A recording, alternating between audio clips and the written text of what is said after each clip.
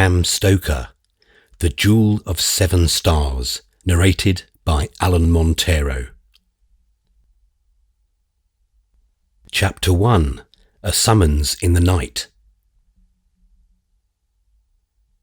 It all seemed so real that I could hardly imagine that it had ever occurred before, and yet each episode came, not as a fresh step in the logic of things, but as something expected. It is in such a wise that memory plays its prank for good or ill, for pleasure or pain, for weal or woe. It is thus that life is bittersweet, and that which has been done becomes eternal.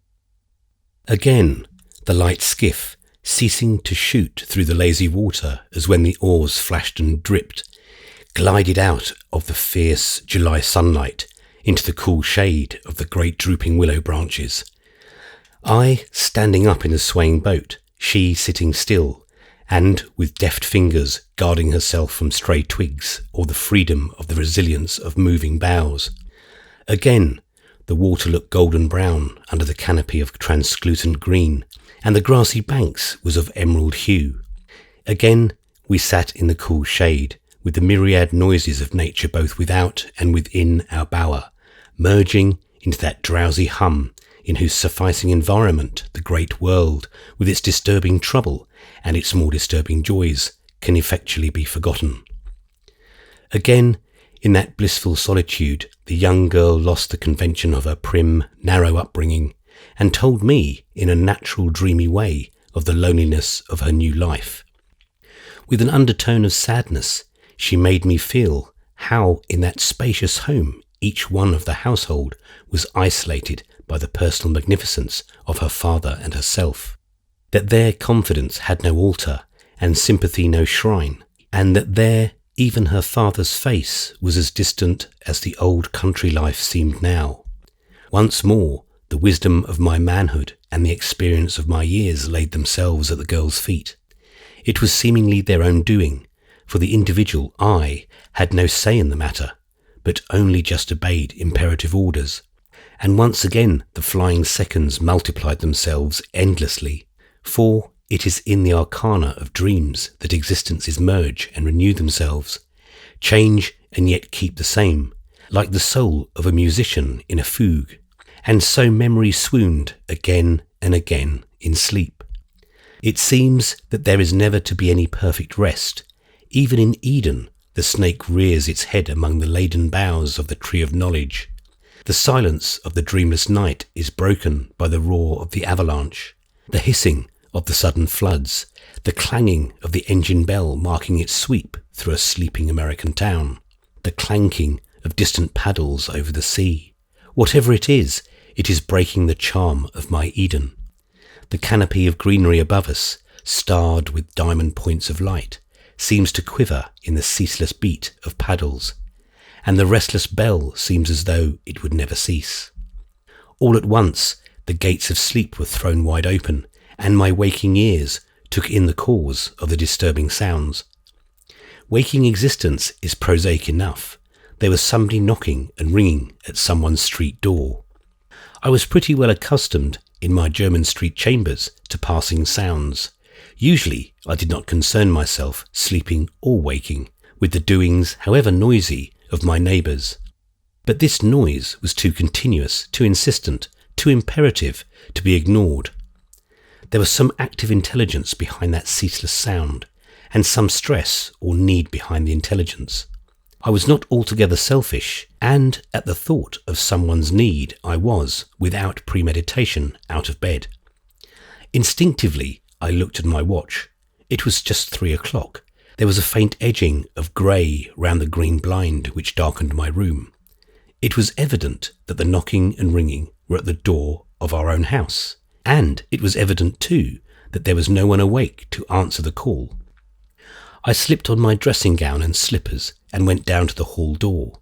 When I opened it, there stood a dapper groom, with one hand pressed unflinchingly on the electric bell, whilst the other he raised a ceaseless clangor with the knocker. The instant he saw me, the noise ceased. One hand went up instinctively to the brim of his hat, and the other produced a letter from his pocket. A neat brougham was opposite the door. The horses were breathing heavily, as though they had come fast. A policeman with his night lantern still alight at his belt stood by, attracted to the spot by the noise. "Beg pardon, sir, I'm sorry for disturbing you, but my orders was imperative. I was not to lose a moment, but to knock and ring till someone came. May I ask you, sir, if Mr. Malcolm Ross lives here?" "I am Malcolm Ross." "Then this letter is for you, sir, and the brougham is for you too, sir." I took, with a strange curiosity, the letter which he handed to me. As a barrister, I had, of course, odd experiences now and then, including sudden demands upon my time, but never anything like this. I stepped back into the hall, closing the door too, but leaving it ajar. Then I switched on the electric light.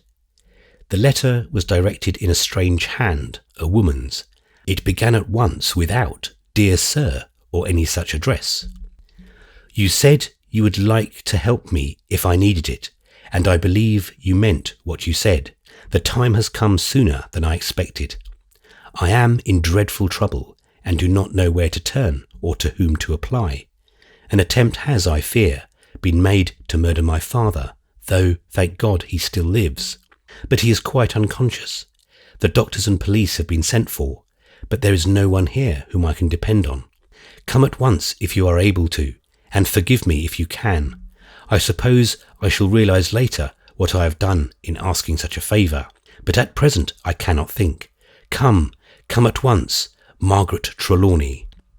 Pain and exultation struggled in my mind as I read, but the mastering thought was that she was in trouble and had called on me. Me! My dreaming of her, then, was not altogether without a cause. I called out to the groom, "Wait, I shall be with you in a minute." Then I flew upstairs. A very few minutes sufficed to wash and dress, and we were soon driving through the streets as fast as the horses could go. It was market morning, and when we got out on Piccadilly, there was an endless stream of carts coming from the west, but for the rest the roadway was clear, and we went quickly. I had told the groom to come into the brougham with me, so that he could tell me what had happened as we went along. He sat awkwardly with his hat on his knees as he spoke. "Miss Trelawny, sir, sent a man to tell us to get out a carriage at once, and when we was ready she come herself and gave me the letter and told Morgan, the coachman, sir, to fly. She said as I was to lose not a second, but to keep knocking till someone come." "Yes, I know, you told me. What I want to know is why she sent for me. What happened in the house?" "I don't quite know myself, sir, except that master was found in his room senseless, with the sheets all bloody and a wound on his head. He couldn't be waked nohow. 'Twas Miss Trelawny herself as found him." "How did she come to find him at such an hour? It was late in the night, I suppose." "I don't know, sir. I didn't hear nothing at all of the details." As he could tell me no more, I stopped the carriage for a moment to let him get out on the box. Then I turned the matter over in my mind as I sat alone. There were many things which I could have asked the servant, and for a few moments after he had gone, I was angry with myself for not having used my opportunity. On second thought, however, I was glad the temptation was gone. I felt that it would be more delicate to learn what I wanted to know of Miss Trelawny's surroundings from herself, rather than from her servants. We bowled swiftly along Knightsbridge, the small noise of our well-appointed vehicles sounding hollowly in the morning air. We turned up the Kensington Palace Road and presently stopped opposite a great house on the left-hand side, nearer, so far as I could judge, the Notting Hill than the Kensington end of the avenue. It was a truly fine house, not only with regard to size but to architecture. Even the dim grey light of the morning, which tends to diminish the size of things, it looked big. Miss Trelawny met me in the hall. She was not in any way shy. She seemed to rule all around her with a sort of high-bred dominance, all the more remarkable as she was greatly agitated and as pale as snow. In the great hall were several servants, the men standing together near the hall door, and the women clinging together in the further corners and doorways. A police superintendent had been talking to Miss Trelawny. 2 men in uniform and 1 plain-clothes man stood near him. As she took my hand impulsively, There was a look of relief in her eyes, and she gave a gentle sigh of relief. Her salutation was simple. "I knew you would come." The clasp of the hand can mean a great deal, even when it is not intended to mean anything especially. Miss Trelawny's hand somehow became lost in my own. It was not that it was a small hand, it was fine and flexible, with long delicate fingers, a rare and beautiful hand. It was the unconscious self-surrender, and though at the moment I could not dwell on the cause of the thrill which swept me, it came back to me later. She turned and said to the police superintendent, "This is Mr. Malcolm Ross." The police officer saluted as he answered, "I know Mr. Malcolm Ross, miss. Perhaps he will remember I had the honour of working with him in the Brixton coining case." I had not at first glance noticed who it was, my whole attention having been taken with Miss Trelawny. "Of course, Superintendent Dolan, I remember very well," I said as we shook hands. I could not but note that the acquaintanceship seemed a relief to Miss Trelawny. There was a certain vague uneasiness in her manner which took my attention. Instinctively, I felt that it would be less embarrassing for her to speak with me alone. So I said to the superintendent, "Perhaps it will be better if Miss Trelawny will see me alone for a few minutes. You, of course, have already heard all she knows, and I shall understand better how things are if I may ask some questions. I will then talk the matter over with you, if I may." "I shall be glad to be of what service I can, sir," he answered heartily. Following Miss Trelawny, I moved over to a dainty room which opened from the hall and looked out on the garden at the back of the house. When we had entered and I had closed the door, she said, "I will thank you later for your goodness in coming to me in my trouble, but at present you can best help me when you know the facts." "Go on," I said. "Tell me all you know and spare no detail, however trivial it may at the present time seem to be." She went on at once. "I was awakened by some sound. I do not know what. I only know that it came through my sleep, for all at once I found myself awake, with my heart beating wildly, listening anxiously for some sound from my father's room. My room is next to my father's, and I can often hear him moving before I fall asleep. He works late at night, sometimes very late indeed, so that when I wake early, as I do occasionally, or in the grey of the dawn, I hear him still moving. I tried once to remonstrate with him about staying up so late, as it cannot be good for him, but I never ventured to repeat the experiment. You know how stern and cold he can be, at least you may remember what I told you about him, and when he is polite in this mood, he is dreadful. When he is angry, I can bear it much better, but when he is slow and deliberate, and the side of his mouth lifts up to show the sharp teeth, I think I feel well, I don't know how. Last night I got up softly and stole to the door, for I really feared to disturb him. There was not any noise of moving, and no kind of cry at all, but there was a queer kind of dragging sound, and a slow, heavy breathing. Oh, it was dreadful, waiting there in the dark and the silence, and fearing I did not know what. At last I took my courage à deux mains, and turning the handle as softly as I could, I opened the door a tiny bit. It was quite dark within. I could just see the outline of the windows. But in the darkness, the sound of breathing, becoming more distinct, was appalling. As I listened, this continued, but there was no other sound. I pushed the door open all at once. I was afraid to open it slowly. I felt as if there might be some dreadful thing behind it ready to pounce out on me.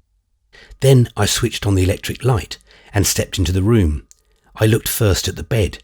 The sheets were all crumpled up, so that I knew father had been in bed. But there was a great dark red patch in the centre of the bed, and spreading to the edge of it. That made my heart stand still. As I was gazing at it, the sound of breathing came across the room, and my eyes followed to it. There was father on his right side, with the other arm under him, just as if his dead body had been thrown there all in a heap. The track of blood went across the room up to the bed, and there was a pool all around him which looked terribly red and glittering as I bent over to examine him. The place where he lay was right in front of the big safe. He was in his pyjamas. The left sleeve was torn, showing his bare arm, and stretched out toward the safe. It looked, oh, so terrible, patched all with blood and with flesh torn or cut all around the gold chain bangle on his wrist. I did not know he wore such a thing, and it seemed to give me a new shock of surprise. She paused a moment, and as I wished to relieve her by a moment's divergence of thought, I said, "Oh, that need not surprise you. You will see the most unlikely men wearing bangles. I have seen a judge condemn a man to death, and the wrist of the man he held up had a gold bangle." She did not seem to heed much the words or the idea. The pause, however, relieved her somewhat, and she went on in a steadier voice. "I did not lose a moment in summoning aid, for I feared he might bleed to death. I rang the bell, and then went out and called for help as loudly as I could. In what must have been a very short time, though it seemed an incredibly long one to me, some of the servants came running up, and then others, till the room seemed full of staring eyes and dishevelled hair, and night-clothes of all sorts. We lifted father on a sofa, and the housekeeper, Mrs. Grant, who seemed to have a wits about her more than any of us, began to look where the flow of blood came from. In a few seconds it became apparent that it came from the arm which was bare. There was a deep wound, not clean cut as with a knife, but like a jagged rent or tear close to the wrist, which seemed to have cut into the vein.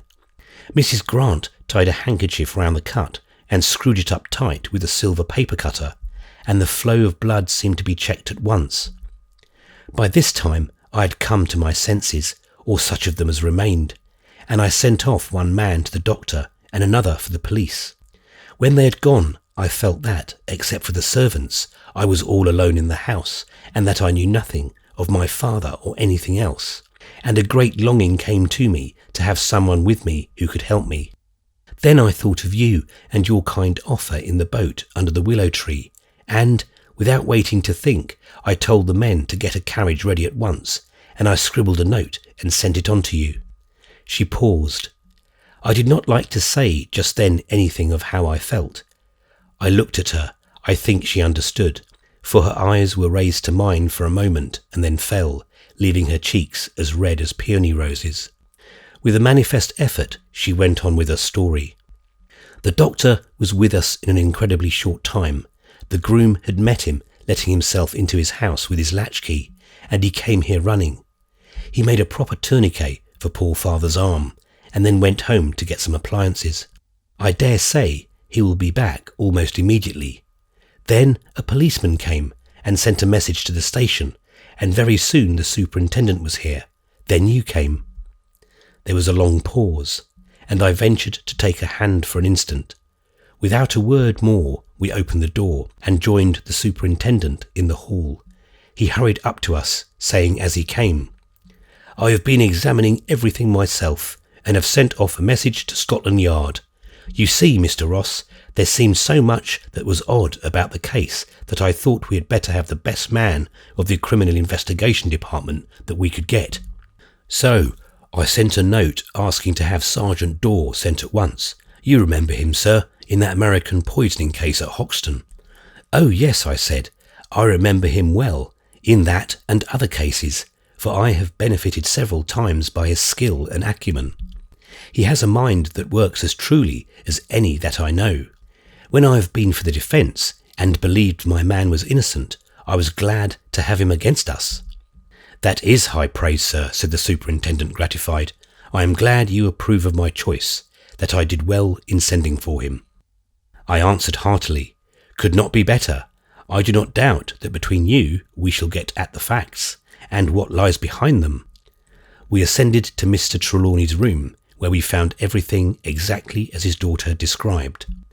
There came a ring at the house bell, and a minute later a man was shown into the room. A young man with aquiline features, keen grey eyes, and a forehead that stood out square and broad as that of a thinker. In his hand he had a black bag, which he had once opened. Miss Trelawny introduced us. "Dr. Winchester, Mr. Ross, Superintendent Dolan." We bowed mutually, and he, without a moment's delay, began his work. We all waited and eagerly watched him as he proceeded to dress the wound. As he went on, He turned now and again to call the superintendent's attention to some point about the wound, the latter proceeding to enter the fact at once in his notebook. See, several parallel cuts or scratches beginning on the left side of the wrist and in some places endangering the radial artery. These small wounds here, deep and jagged, seem as if made with a blunt instrument. This in particular would seem as if made with some kind of sharp wedge. The flesh round it seems torn, as if with lateral pressure. Turning to Miss Trelawny, he said presently, "Do you think we might remove this bangle? It is not absolutely necessary, as it will fall lower on the wrist, where it can hang loosely, but it might add to the patient's comfort later on." The poor girl flushed deeply as she answered in a low voice, "I do not know. I have only recently come to live with my father, and I know so little of his life or his ideas that I fear I can hardly judge in such a matter." The doctor, after a keen glance at her, said in a very kindly way, "Forgive me, I did not know, but in any case you need not be distressed. It is not required at present to move it. Were it so, I should do so at once on my own responsibility. If it be necessary later on, we can easily remove it with a file. Your father doubtless has some project in keeping it as it is. See, there is a tiny key attached to it." As he was speaking, he stopped and bent lower, taking from my hand the candle which I held and lowering it till its light fell on the bangle. Then, motioning me to hold the candle in the same position, he took from his pocket a magnifying glass which he adjusted. When he had made a careful examination, he stood up and handed the magnifying glass to Dolan, saying as he did so, "You had better examine it yourself. That is no ordinary bangle. The gold is wrought over triple steel links. See where it is worn away. It is manifestly not meant to be removed lightly, and it would need more than an ordinary file to do it." The superintendent bent his great body, but not getting close enough that way, knelt down by the sofa as the doctor had done. He examined the bangle minutely, turning it slowly round that no particle of it escaped observation. Then he stood up and handed the magnifying glass to me. "When you have examined it yourself," he said, "let the lady look at it if she will." And he commenced to write at length in his notebook. I made a simple altercation in his suggestion. I held out the glass toward Miss Trelawny, saying, "Had you not better examine it first?" She drew back, slightly raising her hand in disclaimer, as she said impulsively, "Oh no, father would doubtless have shown it to me had he wished me to see it. I would not like to without his consent." Then she added, doubtless fearing lest her delicacy of view should give offence to the rest of us, "Of course it is right that you should see it. You have to examine and consider everything, and indeed, I am grateful to you." She turned away. I could see that she was crying quietly. It was evident to me that even in the midst of her trouble and anxiety there was a chagrin that she knew so little of her father, and that her ignorance had to be shown at such a time and among so many strangers. That they were all men did not make the shame more easy to bear, though there was a certain relief in it. Trying to interpret her feelings, I could not but think that she must have been glad that no woman's eyes, of understanding greater than man's, were upon her in that hour. When I stood up from my examination, which verified to me that of the doctor, the latter resumed his place beside the couch and went on with his ministrations. Superintendent Dolan said to me in a whisper, "I think we are fortunate in our doctor." I nodded and was about to add something in praise of his acumen when there came a low tapping at the door.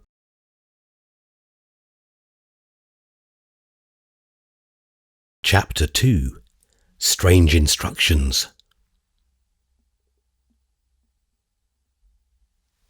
Superintendent Dolan went quietly to the door. By a sort of natural understanding, he had taken possession of affairs in the room. The rest of us waited. He opened the door a little way, and then, with a gesture of manifest relief, threw it wide, and a young man stepped in. A young man clean-shaven, tall and slight, with an eagle face and bright, quick eyes that seemed to take everything around him at a glance.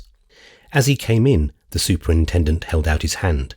The two men shook hands warmly. "I came at once, sir, the moment I got your message. I am glad I still have your confidence." "That you'll always have," said the superintendent heartily. "I have not forgotten our old Bow Street days, and I never shall." Then, without a word of preliminary, he began to tell everything he knew up to the moment of the newcomer's entry. Sergeant Dorr asked a few questions, a very few. When it was necessary for his understanding of circumstances or the relative positions of persons, but as a rule Dolan, who knew his work thoroughly, forestalled every query and explained all necessary matters as he went on. Sergeant Dorr threw occasionally swift glances around him, now at one of us, now at the room or some part of it, now at the wounded man lying senseless on the sofa. When the superintendent had finished, the sergeant turned to me and said, "Perhaps you remember me, sir. I was with you in that Hoxton case." "I remember you very well," I said as I held out my hand. The superintendent spoke again. "You understand, Sergeant Dorr, that you are put in full charge of this case." "Under you, I hope, sir," he interrupted. The other shook his head and smiled as he said, "It seems to me that this is a case that will take all a man's time and his brains. I have other work to do, but I shall be more than interested if I can help in any possible way. I shall be glad to do so." "All right, sir," said the other, accepting his responsibility with a sort of modified salute. Straightway he began his investigation. First, he came over to the doctor and, having learned his name and address, asked him to write a full report which he could use, and which he could refer to headquarters if necessary. Dr. Winchester bowed gravely as he promised. Then the sergeant approached me and said sotto voce, "I like the look of your doctor. I think we can work together." Turning to Miss Trelawny, he asked, "Please let me know what you can of your father, his ways of life, his history, in fact, of anything of whatsoever kind which interests him, or in which he may be concerned." I was about to interrupt to tell him what she had already said of her ignorance in all matters of her father and his ways, but her warning hand was raised to me pointedly, and she spoke herself. "Alas, I know little or nothing. Superintendent Dolan and Mr. Ross know already all I can say." "Well, ma'am, we must be content to do what we can," said the officer genially. I began by making a minute examination. "You say that you were outside the door when you heard the noise." "I was in my room when I heard the queer sound. Indeed, it must have been the early part of whatever it was which woke me. I came out of my room at once. Father's door was shut, and I could see the whole landing and the upper slopes of the staircase. No one could have left by the door unknown to me, if that is what you mean." "That is just what I do mean, miss.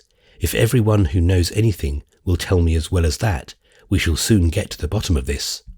He then went over to the bed, looked at it carefully, and asked, "Has the bed been touched?" "Not to my knowledge," said Miss Trelawny, "but I shall ask Mrs. Grant, the housekeeper," she added as she rang the bell. Mrs. Grant answered it in person. "Come in," said Miss Trelawny. "These gentlemen want to know, Mrs. Grant, if the bed has been touched." "Not by me, ma'am." "Then," said Miss Trelawny, turning to Sergeant Dorr, "it cannot have been touched by anyone. Either Mrs. Grant or I myself was here all the time, and I do not think any of the servants who came when I gave the alarm were near the bed at all. You see, father lay here just under the great safe, and everyone crowded round him. We sent them all away in a very short time." Dorr, with a motion of his hand, asked us all to stay at the other side of the room, whilst with a magnifying glass he examined the bed, taking care as he moved each fold of the bedclothes to replace it in exact position. Then he examined with his magnifying glass the floor beside it, taking especial pains where the blood had trickled over the side of the bed, which was of heavy red wood handsomely carved. Inch by inch, down on his knees, carefully avoiding any touch with the stains on the floor, he followed the blood marks over to the spot close under the great safe where the body had lain. All around and about this spot he went for a radius of some yards, but seemingly did not meet with anything to arrest special attention. Then he examined the front of the safe, round the lock, and along the bottom and top of the double doors, more especially the places of their touching in front. Next, he went to the windows, which were fastened down with the hasps. "Were the shutters closed?" he asked Miss Trelawny in a casual way, as though he expected the negative answer, which came. All this time, Dr. Winchester was attending to his patient, now dressing the wounds in the wrist or making minute examination all over the head and throat, and over the heart.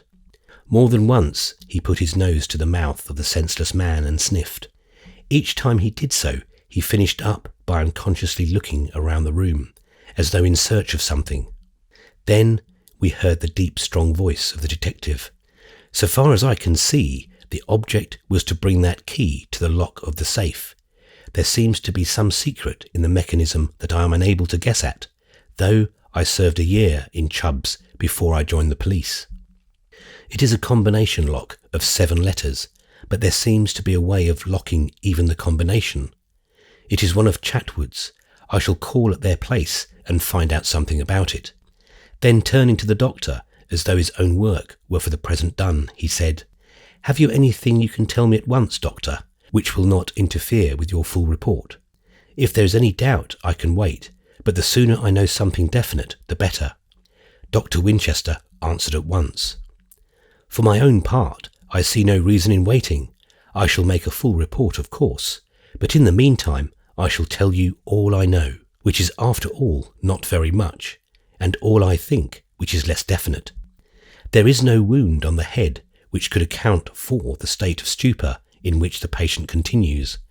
I must therefore take it that either he has been drugged or is under some hypnotic influence.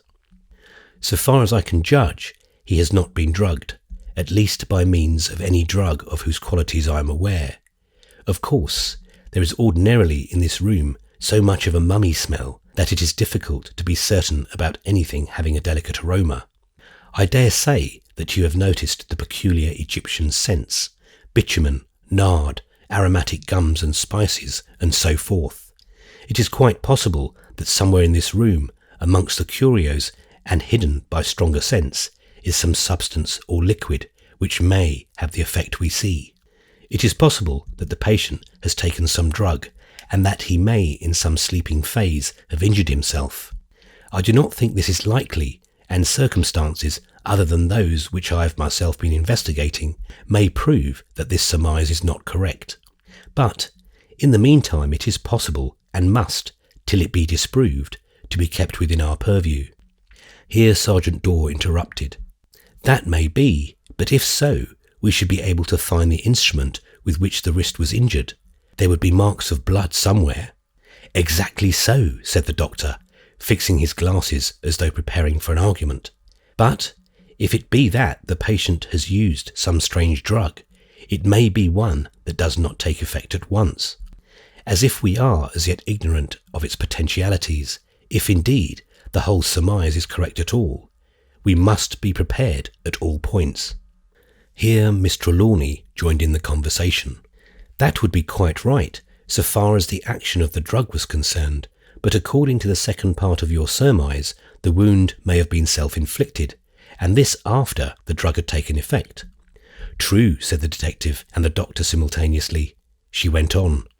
"As, however, doctor, your guess does not exhaust the possibilities, we must bear in mind that some other variant of the same root idea may be correct. I take it, therefore, that our first search, to be made on this assumption, must be for the weapon with which the injury was done to my father's wrist.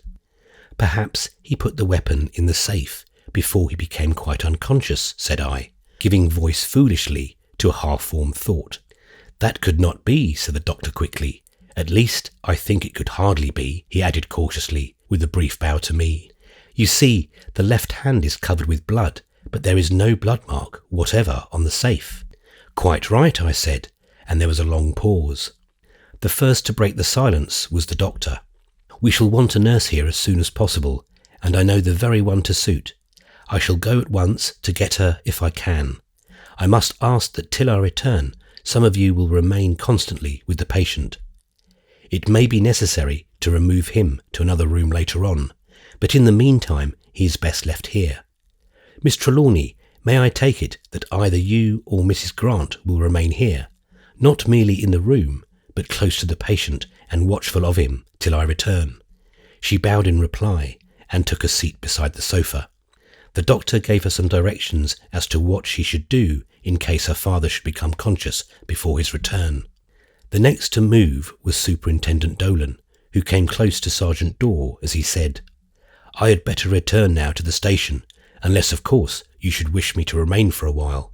He answered, "Is Johnny Wright still in your division?" "Yes. Would you like him to be with you?" The other nodded reply. "Then I will send him on to you as soon as can be arranged. He shall then stay with you as long as you wish. I will tell him that he is to take his instructions entirely from you." The sergeant accompanied him to the door, saying as he went, "Thank you, sir. You are always thoughtful for men who are working with you. It is a pleasure to me to be with you again. I shall go back to Scotland Yard and report to my chief. Then I shall call at Chatwood's. I shall return here as soon as possible. I suppose I may take it, miss, that I may put up here for a day or two, if required. It may be some help, or possibly some comfort to you, if I am about, until we unravel this mystery. I shall be very grateful to you." He looked keenly at her for a few seconds before he spoke again. "Before I go, I have permission to look about your father's table and desk.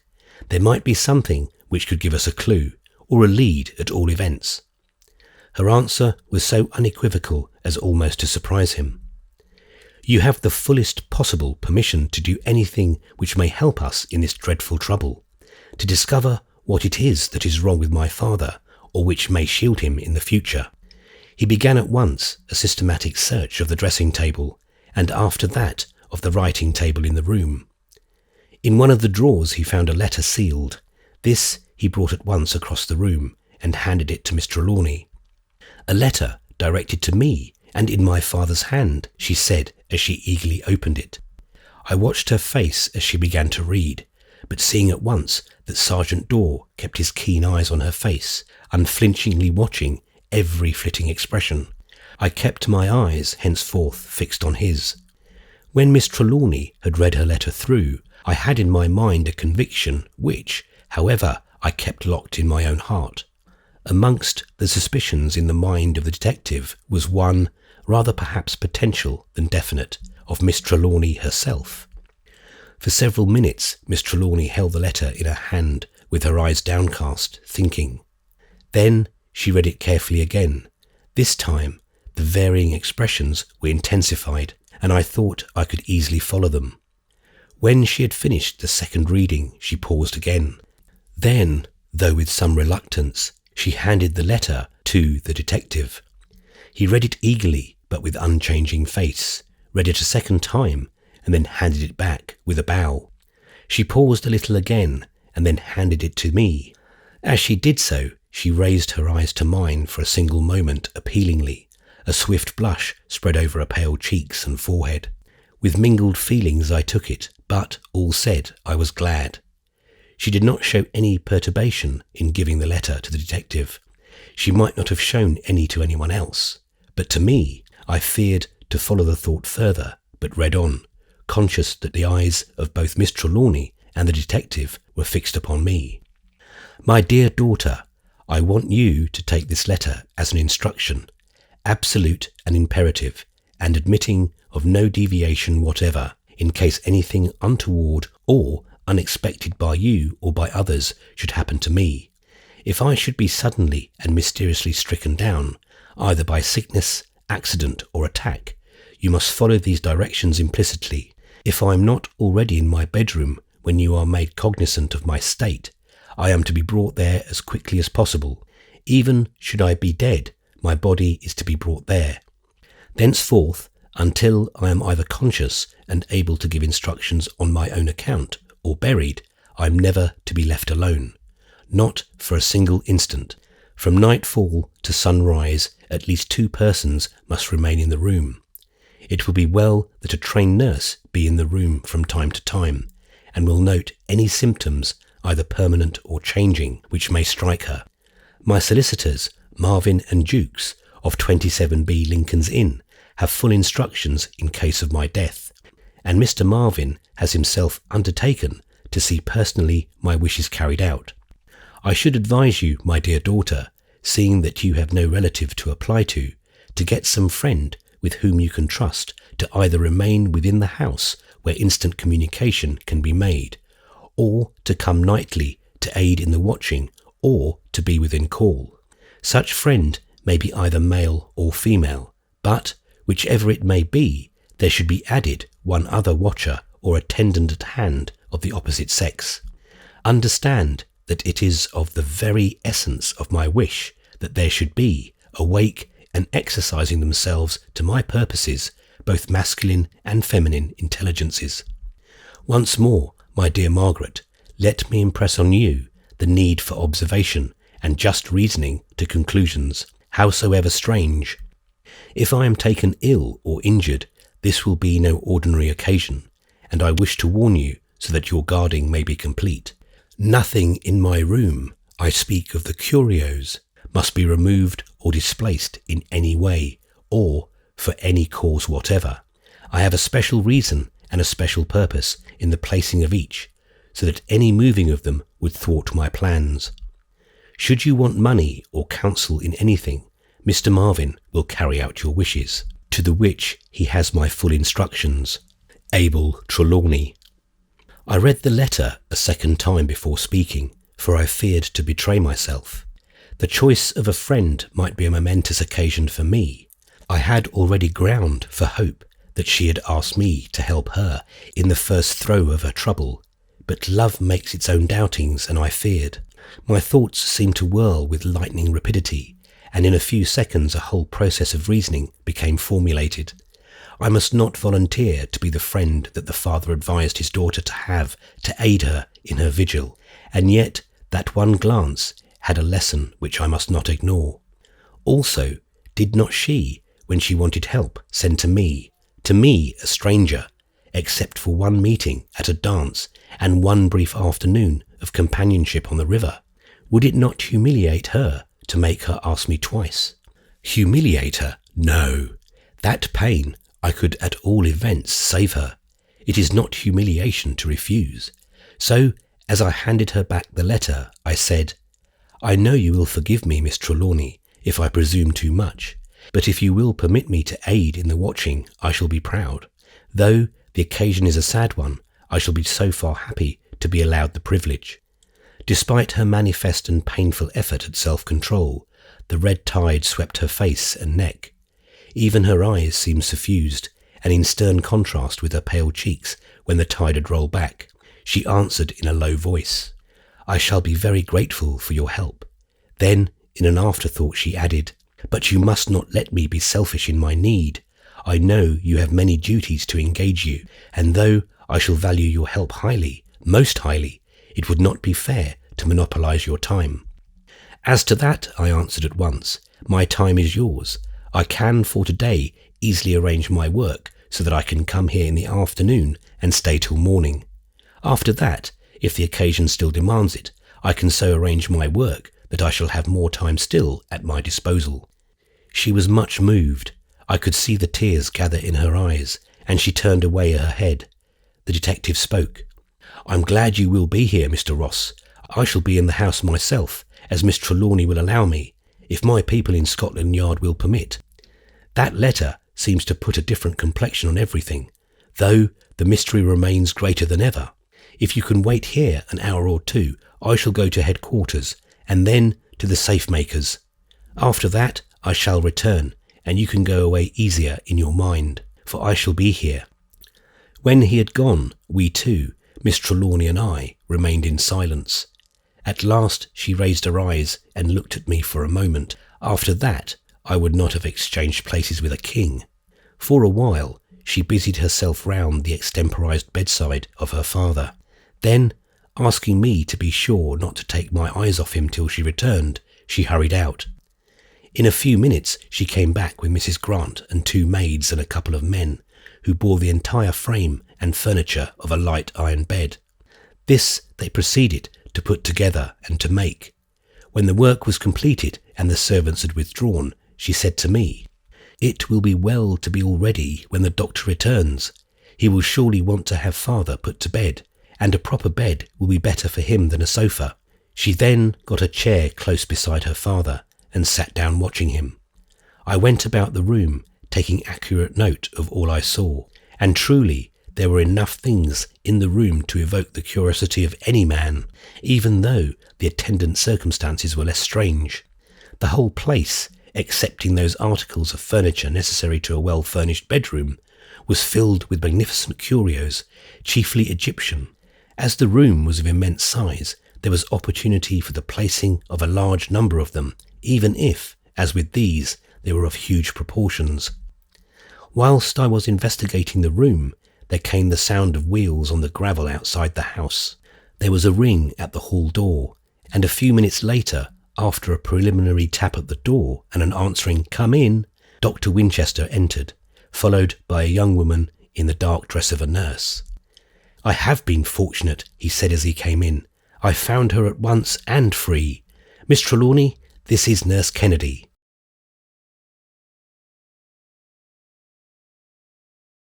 Chapter 3. The Watchers. I was struck by the way the two young women looked at each other.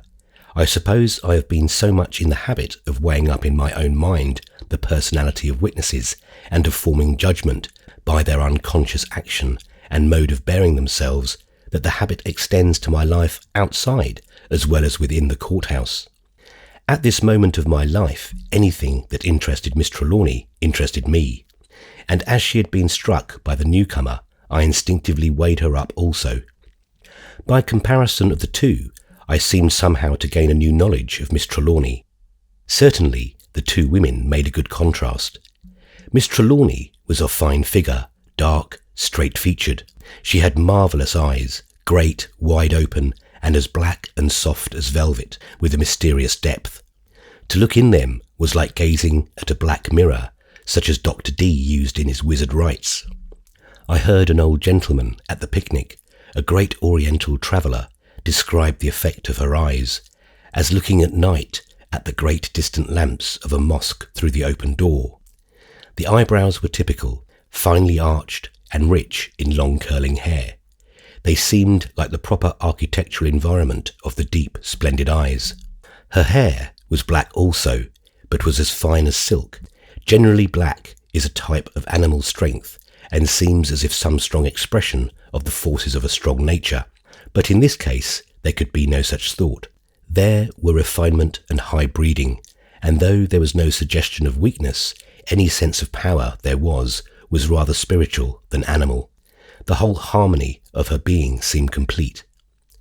Carriage, figure, hair, eyes, the mobile, full mouth, whose scarlet lips and white teeth seemed to light up the lower part of the face, as the eyes did the upper, the wide sweep of the jaw from chin to ear, the long, fine fingers, the hand which seemed to move from the wrist as though it had a sentience of its own. All these perfections went to make up a personality that dominated either by its grace, its sweetness, its beauty, or its charm. Nurse Kennedy, on the other hand, was rather under than over a woman's average height. She was firm and thick-set, with full limbs and broad, strong, capable hands. Her colour was in general effect that of an autumn leaf. The yellow-brown hair was thick and long, and the golden-brown eyes sparkled from the freckled, sunburnt skin.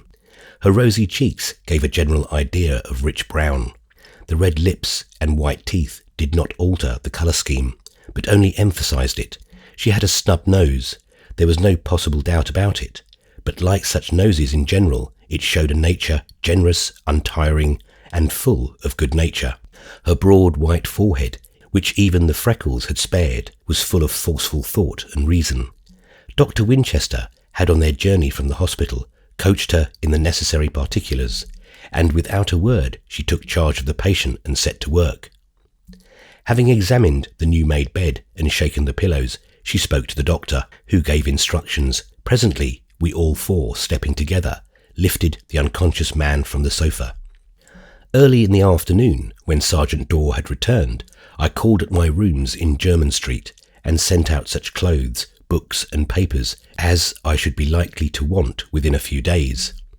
Then I went on to keep my legal engagements. The court sat late that day as an important case was ending. It was striking 6 as I drove in at the gate of the Kensington Palace Road. I found myself installed in a large room close to the sick chamber. That night we were not regularly organised for watching, so that the early part of the evening showed an unevenly balanced guard. Nurse Kennedy, who had been on duty all day, was lying down, and she had arranged to come on again by 12 o'clock. Dr. Winchester, who was dining in the house, remained in the room until dinner was announced, and went back at once when it was over. During dinner, Mrs. Grant remained in the room, and with her Sergeant Dorr, who wished to complete a minute examination which he'd undertaken of everything in the room and near it. At 9 o'clock, Miss Trelawny and I went in to relieve the doctor. She had lain down for a few hours in the afternoon so as to be refreshed for her work at night. She told me that she had determined that for this night at least she would sit up and watch. I did not try to dissuade her, for I knew that her mind was made up. Then and there I made up my mind that I would watch with her, unless of course I should see that she really did not wish it. I said nothing of my intentions for the present. We came in on tiptoe, so silently that the doctor, who was bending over the bed, did not hear us, and seemed a little startled when suddenly looking up he saw our eyes upon him. I felt the mystery of the whole thing was getting on his nerves, as it had already got on the nerves of some others of us. He was, I fancied, a little annoyed with himself for having been so startled, and at once began to talk in a hurried manner, as though to get over our idea of his embarrassment.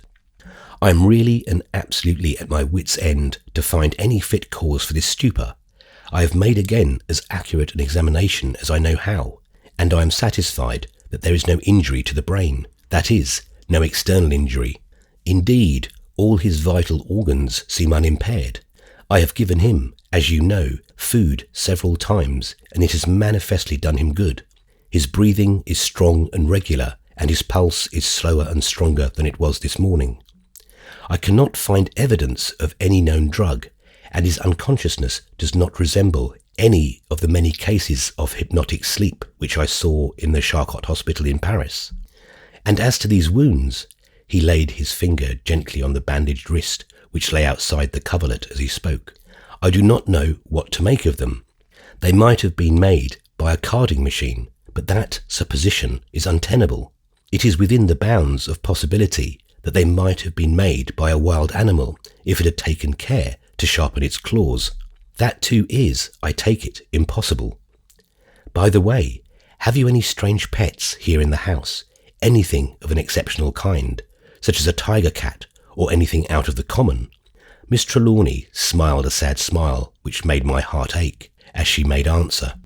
Oh no, father does not like animals about the house unless they are dead and mummied. This was said with a touch of bitterness or jealousy. I could hardly tell which. Even my poor kitten was only allowed in the house on sufferance, and though he is the dearest and best conducted cat in the world, he is now on a sort of parole and is not allowed into this room. As she was speaking, a faint rattling of the door handle was heard. Instantly, Miss Trelawny's face brightened. She sprang up and went over to the door, saying as she went, "There he is! That is my Silvio. He stands on his hind legs and rattles a door handle when he wants to come into a room." She opened the door, speaking to the cat as though he were a baby. "Did him want his mover? Come then, he must stay with her." She lifted the cat and came back with him in her arms. He was certainly a magnificent animal, a chinchilla grey Persian with long silky hair, a really lordly animal with a haughty bearing despite his gentleness, and with great paws which spread out as he placed them on the ground. Whilst she was fondling him, he suddenly gave a wriggle like an eel and slipped out of her arms. He ran across the room and stood opposite a low table on which stood the mummy of an animal, and began to mew and snarl. Miss Trelawny was after him in an instant and lifted him in her arms, kicking and struggling and wriggling to get away, but not biting or scratching, for evidently he loved his beautiful mistress. He ceased to make a noise the moment he was in her arms. In a whisper she admonished him. "Oh, you naughty Silvio, you have broken your parole that mother gave for you. Now Say good night to the gentleman and come away to Mother's room." As she was speaking, she held out the cat's paw to me to shake.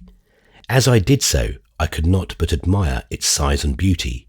"Why," said I, "his paw seems like a little boxing glove full of claws." She smiled. "So it ought to. Don't you notice that my Silvio has 7 toes, see?" She opened the paw, and surely enough there were 7 separate claws, each of them sheathed in a delicate fine shell-like case. As I gently stroked the foot, the claws emerged, and one of them accidentally, there was no anger now and the cat was purring, stuck into my hand. Instinctively I said as I drew back, "Why, his claws are like razors." Dr. Winchester had come close to us and was bending over looking at the cat's claws. As I spoke, he said in a quick, sharp way, "Eh." I could hear the quick intake of his breath. Whilst I was stroking the now quiescent cat, the doctor went to the table and tore off a piece of blotting paper from the writing pad and came back. He laid the paper on his palm and, with a simple "pardon me" to Miss Trelawny, placed the cat's paw on it and pressed it down with his other hand. The haughty cat seemed to resent somewhat the familiarity and tried to draw its foot away. This was plainly what the doctor wanted, for in the act the cat opened the sheaths of his claws and made several reefs in the soft paper. Then Miss Trelawny took her pet away. She returned in a couple of minutes. As she came in, she said, "It is most odd about that mummy. When Silvio came in the room first, indeed, I took him in as a kitten to show to father. He went on just the same way. He jumped up on the table and tried to scratch and bite the mummy. That was what made father so angry and brought the decree of banishment on poor Silvio. Only his parole, given through me, kept him in the house." Whilst she had been gone, Dr. Winchester had taken the bandage from her father's wrist. The wound was now quite clear, as the separate cuts showed out in fierce red lines. The doctor folded the blotting paper across the line of punctures made by the cat's claws and held it down close to the wound. As he did so, he looked up triumphantly and beckoned us over to him. The cuts in the paper corresponded with the wounds in his wrist. No explanation was needed, as he said. It would have been better if Master Silvio had not broken his parole. We were all silent for a little while. Suddenly Miss Trelawny said, "But Silvio was not in here last night. Are you sure? Could you prove that if necessary?" She hesitated before replying. "I am certain of it, but I fear it would be difficult to prove. Silvio sleeps in a basket in my room. I certainly put him to bed last night. I remember distinctly laying his little blanket over him and tucking him in. This morning I took him out of the basket myself. I certainly never noticed him in here, though, of course, that would not mean much, for I was too concerned about poor father, and too much occupied with him, to notice even Silvio." The doctor shook his head as he said with a certain sadness, "Well, at any rate, it is no use trying to prove anything now. Any cat in the world would have cleaned blood marks, did any exist, from his paws in 100th part of the time that has elapsed." Again we were all silent, and again the silence was broken by Miss Trelawny. "But now that I think of it, it could not have been poor Silvio that injured father. My door was shut when I first heard the sound, and father's was shut when I listened at it. When I went in, the injury had been done, so that it must have been before Silvio could possibly have got in." This reasoning commended itself, especially to me as a barrister, for it was proof to satisfy a jury. It gave me a distinct pleasure to have Silvio acquitted of the crime, possibly because he was Miss Trelawny's cat and was loved by her.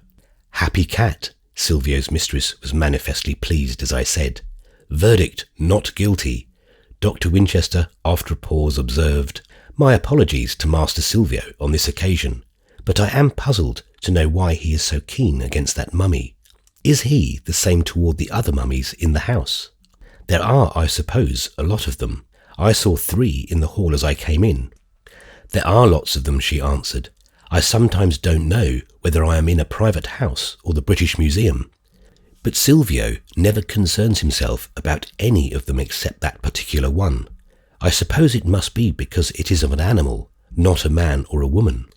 "Perhaps it is of a cat," said the doctor, as he started up and went across the room to look at the mummy more closely. "Yes," he went on, "it is the mummy of a cat, and a very fine one too.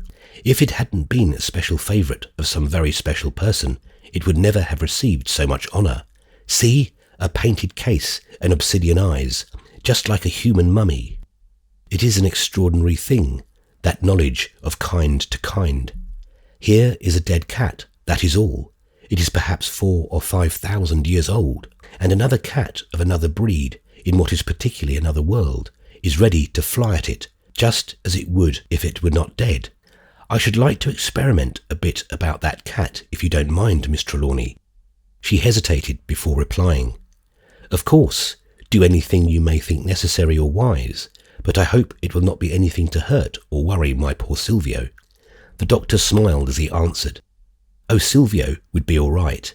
It is the other one that my sympathies would be reserved for." "How do you mean?"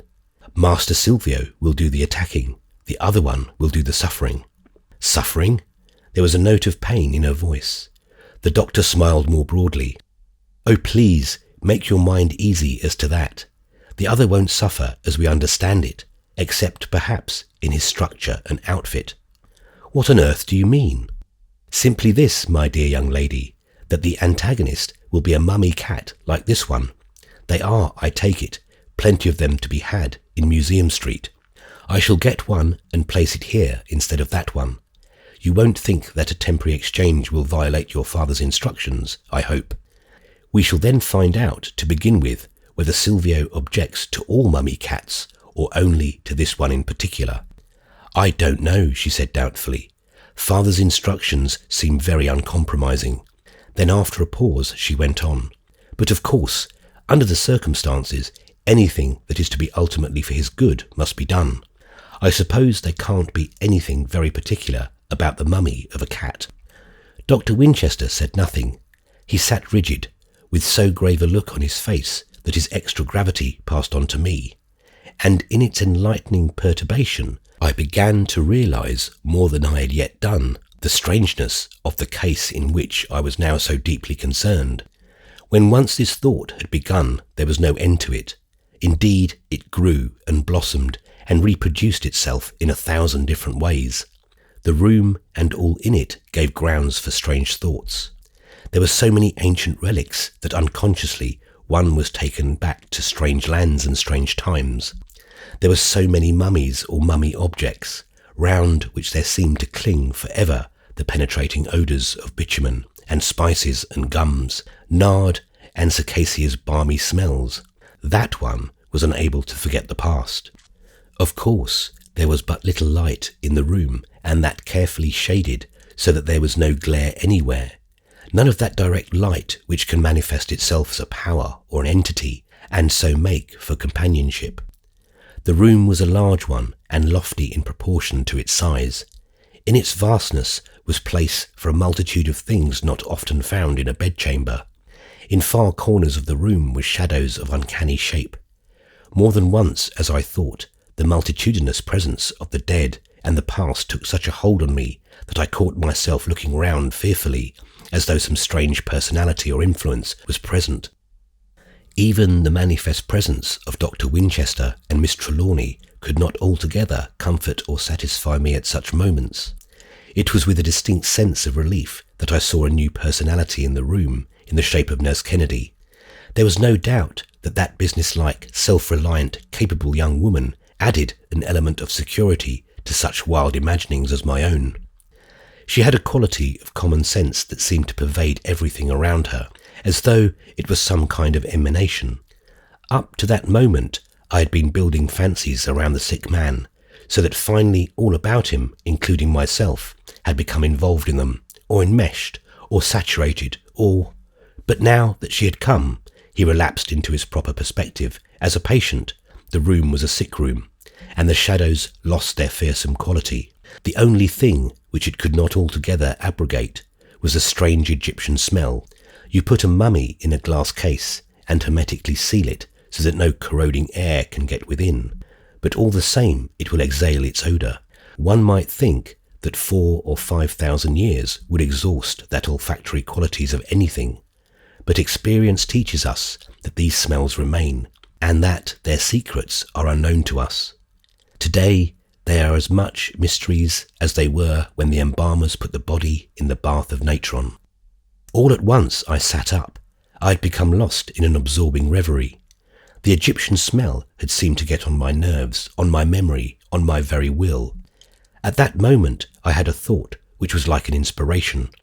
If I was influenced in such a manner by the smell, might it not be that the sick man, who lived half his life or more in the atmosphere, had gradually, and by slow but sure process, taken into his system something which had permeated him to such a degree that it had a new power derived from quantity or strength, or...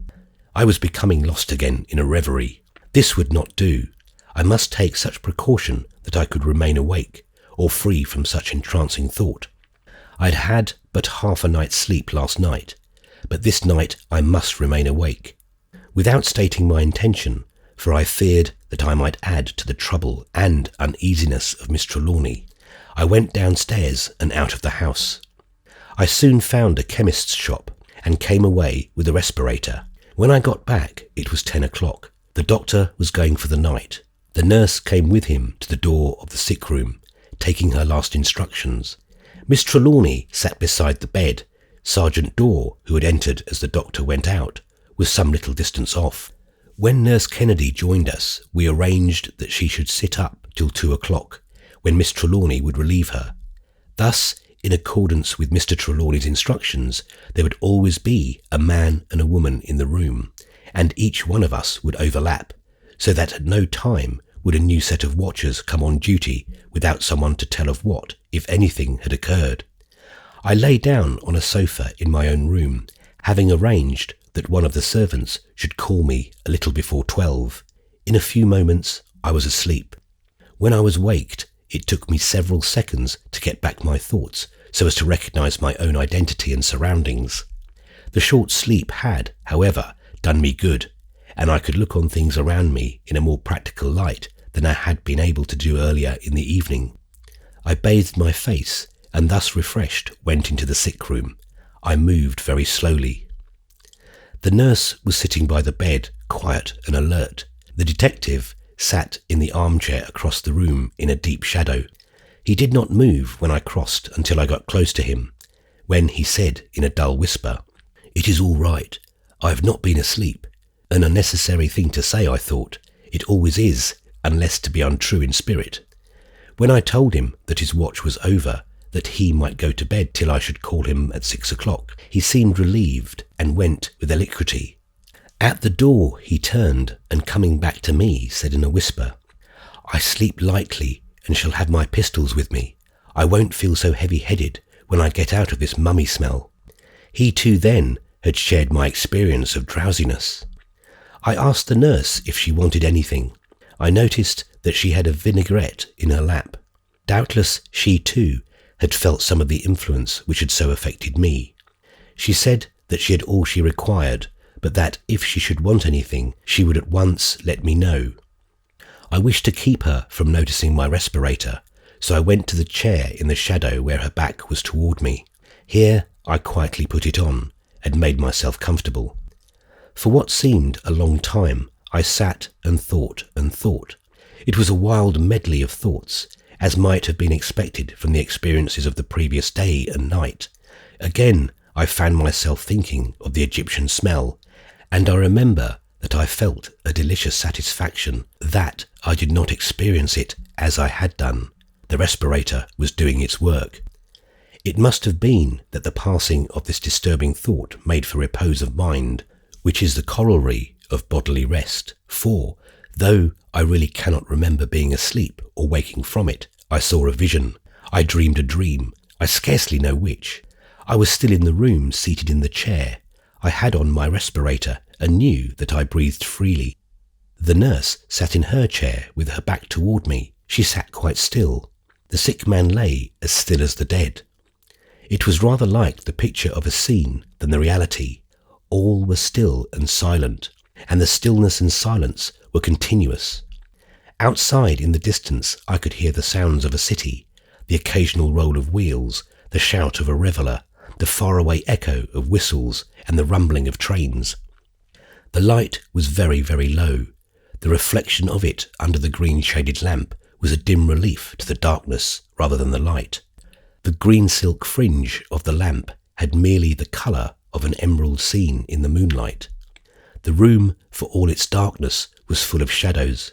It seemed in my whirling thoughts as though all the real things had become shadows, shadows which moved, for they passed the dim outline of the high windows, shadows which had a sentience. I even thought there was sound, a faint sound as of the mew of a cat, the rustle of drapery, and a metallic clink as of metal faintly touching metal. I sat as one entranced. At last I felt, as in a nightmare, that this was sleep, and that in the passing of its portals all my will had gone. All at once my senses were full awake. A shriek rang in my ears. The room was filled suddenly with a blaze of light. There was a sound of pistol shots, 1, 2, and a haze of white smoke in the room. When my waking eyes regained their power, I could have shrieked with horror myself at what I saw before me.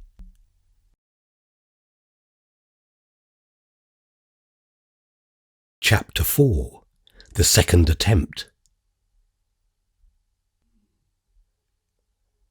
The sight which met my eyes had a horror of a dream within a dream, with the certainty of reality added. The room was as I had seen it last, except that the shadowy look had gone in the glare of the many lights, and every article in it stood stark and solidly real.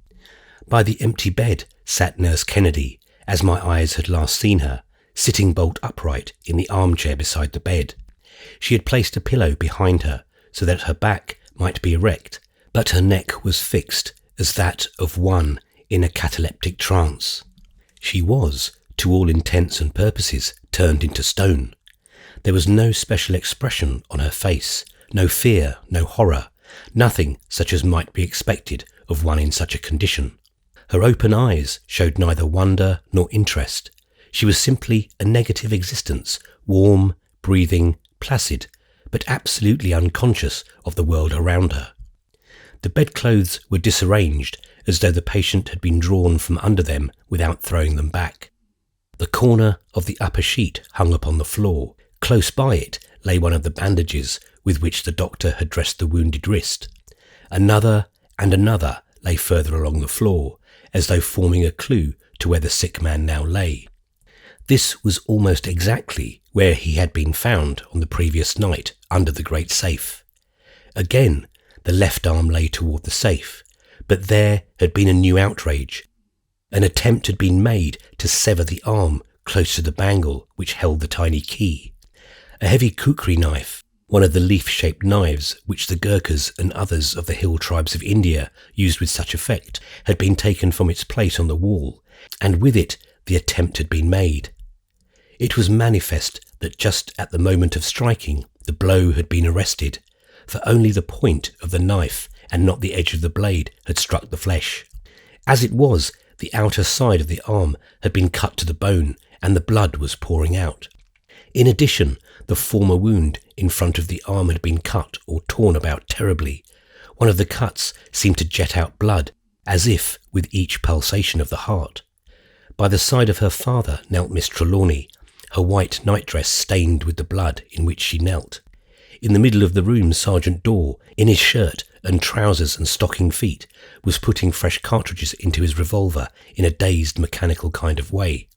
His eyes were red and heavy, and he seemed only half awake, and less than half conscious of what was going on around him. Several servants bearing lights of various kinds were clustered round the doorway. As I rose from my chair and came forward, Miss Trelawny raised her eyes toward me. When she saw me, she shrieked and started to her feet, pointing towards me. Never shall I forget the strange picture she made, with a white drapery all smeared with blood which, as she rose from the pool, ran in streaks towards her bare feet. I believe that I had only been asleep, that whatever influence had worked on Mr. Trelawny and Nurse Kennedy, and in less degree on Sergeant Dorr, had not touched me. The respirator had been of some service, though it had not kept off the tragedy whose dire evidences were before me. I can understand now, I could understand, even then, the fright added to that which had gone before, which my appearance must have evoked. I had still had on the respirator, which covered mouth and nose. My hair had been tossed in my sleep. Coming suddenly forward, thus enwrapped and dishevelled, in that horrified crowd, I must have had, in a strange mixture of lights, an extraordinary and terrifying appearance. It was well that I recognised all this in time to avert another catastrophe, for the half-dazed, mechanically acting detective put in the cartridges and had raised his revolver to shoot at me when I succeeded in wrenching off the respirator and shouting to him to hold his hand. In this also he acted mechanically. The red, half-awake eyes had not in them even the intention of conscious action. The danger, however, was averted. The relief of the situation, strangely enough, came in a simple fashion. Mrs. Grant, seeing that her young mistress had on only her nightdress, had gone to fetch a dressing-gown, which she now threw over her. This simple act brought us all back to the region of fact. With a long breath, one and all seemed to devote themselves to the most pressing matter before us, that of staunching the flow of blood from the arm of the wounded man.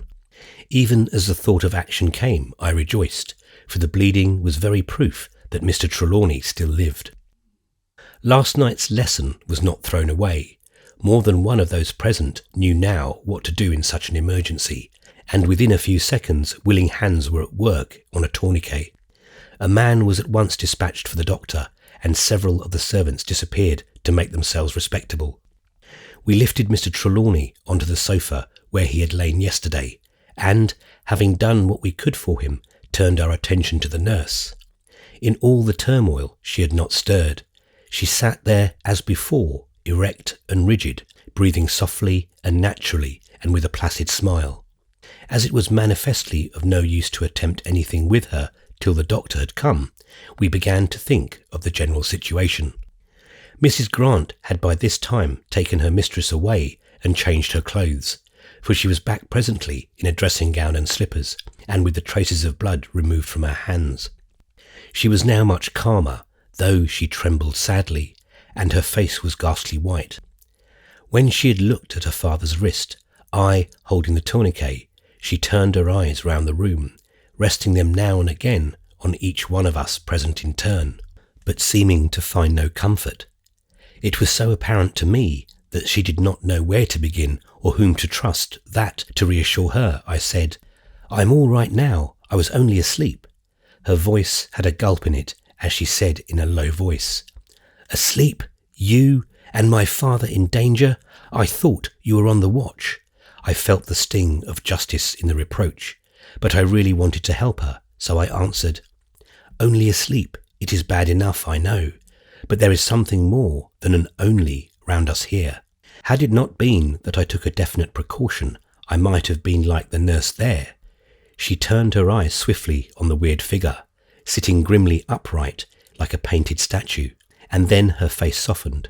With the action of habitual courtesy, she said, "Forgive me, I did not mean to be rude, but I am in such distress and fear that I hardly know what I am saying.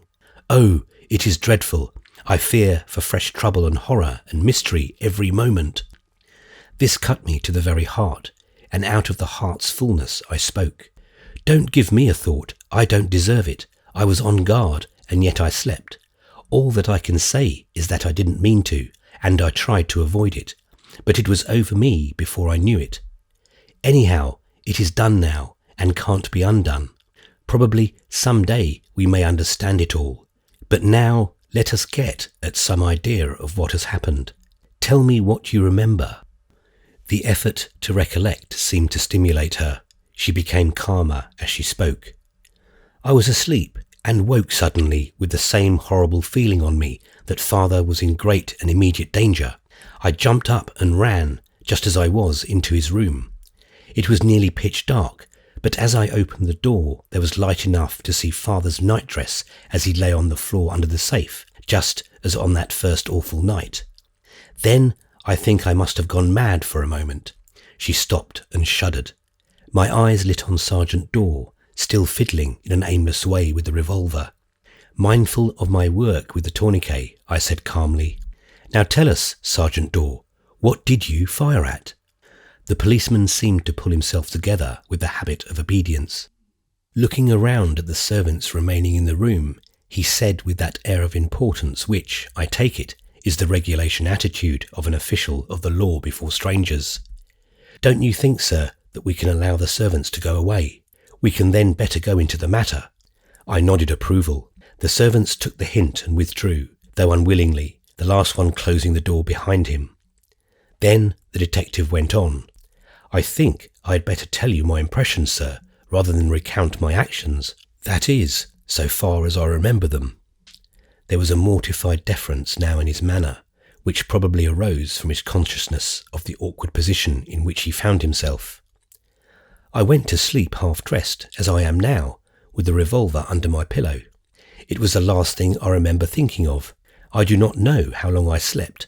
I had turned off the electric light and it was quite dark. I thought I heard a scream, but I can't be sure, for I felt thick-headed as a man does when he is called too soon after an extra long stretch of work. Not that such was the case this time. Anyhow, my thoughts flew to the pistol. I took it out and ran onto the landing. Then I heard a sort of scream, or rather a call for help, and ran into this room. The room was dark, for the lamp beside the nurse was out, and the only light was that from the landing, coming through the open door. Miss Trelawny was kneeling on the floor beside her father, and was screaming. I thought I saw something move between me and the window, so, without thinking, and being half-dazed and only half awake, I shot at it.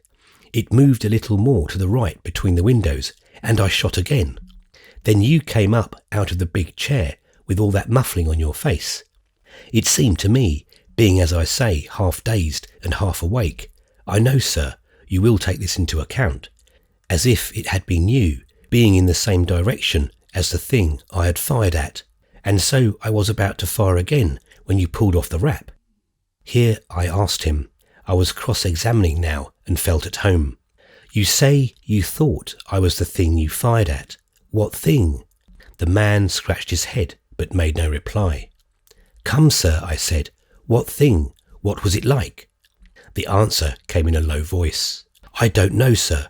I thought there was something, but what it was, or what it was like, I haven't the faintest notion.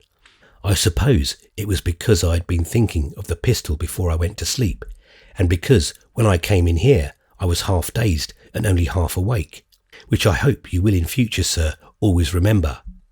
He clung to that formula of excuse as though it were his sheet anchor. I did not want to antagonize the man. On the contrary, I wanted to have him with us.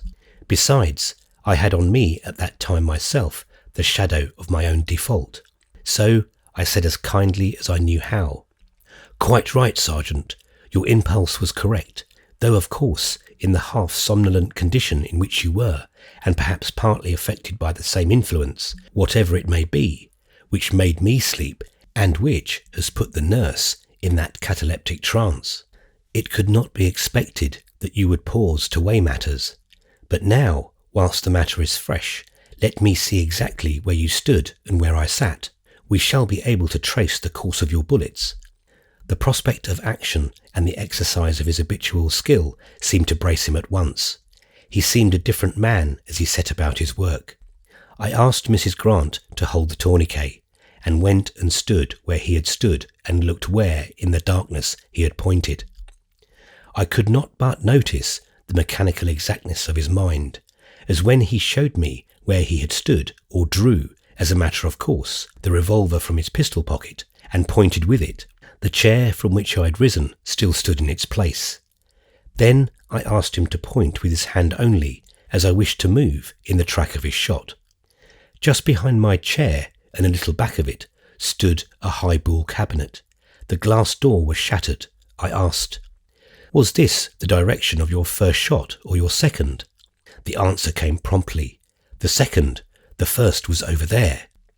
He turned a little to the left, more toward the wall where the great safe stood, and pointed. I followed the direction of his hand, and came to the low table whereon rested, amongst other curios, the mummy of the cat which had raised Silvio's ire. I got a candle, and easily found the mark of the bullet. It had broken a little glass vase, and a tazza of black basalt, exquisitely engraved with hieroglyphics, the graven lines being filled with some faint green cement, and the whole thing being polished to an equal surface. The bullet, flattened against the wall, lay on the table. I then went to the broken cabinet.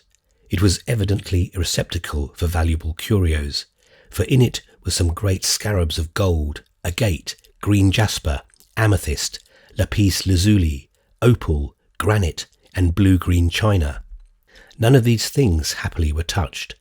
The bullet had gone through the back of the cabinet, but no other damage save the shattering of the glass had been done. I could not but notice the strange arrangement of the curios on the shelf of the cabinet. All the scarabs, rings, amulets, and so on, were arranged in an uneven oval round an exquisitely carved golden miniature figure of a hawk-headed god crowned with a disc and plumes. I did not wait to look further at present, for my attention was demanded by more pressing things, but I determined to make a more minute examination when I should have time. It was evident that some of the strange Egyptian smell clung to these old curios. Through the broken glass came an added whiff of spice and gum and bitumen, almost stronger than those I had already noticed as coming from others in the room. All this had really taken but a few minutes. I was surprised when my eye met, through the chinks between the dark window blinds and the window cases, the brighter light of the coming dawn. When I went back to the sofa and took the tourniquet from Mrs. Grant, she went over and pulled up the blinds. It would be hard to imagine anything more ghastly than the appearance of the room with the faint grey light of early morning coming in upon it. As the windows faced north, any light that came was a fixed grey light, without any of the rosy possibility of dawn which comes in the eastern quarter of heaven. The electric lights seemed dull and yet glaring, and every shadow was of a hard intensity. There was nothing of morning freshness, nothing of the softness of night. All was hard and cold and inexpressibly dreary. The face of the senseless man on the sofa seemed of a ghastly yellow, and the nurse's face had taken a suggestion of green from the shade of the lamp near her. Only Miss Trelawny's face looked white, and it was of a pallor which made my heart ache. It looked as if nothing on God's earth could ever again bring back to it the colour of life and happiness. It was a relief to us all when Dr. Winchester came in, breathless with running. He only asked one question. "Can anyone tell me anything of how this wound was gotten?" On seeing the headshake which went round us under his glance, he said no more, but applied himself to his surgical work. For an instant he looked up at the nurse sitting so still, but then bent himself to his task, a grey frown contracting his brows. It was not till the arteries were tied and the wounds completely dressed that he spoke again, except, of course, when he had asked for anything to be handed to him or be done for him. When Mr. Trelawny's wounds had been thoroughly cared for, he said to Miss Trelawny, "What about Nurse Kennedy?" She answered at once, "I really do not know. I found her when I came into the room at 2:30, sitting exactly as she does now. We have not moved her or changed her position. She has not wakened since. Even Sergeant Dorr's pistol shots did not disturb her." "Pistol shots? Have you then discovered any cause for this new outrage?" The rest were silent, so I answered, "We have discovered nothing. I was in the room watching with the nurse. Earlier in the evening I fancied that the mummy smells were making me drowsy, so I went out and got a respirator. I had it on when I came on duty, but it did not keep me from going to sleep. I awoke to see the room full of people, that is, Miss Trelawny and Sergeant Dorr, being only half awake and still stupefied by the same scent or influence which had affected us, fancied that he saw something moving through the shadowy darkness of the room and fired twice. When I rose out of my chair with my face swathed in the respirator, he took me for the cause of the trouble. Naturally enough, he was about to fire again when I was fortunately in time to manifest my identity. Mr. Trelawny was lying beside the safe, just as he was found last night, and was bleeding profusely from the new wound in his wrist. We lifted him on the sofa and made a tourniquet, That is, literally and absolutely, all that any of us know as yet. We have not touched the knife, which you see lies close by the pool of blood. Look, I said, going over and lifting it. The point is red with the blood which has dried. Dr. Winchester stood quite still a few minutes before speaking. Then the doings of this night are quite as mysterious as those of last night. Quite, I answered. He said nothing in reply, but turning to Miss Trelawny said, We had better take Nurse Kennedy into another room. I suppose there is nothing to prevent it. Nothing. Please, Mrs. Grant, see that Nurse Kennedy's room is ready, and ask 2 of the men to come and carry her in. Mrs. Grant went out immediately, and in a few minutes came back saying, The room is quite ready, and the men are here. By the direction 2 footmen came into the room, and lifting up the rigid body of Nurse Kennedy under the supervision of the doctor, carried her out of the room. Miss Trelawny remained with me in the sick chamber, and Mrs. Grant went with the doctor into the nurse's room. When we were alone, Miss Trelawny came over to me, and taking both my hands in hers said, I hope you won't remember what I said.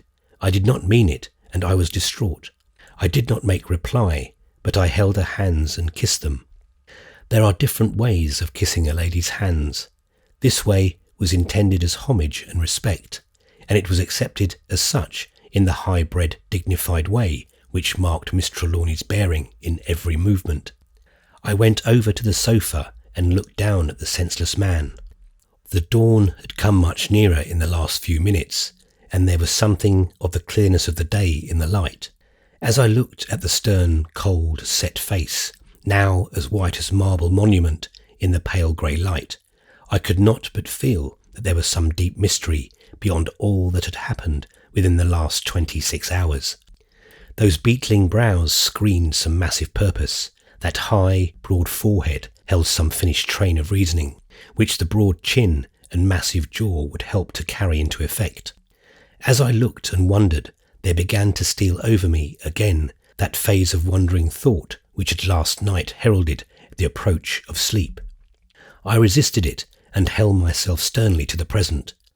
This was easier to do when Miss Trelawny came close to me, and, leaning her forehead against my shoulder, began to cry silently. Then all the manhood in me woke, and to present purpose. It was of little use trying to speak. Words were inadequate to thought. But we understood each other. She did not draw away when I put my arm protectingly over her shoulder, as I used to do with my little sister long ago, when in her childish trouble she would come to her big brother to be comforted.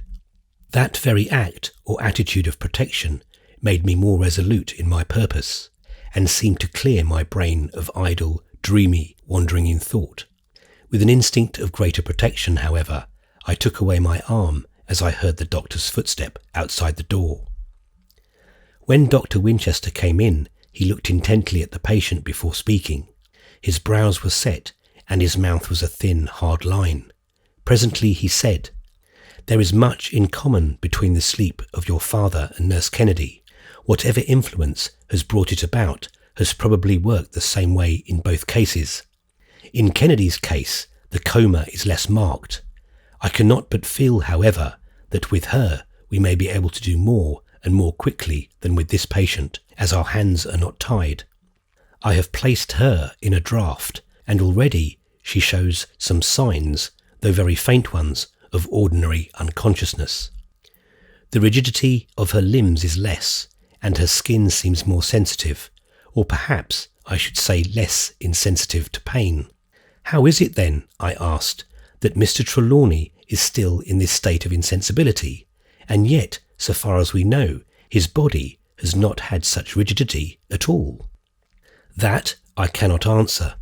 The problem is one which we may solve in a few hours, or it may need a few days. But it will still be a useful lesson in diagnosis to us all, and perhaps to many and many others after us. Who knows?" he added, with the genuine fire of an enthusiast. As the morning wore on, he flitted perpetually between the two rooms, watching anxiously over both patients. He made Mrs. Grant remain with the nurse, but either Miss Trelawny or I, generally both of us, remained with the wounded man. We each managed, however, to get bathed and dressed. The doctor and Mrs. Grant remained with Mr. Trelawny while we had breakfast. Sergeant Dorr went off to report at Scotland Yard the progress of the night, and then to the local station to arrange for the coming of his comrade, Wright, as fixed with Superintendent Dolan. When he returned, I could not but think that he had been hauled over the coals for shooting in a sick room, or perhaps for shooting at all without certain and proper cause. His remark to me enlightened me in the matter. "A good character is worth something, sir, in spite of what some of them say. See, I've still got leave to carry my revolver." That day was a long and anxious one. Toward nightfall, Nurse Kennedy so far improved that the rigidity of her limbs entirely disappeared. She still breathed quietly and regularly, but the fixed expression of her face, though it was a calm enough expression, gave place to fallen eyelids and the negative look of sleep. Dr. Winchester had, towards evening, brought 2 more nurses, one of whom was to remain with Nurse Kennedy, and the other to share in the watching with Miss Trelawny, who had insisted on remaining up herself. She had, in order to prepare for the duty, slept for several hours in the afternoon. We had all taken counsel together and had arranged thus for the watching in Mr. Trelawny's room. Mrs. Grant was to remain beside the patient till 12, when Miss Trelawny would relieve her. The new nurse was to sit in Miss Trelawny's room and to visit the sick chamber each quarter of an hour. The doctor would remain till 12, when I was to relieve him. One or other of the detectives was to remain within hail of the room all night, and to pay periodical visits to see that all was well. Thus the watchers would be watched, and the possibility of such events as last night, when the watchers were both overcome, would be avoided. When the sun set, a strange and grave anxiety fell on all of us, and, in our separate ways, we prepared for the vigil. Dr. Winchester had evidently been thinking of my respirator, for he told me he would go out and get one. Indeed, he took to the idea so kindly that I persuaded Miss Trelawny also to have one which she could put on when her time for watching came. And so the night drew on.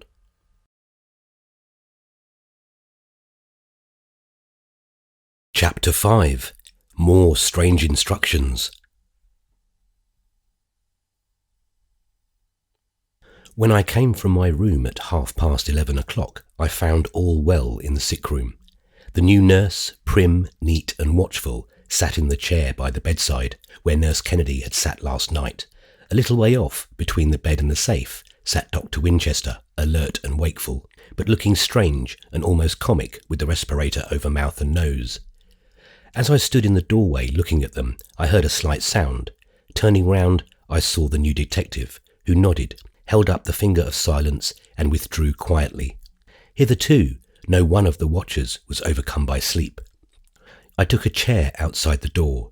As yet, there was no need for me to risk coming in again under the subtle influence of last night. Naturally, my thoughts went revolving round the main incidents of the last day and night, and I found myself arriving at strange conclusions, doubts, conjectures. But I did not lose myself, as on last night, in trains of thought. The sense of the present was ever with me, and I really felt as should a sentry on guard. Thinking is not a slow process, and when it is earnest, the time can pass quickly.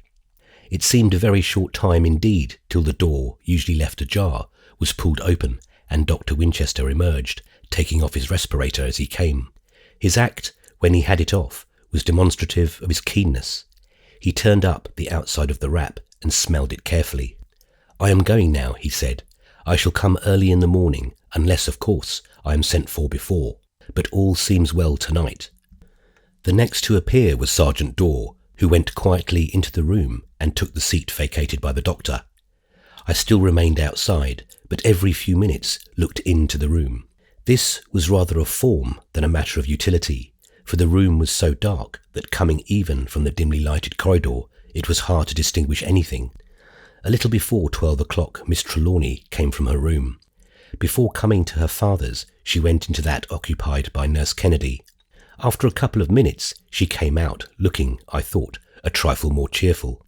She had a respirator in her hand, but before putting it on, asked me if anything special had occurred since she had gone to lie down. I answered in a whisper. There was no loud talking in the house tonight, that all was safe, was well. She then put on her respirator and I mine, and we entered the room. The detective and the nurse rose up, and we took their places. Sergeant Dorr was the last to go out. He closed the door behind him, as we had arranged. For a while I sat quiet, my heart beating. The place was grimly dark. The only light, a faint one from the top of the lamp, which threw a white circle on the high ceiling, except the emerald sheen of the shade as the light took its under edges. Even the light only seemed to emphasize the blackness of the shadows. These presently began to seem, as on last night, to have a sentience of their own. I did not find myself in the least sleepy, and each time I went softly over to look at the patient, which I did about every 10 minutes, I could see that Miss Trelawny was keenly alert. Every quarter of an hour, one or other of the policemen looked in through the partly open door. Each time, both Miss Trelawny and I said through our mufflers, "All right," and the door was closed again. As the time wore on, the silence and the darkness seemed to increase. The circle of light on the ceiling was still there, but it seemed less brilliant than at first. The green edging on the lampshade became like Maori greenstone rather than emerald. The sounds of the night without the house, and the starlight spreading pale lines along the edges of the window cases, made the pall of black within more solemn and more mysterious. We heard the clock in the corridor chiming the quarters with its silver bell till 2 o'clock, and then a strange feeling came over me. I could see from Miss Trelawny's movement as she looked round that she also had some new sensation. The new detective had just looked in.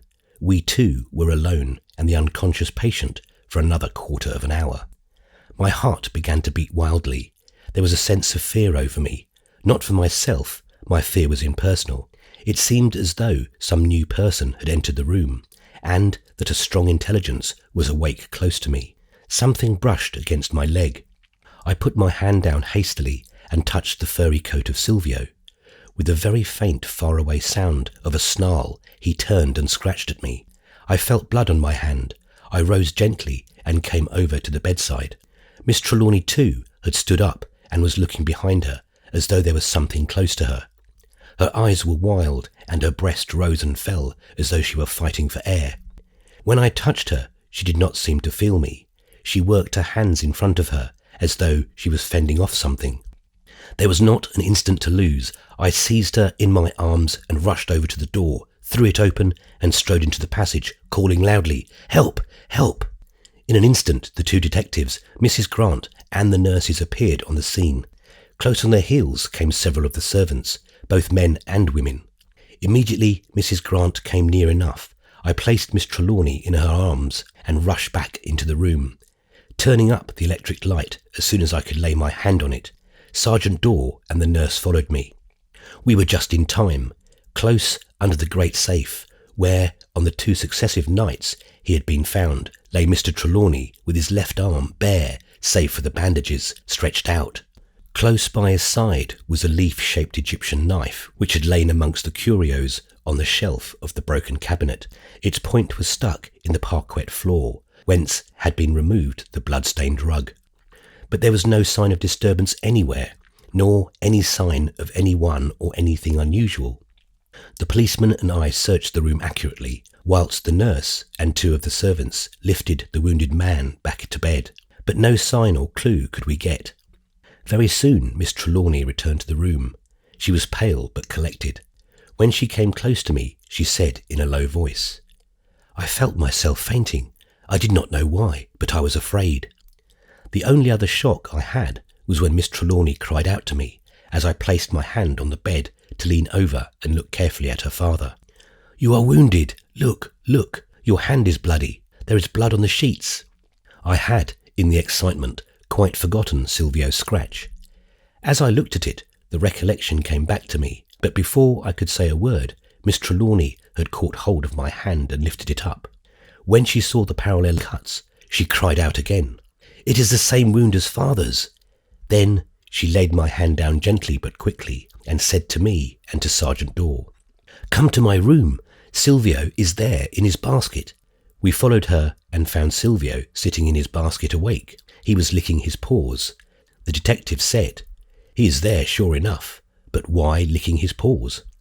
Margaret, Miss Trelawny, gave a moan as she bent over and took one of the forepaws in her hand, but the cat seemed to resent it and snarled. At that, Mrs. Grant came into the room. When she saw that we were looking at the cat, she said, "The nurse tells me that Silvio was asleep on Nurse Kennedy's bed ever since she went to your father's room until a while ago. He came there just after you had gone to Master's room. Nurse says that Nurse Kennedy is moaning and muttering in her sleep as though she had a nightmare. I think we should send for Dr. Winchester." "Do so at once, please," said Miss Trelawny, and we went back into the room. For a while, Miss Trelawny stood looking at her father with her brows wrinkled. Then, turning to me as though her mind were made up, she said, "Don't you think we should have a consultation on father? Of course, I have every confidence in Dr. Winchester. He seems an immensely clever young man. But he is a young man, and there must be men who have devoted themselves to this branch of science. Such a man would have more knowledge and more experience, and his knowledge and experience might help to throw light on poor father's case. As it is, Dr. Winchester seems to be quite in the dark. Oh, I don't know what to do. It is all so terrible." Here she broke down a little and cried, and I tried to comfort her. Dr. Winchester arrived quickly. His first thought was for his patient, but when he found him without further harm, he visited Nurse Kennedy. When he saw her, a hopeful look came into his eyes. Taking a towel, he dipped a corner of it in cold water and flicked on the face. The skin coloured, and she stirred slightly. He said to the new nurse, Sister Doris he called her, "She is all right. She will wake in a few hours at latest. She may be dizzy and distraught at first, or perhaps hysterical. If so, you know how to treat her." "Yes, sir," answered Sister Doris demurely, and we went back to Mr. Trelawny's room. As soon as we had entered, Mrs. Grant and the nurse went out so that only Dr. Winchester, Miss Trelawny and myself remained in the room. When the door had been closed, Dr. Winchester asked me as to what had occurred. I told him fully, giving exactly every detail so far as I could remember. Throughout my narrative, which did not take long, however, he kept asking me questions as to who had been present and the order in which each one had come into the room. He asked other things, but nothing of any importance. These were all that took my attention or remained in my memory.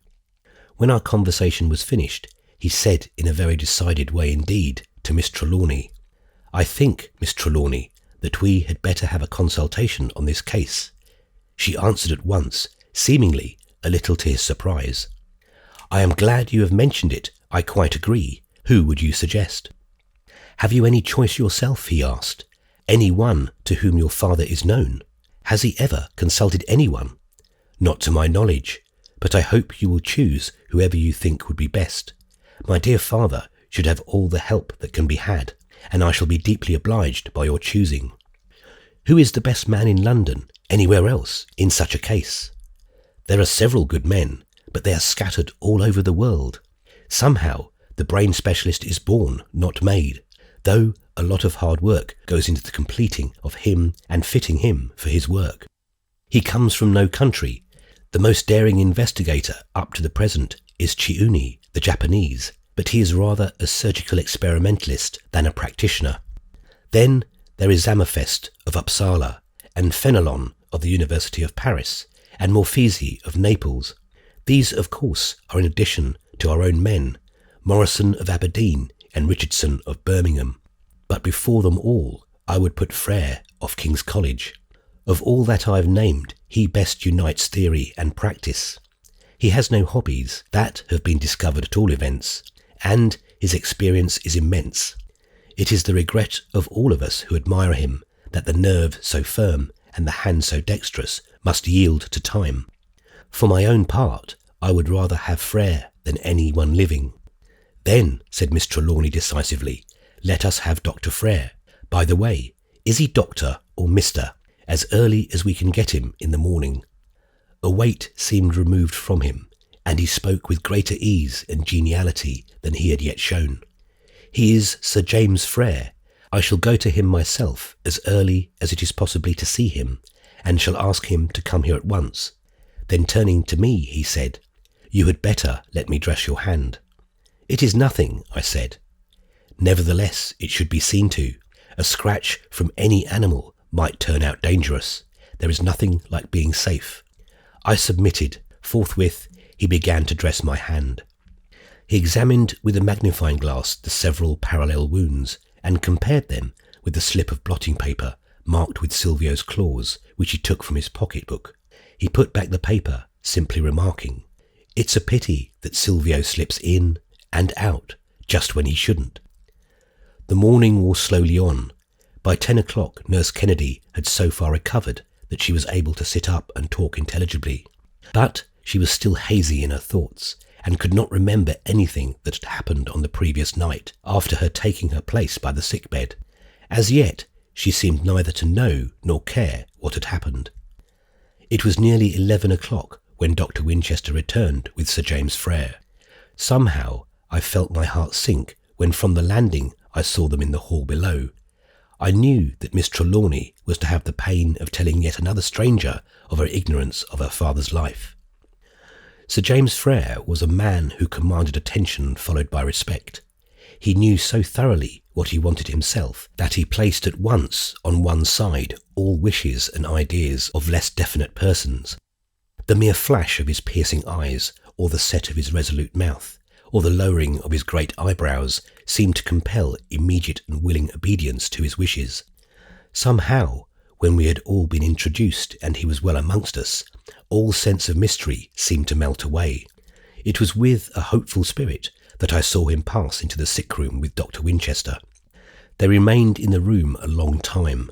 Once they sent for the nurse, the new one, Sister Doris, but she did not remain long. Again, they both went into Nurse Kennedy's room. He sent out the nurse attendant on her. Dr. Winchester told me afterward that Nurse Kennedy, though she was ignorant of later matters, gave full and satisfactory answers to all Dr. Frere's questions relating to her patient up to the time she became unconscious. Then they went to the study, where they remained so long, and their voices raised in heated discussion seemed in such determined opposition that I began to feel uneasy. As for Miss Trelawny, she was almost in a state of collapse from nervousness before they joined us. Poor girl, she had had a sadly anxious time of it, and her nervous strength had almost broken down. They came out at last, Sir James first, his grave face looking as unlightening as that of the Sphinx. Dr. Winchester followed him closely. His face was pale, but with that kind of pallor which looked like a reaction. It gave me the idea that it had been red not long before. Sir James asked that Miss Trelawny would come into the study. He suggested that I should come also. When we had entered, Sir James turned to me and said, "I understand from Dr. Winchester that you are a friend of Miss Trelawny, and that you have already considerable knowledge of this case. Perhaps it will be well that you should be with us. I know you already as a keen lawyer, Mr. Ross, though I never had the pleasure of meeting you. As Dr. Winchester tells me that there are some strange matters outside this case which seem to puzzle him and others, and in which he thinks you may yet be specially interested. It might be as well that you should know every phase of the case. For myself, I do not take much account of mysteries, except those of science, and as there seems to be some idea of an attempt at assassination or robbery, all I can say is that if assassins were at work, they ought to take some elementary lessons in anatomy before their next job, for they seem thoroughly ignorant. If robbery were their purpose, they seem to have worked with marvellous inefficiency. That, however, is not my business." Here he took a big pinch of snuff, and turning to Miss Trelawny went on, "Now, as to the patient, leaving out the cause of his illness, all we can say at present is that he appears to be suffering from a marked attack of catalepsy. At present, nothing can be done, except to sustain his strength. The treatment of my friend Dr. Winchester is mainly such as I approve of, and I am confident that should any slight change arise, he will be able to deal with it satisfactorily. It is an interesting case, most interesting, and should any new or abnormal development arise, I shall be happy to come at any time. There is just one thing to which I shall call your attention, and I put it to you, Miss Trelawny, directly, since it is your responsibility. Dr. Winchester informs me that you are not yourself free in the matter, but are bound by an instruction given by your father in case such a condition of things should arise. I would strongly advise that the patient be removed to another room, or, as an alternative, that those mummies and all such things should be removed from his chamber. Why, it's enough to put any man into an abnormal condition, to have such an assemblage of horrors round him, and to breathe the atmosphere which they exhale. You have evidence already of how such mephitic odour may act.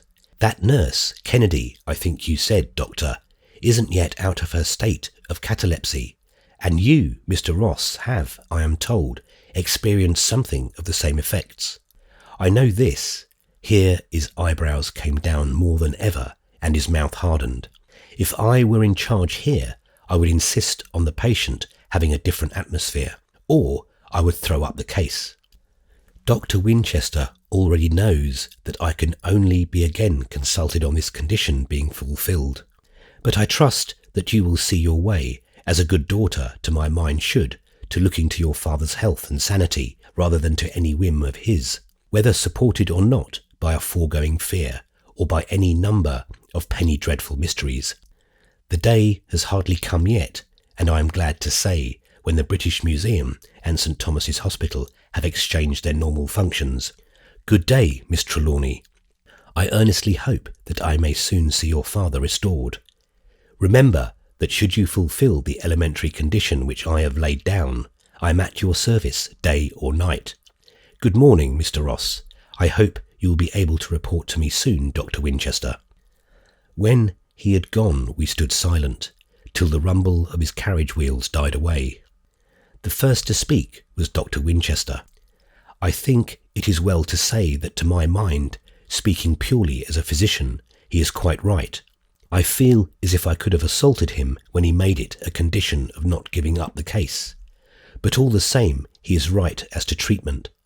He does not understand that there is something odd about this special case, and he will not realise the knot that we are all tied up in by Mr. Trelawny's instructions. Of course, he was interrupted by Miss Trelawny. Dr. Winchester, do you too wish to give up the case, or are you willing to continue it under the conditions you know? Give it up, less now than ever. Miss Trelawny, I shall never give it up, so long as life is left to him or any of us. She said nothing, but held out her hand, which he took warmly. Now, she said, if Sir James Frere is a type of the cult of specialists, I want no more of them. To start with, he does not seem to know any more than you do about my father's condition, and if he were 100th part as much interested in it as you are, he would not stand on such a punctilio. Of course, I am only too anxious about my poor father, and if I can see a way to meet either of Sir James Frere's conditions, I shall do so. I shall ask Mr. Marvin to come here today and advise me as to the limit of father's wishes. If he thinks I am free to act in any way on my own responsibility, I shall not hesitate to do so. Then Dr. Winchester took his leave. Miss Trelawny sat down and wrote a letter to Mr. Marvin, telling him of the state of affairs and asking him to come and see her and to bring with him any papers which might throw any light on the subject. She sent the letter off with a carriage to bring back the solicitor. We waited with what patience we could for his coming. It is not a very long journey for oneself from Kensington Palace Gardens to Lincoln's Inn Fields, but it seemed endlessly long when waiting for someone else to take it. All things, however, are amenable to time. It was less than an hour all told when Mr. Marvin was with us. He recognised Miss Trelawny's impatience, and when he had learned sufficient of her father's illness, he said to her, "Whenever you are ready, I can go with you into particulars regarding your father's wishes." "Whenever you like," she said, with an evident ignorance of his meaning. "Why not now?" He looked at me, as to a fellow man of business, and stammered out, "We are not alone." "I have brought Mr. Ross here on purpose," she answered. "He knows so much at present that I want him to know more." The solicitor was a little disconcerted, a thing which those knowing him only in courts would hardly have believed. He answered, however, with some hesitation, "But, my dear young lady, your father's wishes, confidence between father and child." Here she interrupted him. There was a tinge of red in her pale cheeks as she did so. "Do you really think that applies to the present circumstances, Mr. Marvin? My father never told me anything of his affairs, and I can now, in this sad extremity, only learn his wishes through a gentleman who is a stranger to me and of whom I have never even heard till I got my father's letter, written to be shown to me only in extremity. Mr. Ross is a new friend, but he has all my confidence, and I should like him to be present. Unless, of course," she added, "such a thing is forbidden by my father. Oh, forgive me, Mr. Marvin, if I seem rude, but I have been in such dreadful trouble and anxiety lately that I have hardly command of myself." She covered her eyes with a hand for a few seconds. We two men looked at each other and waited, trying to appear unmoved. She went on more firmly. She had recovered herself. Please, do not think I am ungrateful to you for your kindness in coming here and so quickly. I am really grateful, and I have every confidence in your judgment. If you wish or think it best, we can be alone." I stood up, but Mr. Marvin made a dissentient gesture. He was evidently pleased with her attitude, and there was geniality in his voice and manner as he spoke. "Not at all, not at all. There is no restriction on your father's part, and on my own I am quite willing. Indeed, all told, it may be better. From what you have said of Mr. Trelawny's illness and the other incidental matters, it will be well, in case of any grave eventuality, that it was understood from the first that circumstances were ruled by your father's own imperative instructions. For please understand me, his instructions are imperative, most imperative.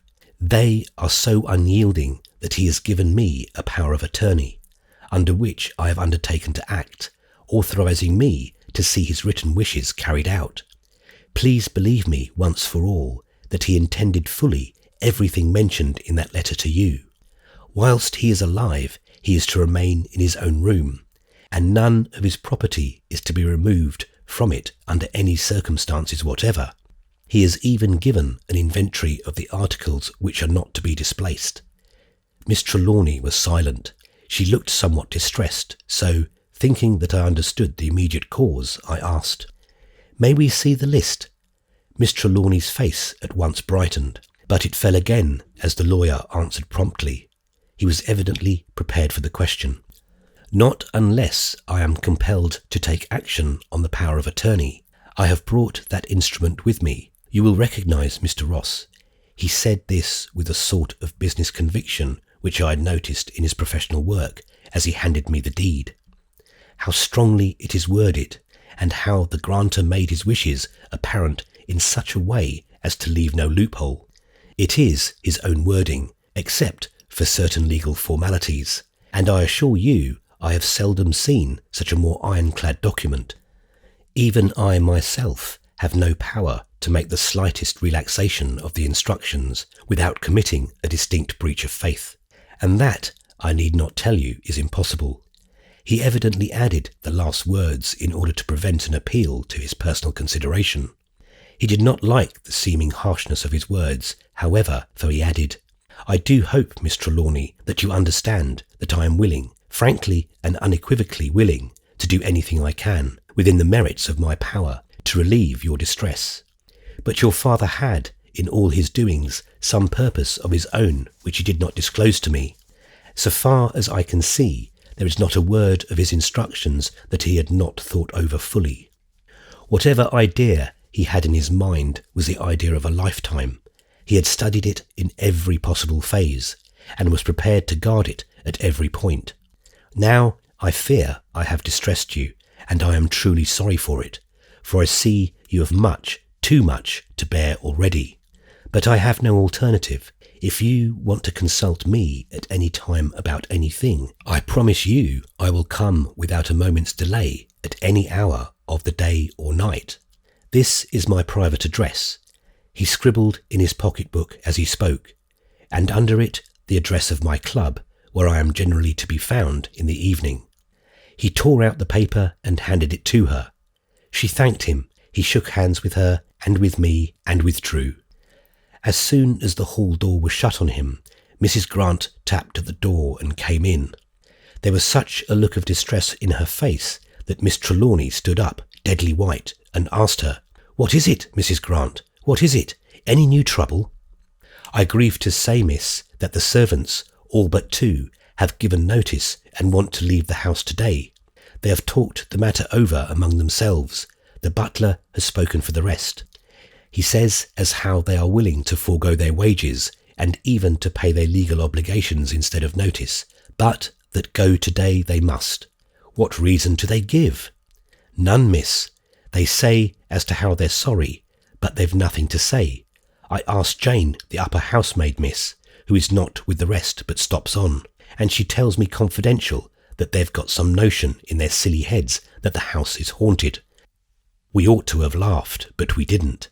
I could not look in Miss Trelawny's face and laugh. The pain and horror there showed no sudden paroxysm of fear. There was a fixed idea of which this was a confirmation. For myself, it seemed as if my brain had found a voice, but the voice was not complete. There was some other thought, darker and deeper, which lay behind it, whose voice had not sounded as yet.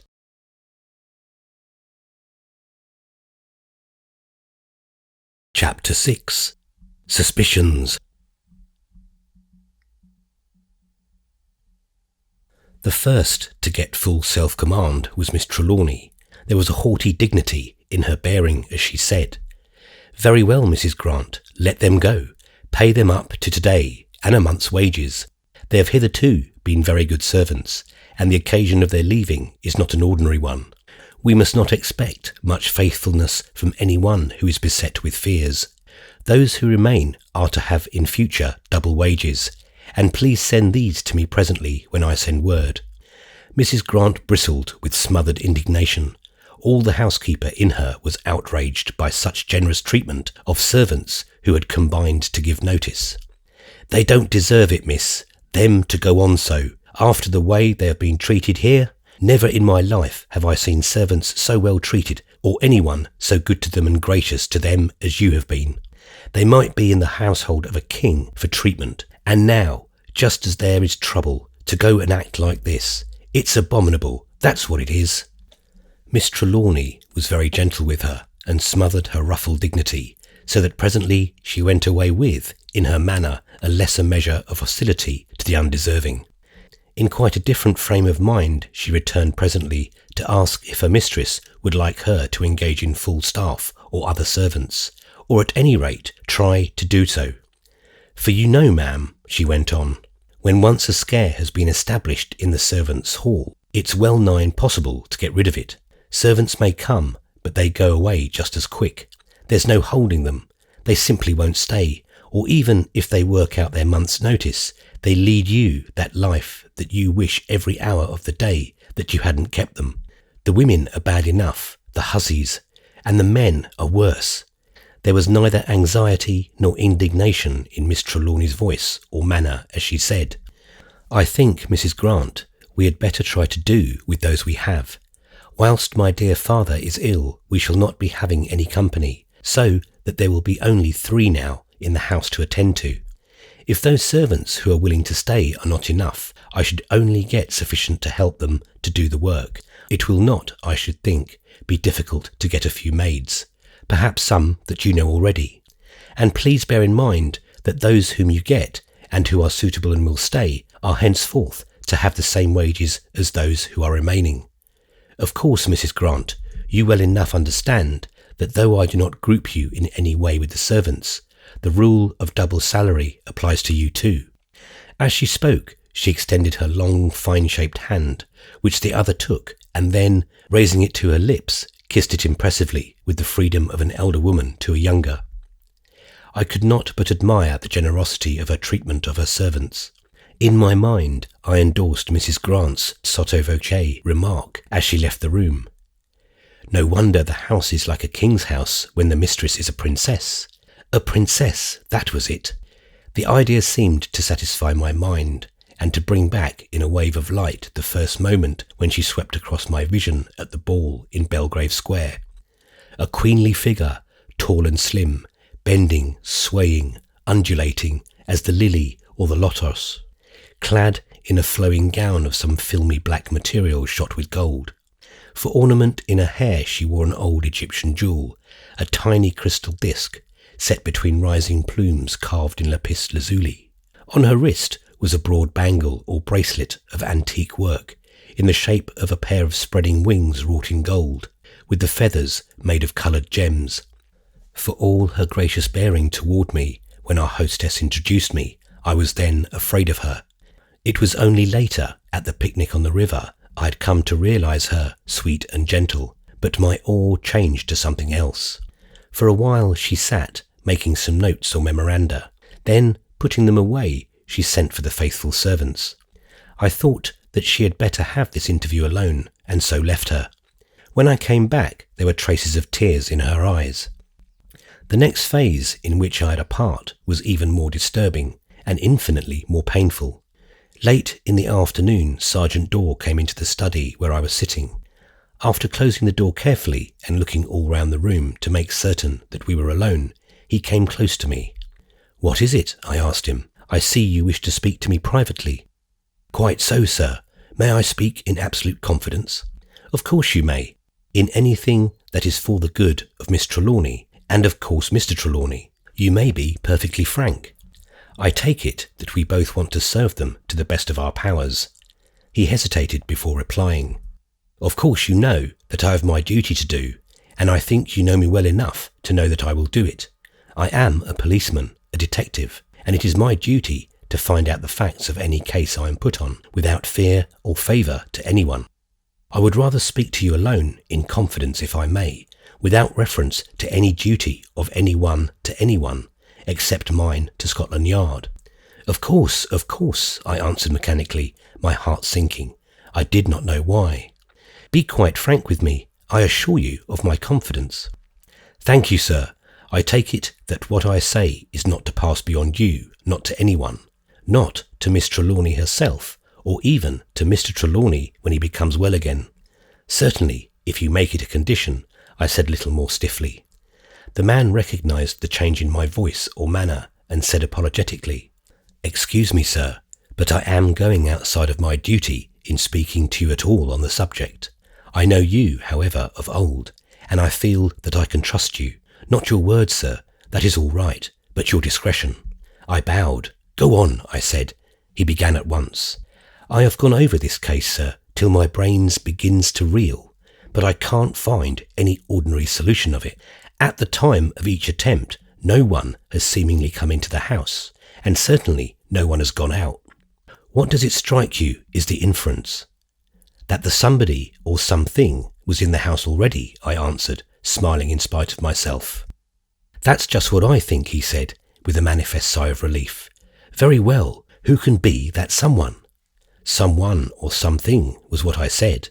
I answered, "Let us make it someone, Mr. Ross. That cat, though he might have scratched or bit, never pulled the old gentleman out of bed and tried to get the bangle with the key off his arm. Such things are all very well in books where your amateur detectives, who know everything before it's done, can fit them into theories. But in Scotland Yard, where the men aren't all idiots either, we generally find that when a crime is done or attempted, it's people, not things, that are at the bottom of it. Then make it people by all means, Sergeant. We were speaking of someone, sir." "Quite right. Someone be it. Did it ever strike you, sir, that on each of the 3 separate occasions where outrage was effected or attempted, there was one person who was the first to be present and to give the alarm?" "Let me see. Miss Trelawny, I believe, gave the alarm on the first occasion. I was present myself, if fast asleep, on the second, and so was Nurse Kennedy. When I awoke, there were several people in the room. You were one of them. I understand that on that occasion also Miss Trelawny was before you. At the last attempt, Miss Trelawny fainted. I carried her out and went back. In returning, I was first, and I think you were close behind me." Sergeant Dorr thought for a moment before replying. "She was present, or first, in the room on all the occasions. There was only damage done in the first and second. The inference was one which I, as a lawyer, could not mistake. I thought the best thing to do was to meet it halfway. I've always found that the best way to encounter an inference is to cause it to be turned into a statement." "You mean," I said, "that as on the only occasions when actual harm was done, Miss Trelawny's being the first to discover it is a proof that she did it, or was in some way connected with the attempt as well as the discovery?" I didn't venture to put it as clear as that, but that is where the doubt which I had leads. Sergeant Dorr was a man of courage. He evidently did not shrink from any conclusion of his reasoning on facts. We were both silent for a while. Fears began crowding in on my mind, not doubts of Miss Trelawny or any act of hers, but fears lest such acts should be misunderstood. There was evidently a mystery somewhere, and if no solution to it could be found, the doubt would be cast on someone. In such cases, the guesses of the majority are bound to follow the line of least resistance, and if it could be proved that any personal gain to anyone could follow Miss Trelawny's death, should such ensue, it might prove a difficult task for anyone to prove innocence in the face of suspicious facts. I found myself instinctively taking that deferential course which, until the plan of battle of the prosecution is unfolded, is so safe an attitude for the defence. It would never do for me at this stage to combat any theories which a detective might form. I could best help Miss Trelawny by listening and understanding. When the time should come for the dissipation and obliteration of the theories, I should be quite willing to use all my militant ardour and all the weapons at my command. "You will of course do your duty, I know," I said, "and without fear. What course do you intend to take?" "I don't know as yet, sir.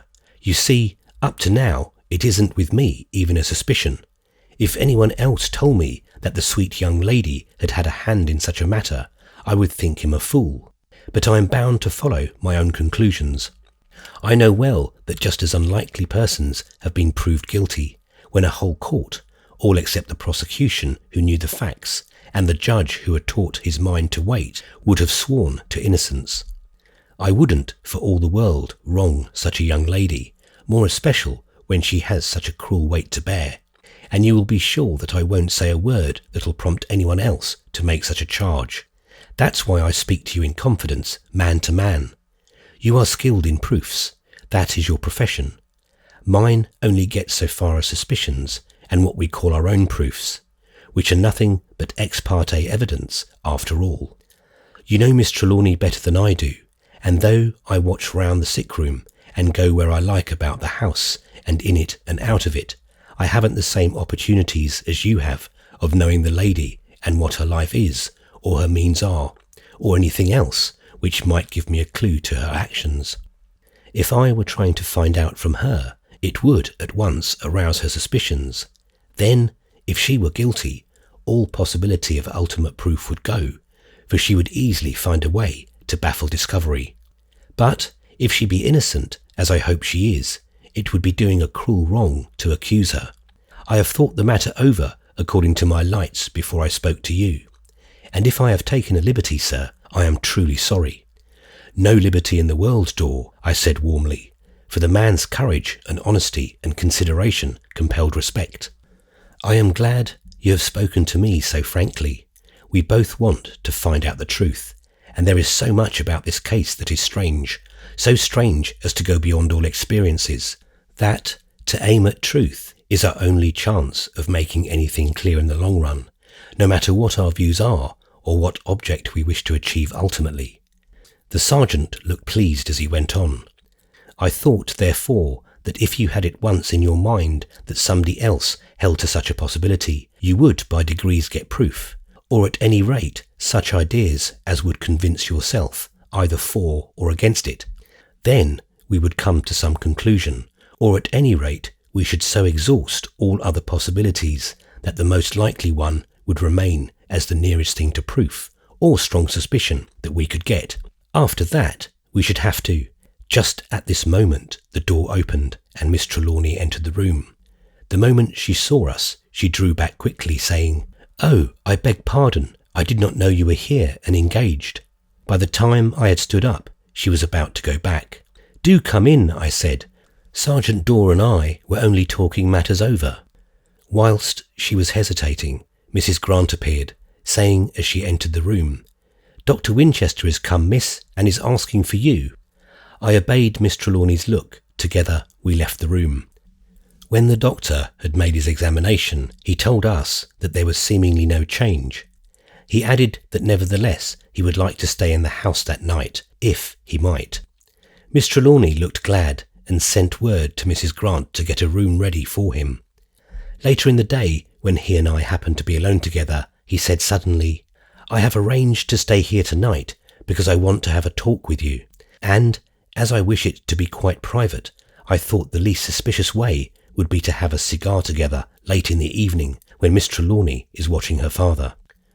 We still kept to our arrangement that either the sick man's daughter or I should be on watch all night. We were to share the duty at the early hours of the morning. I was anxious about this, for I knew from our conversation that the detective would watch in secret himself and would be particularly alert about that time. The day passed uneventfully. Miss Trelawny slept in the afternoon, and after dinner went to relieve the nurse. Mrs. Grant remained with her, Sergeant Dorr being on duty in the corridor. Dr. Winchester and I took our coffee in the library. When we had lit our cigars, he said quietly, "Now that we are alone, I want to have a confidential talk. We are tiled, of course, for the present at all events." "Quite so," I said, my heart sinking as I thought of my conversation with Sergeant Dorr in the morning, and of the disturbing and harrowing fears which it had left in my mind. He went on, "This case is enough to try the sanity of us all concerned in it.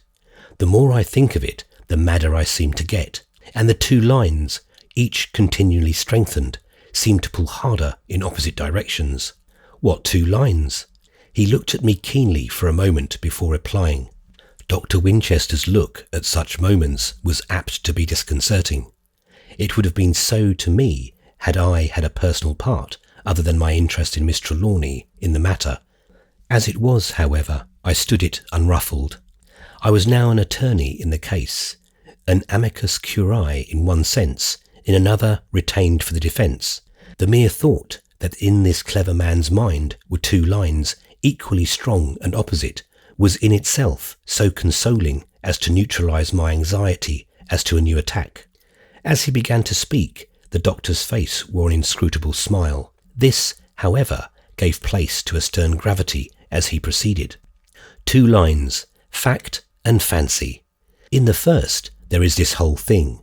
Attacks, attempts at robbery and murder, stupefyings, organised catalepsy, which points to either criminal hypnotism and thought suggestion, or some simple form of poisoning unclassified yet in our toxicology. In the other, there is some influence at work which is not classified in any book that I know, outside the pages of romance. I never felt in my life so strongly the truth of Hamlet's words. There are more things in heaven and earth than are dreamt of in your philosophy. Let us take the fact side first. Here we have a man in his home, amidst his own household, plenty of servants of different classes in the house, which forbids the possibility of an organised attempt made from the servants' hall. He is wealthy, learned, clever. From his physiognomy, there is no doubting that he is a man of iron will and determined purpose. His daughter, his only child, I take it, a young girl, bright and clever, is sleeping in the very next room to his.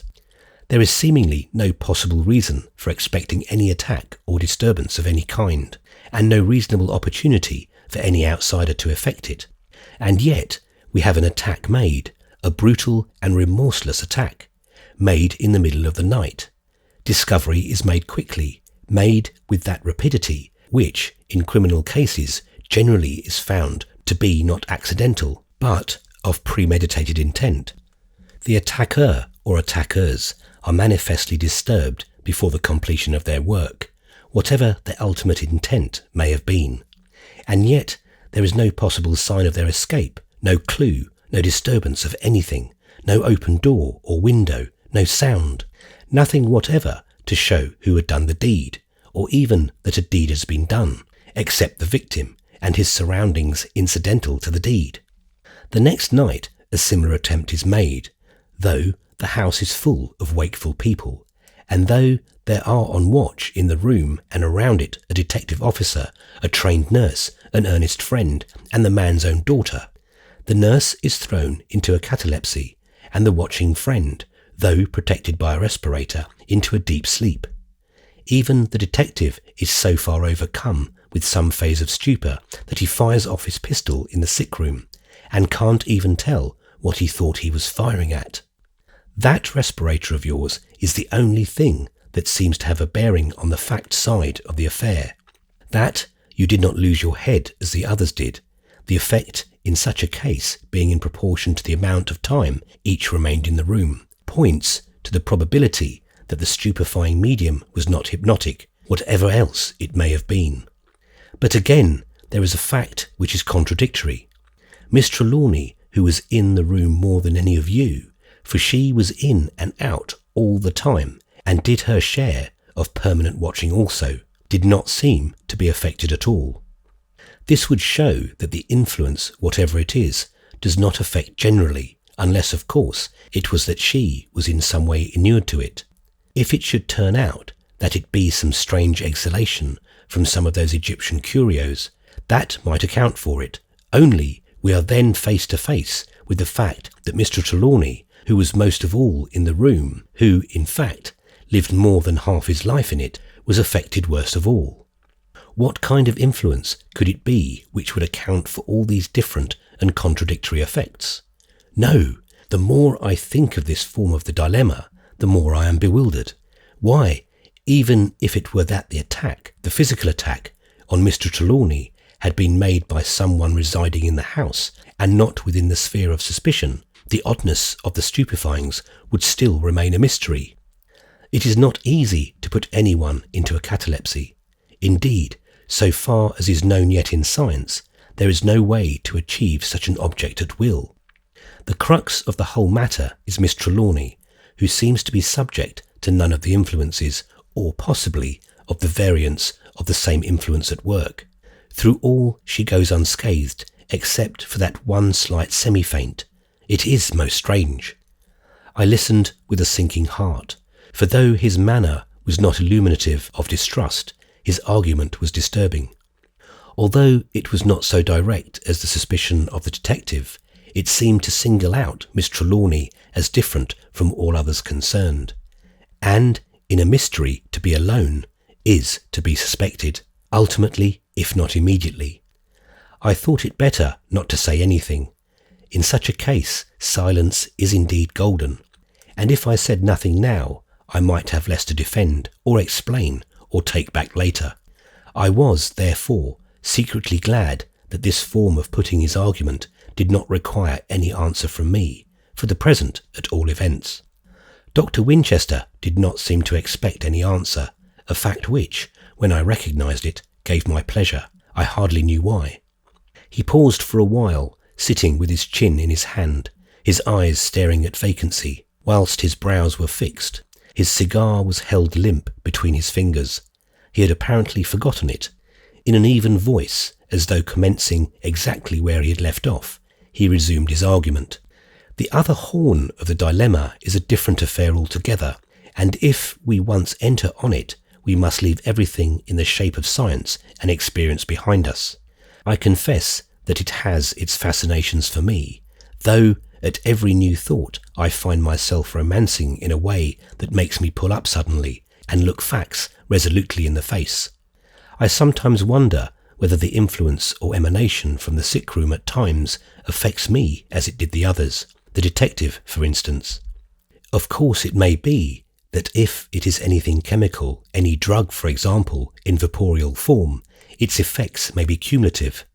But then, what could there be that could produce such an effect? The room is, I know, full of mummy smell, and no wonder, with so many relics from the tomb, let alone the actual mummy of that animal which Silvio attacked. By the way, I am going to test him tomorrow. I've been on the trace of a mummy cat, and am to get possession of it in the morning. When I bring it here, we shall find out if it be a fact that racial instinct can survive a few thousand years in the grave. However, to get back to the subject in hand, these very mummy smells arise from the presence of substances and combinations of substances, which the Egyptian priests, who were the learned men and scientists of their time, found by the experience of centuries to be strong enough to arrest the natural forces of decay. There must be powerful agencies at work to effect such a purpose, and it is possible that we may have here some rare substance or combination whose qualities and powers are not understood in this later and more prosaic age. I wonder if Mr. Trelawny has any knowledge or even suspicion of such a kind. I only know this for certain, that a worse atmosphere for a sick chamber could not possibly be imagined, and I admire the courage of Sir James Frere in refusing to have anything to do with a case under such conditions. These instructions of Mr. Trelawny to his daughter, and from what you have told me, the care with which he has protected his wishes through his solicitor, show that he suspected something at any rate. Indeed, it would almost seem as if he expected something to happen. I wonder if it would be possible to learn anything about that. Surely his papers would show or suggest something. It is a difficult matter to tackle, but it might have to be done. His present condition cannot go on forever, and if anything should happen, there would have to be an inquest. In such case, full examination would have to be made into everything. As it stands, the police evidence would show a murderous attack more than once repeated. As no clue is apparent, it would be necessary to seek one in a motive. He was silent. The last words seemed to come in a lower and lower tone as he went on. It had the effect of hopelessness. It came to me as a conviction that now was my time to find out if it had any definite suspicion, and, as if in obedience to some command, I asked, "Do you suspect anyone?" He seemed in a way startled rather than surprised as he turned his eyes on me. "Suspect anyone? Anything, you mean? I certainly suspect that there is some influence, but at present my suspicion is held within such limit. Later on, if there be any sufficiently definite conclusion to my reasoning or my thinking, for there are not proper data for reasoning, I may suspect at present, however." He stopped suddenly and looked at the door. There was a faint sound as the handle turned. My own heart seemed to stand still. There was over me some grim, vague apprehension. The interruption in the morning when I was talking with the detective came back upon me with a rush. The door opened and Miss Trelawny entered the room. When she saw us, she started back, and a deep flush swept her face. For a few seconds she paused. At such a time, a few succeeding seconds seemed to lengthen in geometrical progression.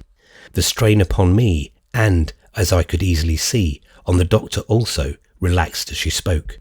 "Oh, forgive me. I did not know that you were engaged. I was looking for you, Dr. Winchester, to ask you if I might go to bed tonight with safety, as you will be here. I feel so tired and worn out that I fear I may break down, and tonight I would certainly not be of any use." Dr. Winchester answered heartily, Do go to bed by all means, and get a good night's sleep. God knows you want it. I am more than glad you have made the suggestion, for I feared when I saw you tonight that I might have you on my hands a patient next." She gave a sigh of relief, and the tired look seemed to melt from her face. Never shall I forget the deep, earnest look in her great, beautiful black eyes as she said to me, "You will guard father tonight, won't you, with Dr. Winchester? I am so anxious about him that every second brings new fears. But I am really worn out, and if I don't get a good sleep, I think I shall go mad. I will change my room for tonight. I'm afraid that if I stay so close to father's room, I shall multiply every sound into a new terror. But, of course, you will have me waked if there be any cause. I shall be in the bedroom of the little suite next to the boudoir of the hall. I had those rooms when I first came to live with father, and I had no care then. It will be easier to rest there, and perhaps for a few hours I may forget. I shall be all right in the morning. Good night." When I had closed the door behind her and come back to the little table at which we had been sitting, Dr. Winchester said, "That poor girl is overwrought to a terrible degree. I am delighted that she is to get a rest. It will be life to her, and in the morning she will be all right. Her nervous system is on the verge of a breakdown. Did you notice how fearfully disturbed she was, and how red she got when she came in and found us talking? An ordinary thing like that, in her own house with her own guests, wouldn't under normal circumstances disturb her." I was about to tell him, as an explanation in her defence, how her entrance was a repetition of her finding the detective and myself alone together earlier in the day, when I remembered that the conversation was so private that even an allusion to it might be awkward in evoking curiosity, so I remained silent. We stood up to go to the sick room, but as we took our way through the dimly lighted corridor, I could not help thinking again and again and again, aye, and for many a day after, how strange it was that she had interrupted me on 2 such occasions when touching on such a theme. There was certainly some strange web of accidents in whose meshes we were all involved.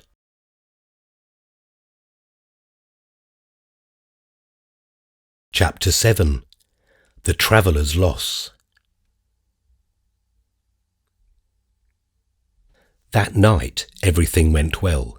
Knowing that Miss Trelawny herself was not on guard, Dr. Winchester and I doubled our vigilance.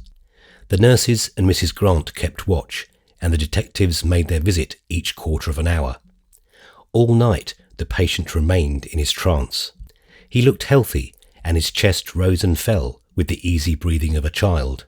But he never stirred. Only for his breathing he might have been of marble. Dr. Winchester and I wore our respirators, and irksome they were on that intolerably hot night. Between midnight and 3 o'clock I felt anxious, and had once more that creepy feeling of which these last few nights had accustomed me.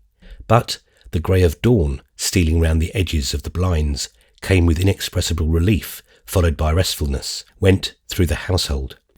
During the hot night my ears, strained to every sound, had been almost painfully troubled, as though my brain or sensoria were in anxious touch with them. Every breath of the nurse or the rustle of her dress, every soft pat of slippered feet as the policeman went his rounds, every moment of watching life, seemed to be a new impetus to guardianship. Something of the same feeling must have been abroad in the house. Now and again I could hear upstairs the sound of restless feet, and more than once downstairs the opening of a window. With the coming of the dawn, however, all this ceased, and the whole household seemed to rest. Dr. Winchester went home when Sister Doris came to relieve Mrs. Grant. He was, I think, a little disappointed or chagrined that nothing of an exceptional nature had happened during his night-long vigil. At 8 o'clock Miss Trelawny joined us, and I was amazed as well as delighted to see how much good her night's sleep had done her. She was fairly radiant, just as I had seen her at our first meeting and at the picnic. There was even a suggestion of colour in her cheeks, which, however, looked startlingly white in contrast with her black brows and scarlet lips. With her restored strength there seemed to have come a tenderness, even exceeding that which she had first shown to her sick father. I could not but be moved by the loving touches as she fixed his pillows and brushed the hair from his forehead.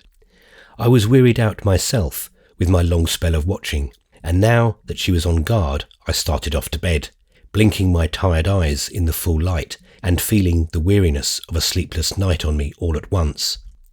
I had a good sleep, and after lunch I was about to start out to walk to Jermyn Street when I noticed an inopportune man at the hall door. The servant in charge was one called Morris, formerly the odd man, but since the exodus of the servants promoted to be butler pro tem. The stranger was speaking rather loudly, so that there was no difficulty in understanding his grievance. The servant man was respectful in both words and demeanour, but he stood squarely in front of the great double door, so that the other could not enter. The first words which I heard from the visitor sufficiently explained the situation. That's all very well, but I tell you, I must see Mr. Trelawny. What is the use of your saying I can't when I tell you I must? You put me off and off and off. I came here at 9. You said then that he was not up, and that he was not well. He could not be disturbed. I came at 12, and you told me again he was not up. I asked then to see any of his household. You told me that Miss Trelawny was not up. Now I come again at 3, and you tell me he is still in bed, and is not awake yet. Where is Miss Trelawny? She is occupied, and must not be disturbed. Well, she must be disturbed, or someone must. I am here about Mr. Trelawny's special business, and I have come from a place where servants always begin by saying no. No isn't good enough for me this time. I've had 3 years of it, waiting outside doors and tents when it took longer to get in than it did into the tombs, and then you would think, too, the men inside were as dead as the mummies. I've had enough of it, I tell you, and when I come home and find the door of the man I've been working for barred, in just the same way and with the same old answers, it stirs me up the wrong way. Did Mr. Trelawny leave orders that he would not see me when I should come? He paused and excitedly mopped his forehead.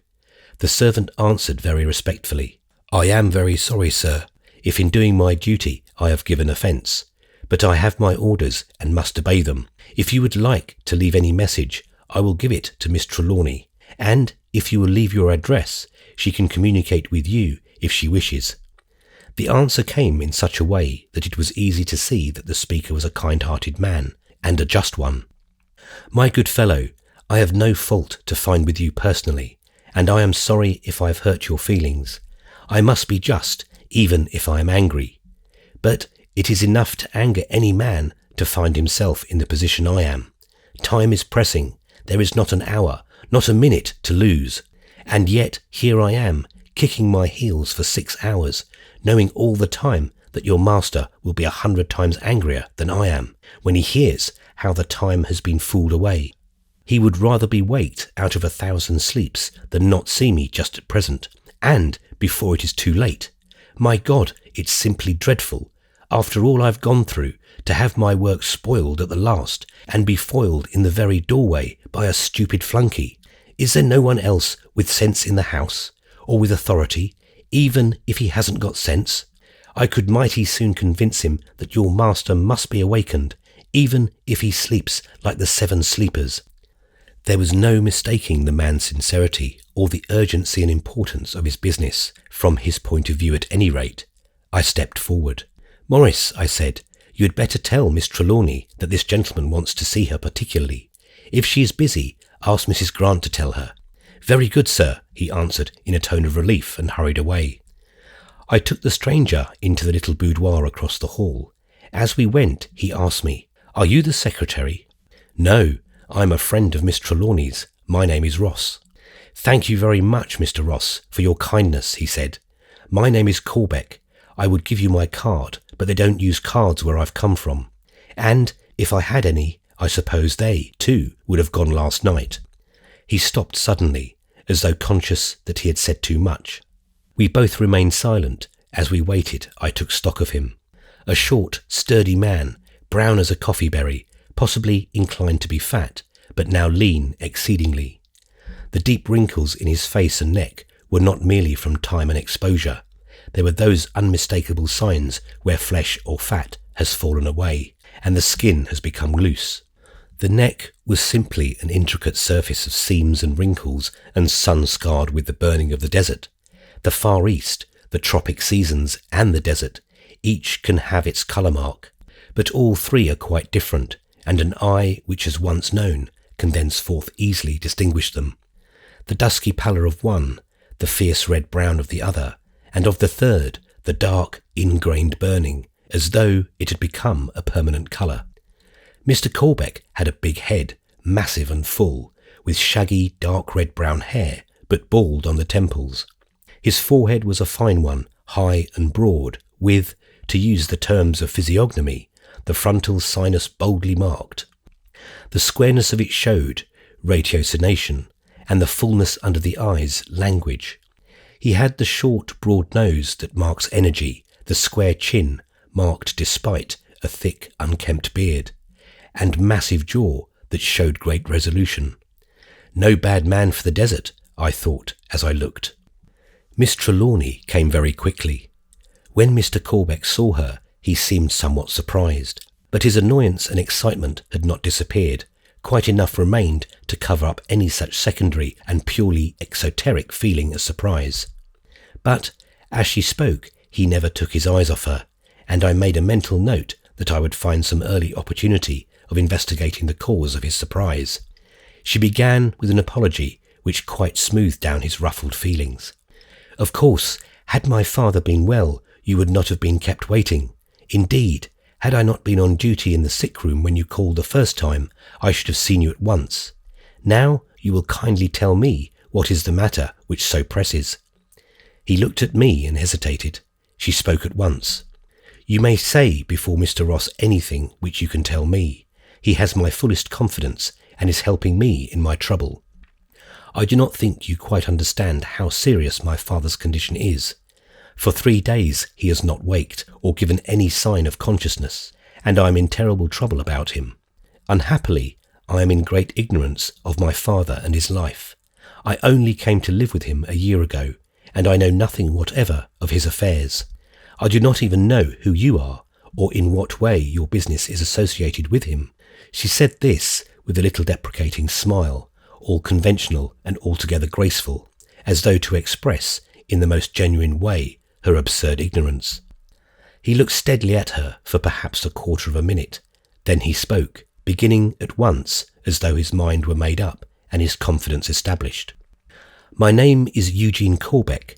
I am Master of Arts and Doctor of Laws and Master of Surgery of Cambridge, Doctor of Letters of Oxford, Doctor of Science and Doctor of Languages of London University, Doctor of Philosophy of Berlin, Doctor of Oriental Languages of Paris. I have some other degrees, honorary and otherwise, but I need not trouble you with them. Those I have named will show you that I am sufficiently feathered with diplomas to fly into even a sick room. Early in life, fortunately for my interests and pleasures, but unfortunately for my pocket, I fell in with Egyptology. I must have been bitten by some powerful scarab, for I took it bad. I went out tomb hunting and managed to get a living of a sort, and to learn some things that you can't get out of books.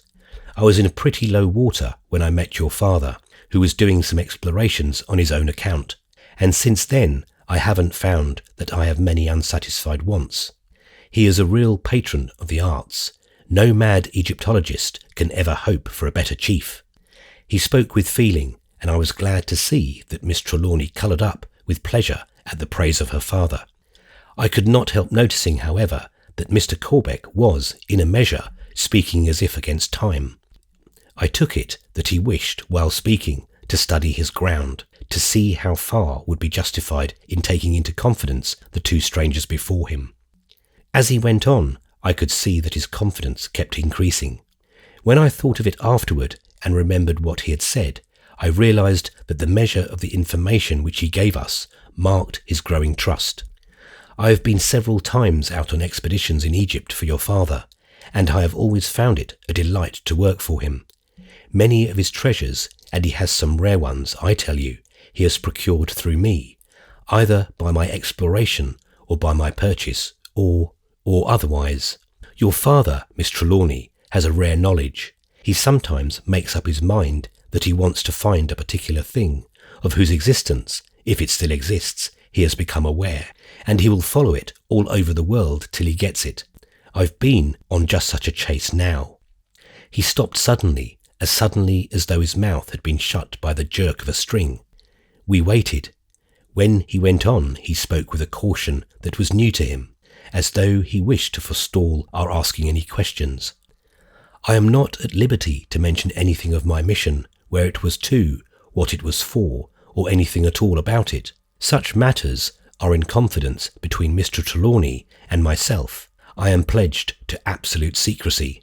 He paused, and an embarrassed look crept over his face. Suddenly he said, "You are sure, Miss Trelawny, your father is not well enough to see me today?" A look of wonderment was on her face in turn, but it cleared at once. She stood up, saying in a tone in which dignity and graciousness were blended, "Come and see for yourself." She moved toward her father's room, he followed, and I brought up the rear. Mr. Corbeck entered the sick room as though he knew it. There was an unconscious attitude or bearing to persons in new surroundings which there was no mistaking. Even in his anxiety to see his powerful friend, he glanced for a moment round the room, as at a familiar place. Then all his attention became fixed on the bed. I watched him narrowly, for somehow I felt that on this man depended much of our enlightenment regarding the strange matter in which we were involved. It was not that I doubted him.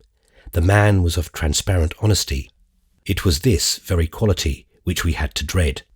He was of that courageous, fixed trueness to his undertaking, that if we should deem it his duty to guard a secret, he would do it to the last. The case before us was, at least, an unusual one, and it would, consequently, require more liberal recognition of bounds of the duty of secrecy than would hold under ordinary conditions. To us, ignorance was helplessness. If we could learn anything of the past, we might at least form some idea of the conditions antecedent to the attack, and might so achieve some means of helping the patient to recovery. There were curios which might be removed. My thoughts were beginning to whirl once again. I pulled myself up sharply and watched. There was a look of infinite pity on the sun-stained, rugged face as he gazed at his friend, lying so helpless. The sternness of Mr. Trelawny's face had not relaxed in sleep, but somehow it made the helplessness more marked. It would not have troubled one to see a weak or an ordinary face under such conditions, but this purposeful, masterful man lying before us, wrapped in impenetrable sleep, had all the pathos of a great ruin. The sight was not a new one to us, but I could see that Miss Trelawny, like myself, was moved afresh by it in the presence of the stranger. Mr. Corbeck's face grew stern. All the pity died away, and in its stead came a grim, hard look, which boded ill for whoever had been the cause of this mighty downfall. This look in turn gave place to one of decision. The volcanic energy of the man was working to some definite purpose. He glanced around at us, and as his eyes lighted on Nurse Kennedy, his eyebrows went up a trifle. She noted the look and glanced interrogatively at Miss Trelawny, who flashed back a reply with a glance. She went quietly from the room, closing the door behind her. Mr. Corbeck looked first at me, with a strong man's natural impulse to learn from a man rather than a woman, then at Miss Trelawny, with a remembrance of the duty of courtesy, and said, "Tell me all about it, how it began and when." Miss Trelawny looked at me appealingly, and forthwith I told him all that I knew. He seemed to make no motion during the whole time, but insensibly the bronze face became steel. When, at the end, I told him of Mr. Marvin's visit and of the power of attorney, his look began to brighten, and when, seeing his interest in the matter, I went into more detail as to its terms, he spoke. "Good, now I know where my duty lies." With a sinking heart I heard him. Such a phrase, coming at such a time, seemed to close the door to my hopes of enlightenment. "What do you mean?" I asked, feeling that my question was a feeble one. His answer emphasized my fears. "Trelawny knows what he is doing. He had some definite purpose in all that he did, and we must not thwart him. He evidently expected something to happen, and guarded himself at all points." "Not all points," I said impulsively. "There must have been a weak spot somewhere, or he wouldn't be lying here like that." Somehow his impassiveness surprised me. I had expected that he would find a valid argument in my phrase, but it did not move him, at least not in the way I thought. Something like a smile flickered over his swarthy face as he answered me. "This is not the end. Trelawny did not guard himself to no purpose. Doubtless he expected this too, or at any rate the possibility of it." "Do you know what he expected, or from what source?" The questioner was Miss Trelawny. The answer came at once. "No, I know nothing of either. I can guess." He stopped suddenly. "Guess what?" The suppressed excitement in the girl's voice was akin to anguish.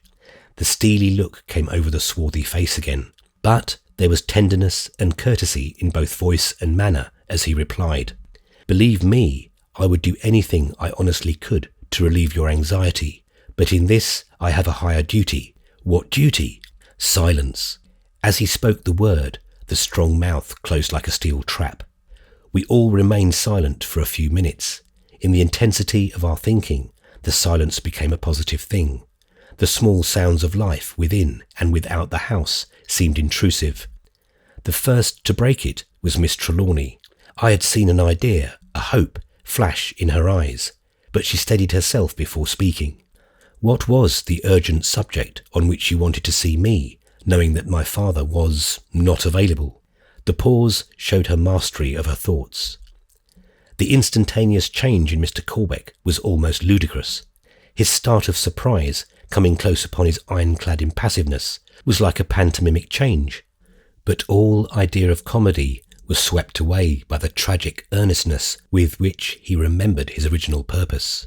"My God," he said, as he raised his hand from the chair back on which it rested, and beat it down with a violence which would in itself have arrested attention. His brows corrugated as he went on. "I quite forgot. What a loss, now of all times, just at the moment of success. He lying there helpless, and my tongue tied, not able to raise hand or foot in my ignorance of his wishes. What is it? Oh, do tell us. I am so anxious about my dear father. Is it any new trouble?" "I hope not. Oh, I hope not. I have had such anxiety and trouble already. It alarms me afresh to hear you speak so. Won't you tell me something to allay this terrible anxiety and uncertainty?" He drew his sturdy form up to his full height as he said, "Alas, I cannot, may not, tell you anything. It is his secret." He pointed to the bed. And yet I came here for his advice, his counsel, his assistance. And he lies there helpless. And time is flying by us. It may soon be too late." "What is it? What is it?" broke in Miss Trelawny in a sort of passion of anxiety, her face drawn with pain. "Oh, speak, say something. This anxiety and horror and mystery are killing me." Mr. Corbeck calmed himself by a great effort. "I may not tell you details, but I've had a great loss. My mission, in which I have spent 3 years, was successful. I discovered all that I sought, and more, and brought them home with me safely. Treasures, priceless in themselves, but doubly precious to him by whose wishes and instructions I sought them. I arrived in London only last night, and when I woke this morning, my precious charge was stolen. Stolen in some mysterious way. Not a soul in London knew that I was arriving. No one but myself knew what was in the shabby portmanteau that I carried. My room had but one door, and that I locked and bolted. The room was high in the house, 5 stories up, so that no entrance could have been obtained by the window. Indeed, I had closed the window myself and shut the hasp, for I wished to be secure in every way. This morning the hasp was untouched, and yet my portmanteau was empty. The lamps were gone. There, it is out. I went to Egypt to search for a set of antique lamps which Mr. Trelawny wished to trace. With incredible labour and through many dangers I followed them.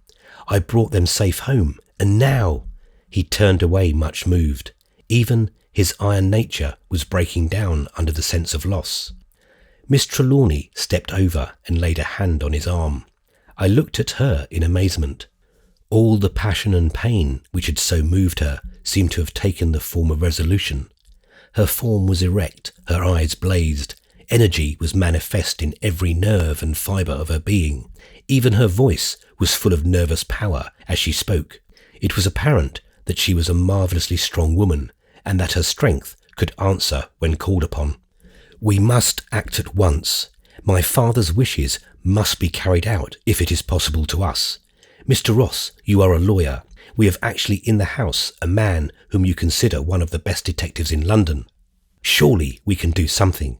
We can begin at once." Mr. Corbeck took new life from her enthusiasm. "Good, you are your father's daughter," was all he said. But his admiration for her energy was manifested by the impulsive way in which he took her hand. I moved over to the door. I was going to bring Sergeant Dorr, and from her look of approval, I knew that Margaret, Miss Trelawny, understood. I was at the door when Mr. Corbeck called me back. "One moment," he said, "before we bring a stranger on the scene. It must be borne in the mind that he is not to know what you know now, that the lamps were the objects of a prolonged and difficult and dangerous search. All I can tell him, all that he must know from any source, is that some of my property has been stolen. I must describe some of the lamps, especially one, for it is of gold, and my fear is lest the thief, ignorant of its historic worth, may, in order to cover up his crime, have it melted. I would willingly pay 10, 20, 100, 1,000 times its intrinsic value, rather than have it destroyed. I shall tell him only what is necessary. So please let me answer any questions he may ask, unless, of course, I ask you or refer to either of you for the answer." We both nodded acquiescence. Then a thought struck me, and I said, "By the way, if it be necessary to keep this matter quiet, it will be better to have it, if possible, a private job for the detective. If once a thing gets to Scotland Yard, it is out of our power to keep it quiet, and further secrecy may be impossible. I shall sound Sergeant Dorr before he comes up. If I say nothing, it will mean that he accepts the task and will deal with it privately." Mr. Corbeck answered at once. "Secrecy is everything. The one thing I dread is that the lamps, or some of them, may be destroyed at once." To my intense astonishment, Miss Trelawny spoke out at once, but quietly, in a decided voice. "They will not be destroyed, nor any of them." Mr. Corbeck actually smiled in amazement. "How on earth do you know?" he asked. Her answer was still more incomprehensible. "I don't know how I know it, but know it I do. I feel it all through me, as though it were a conviction which has been with me all my life."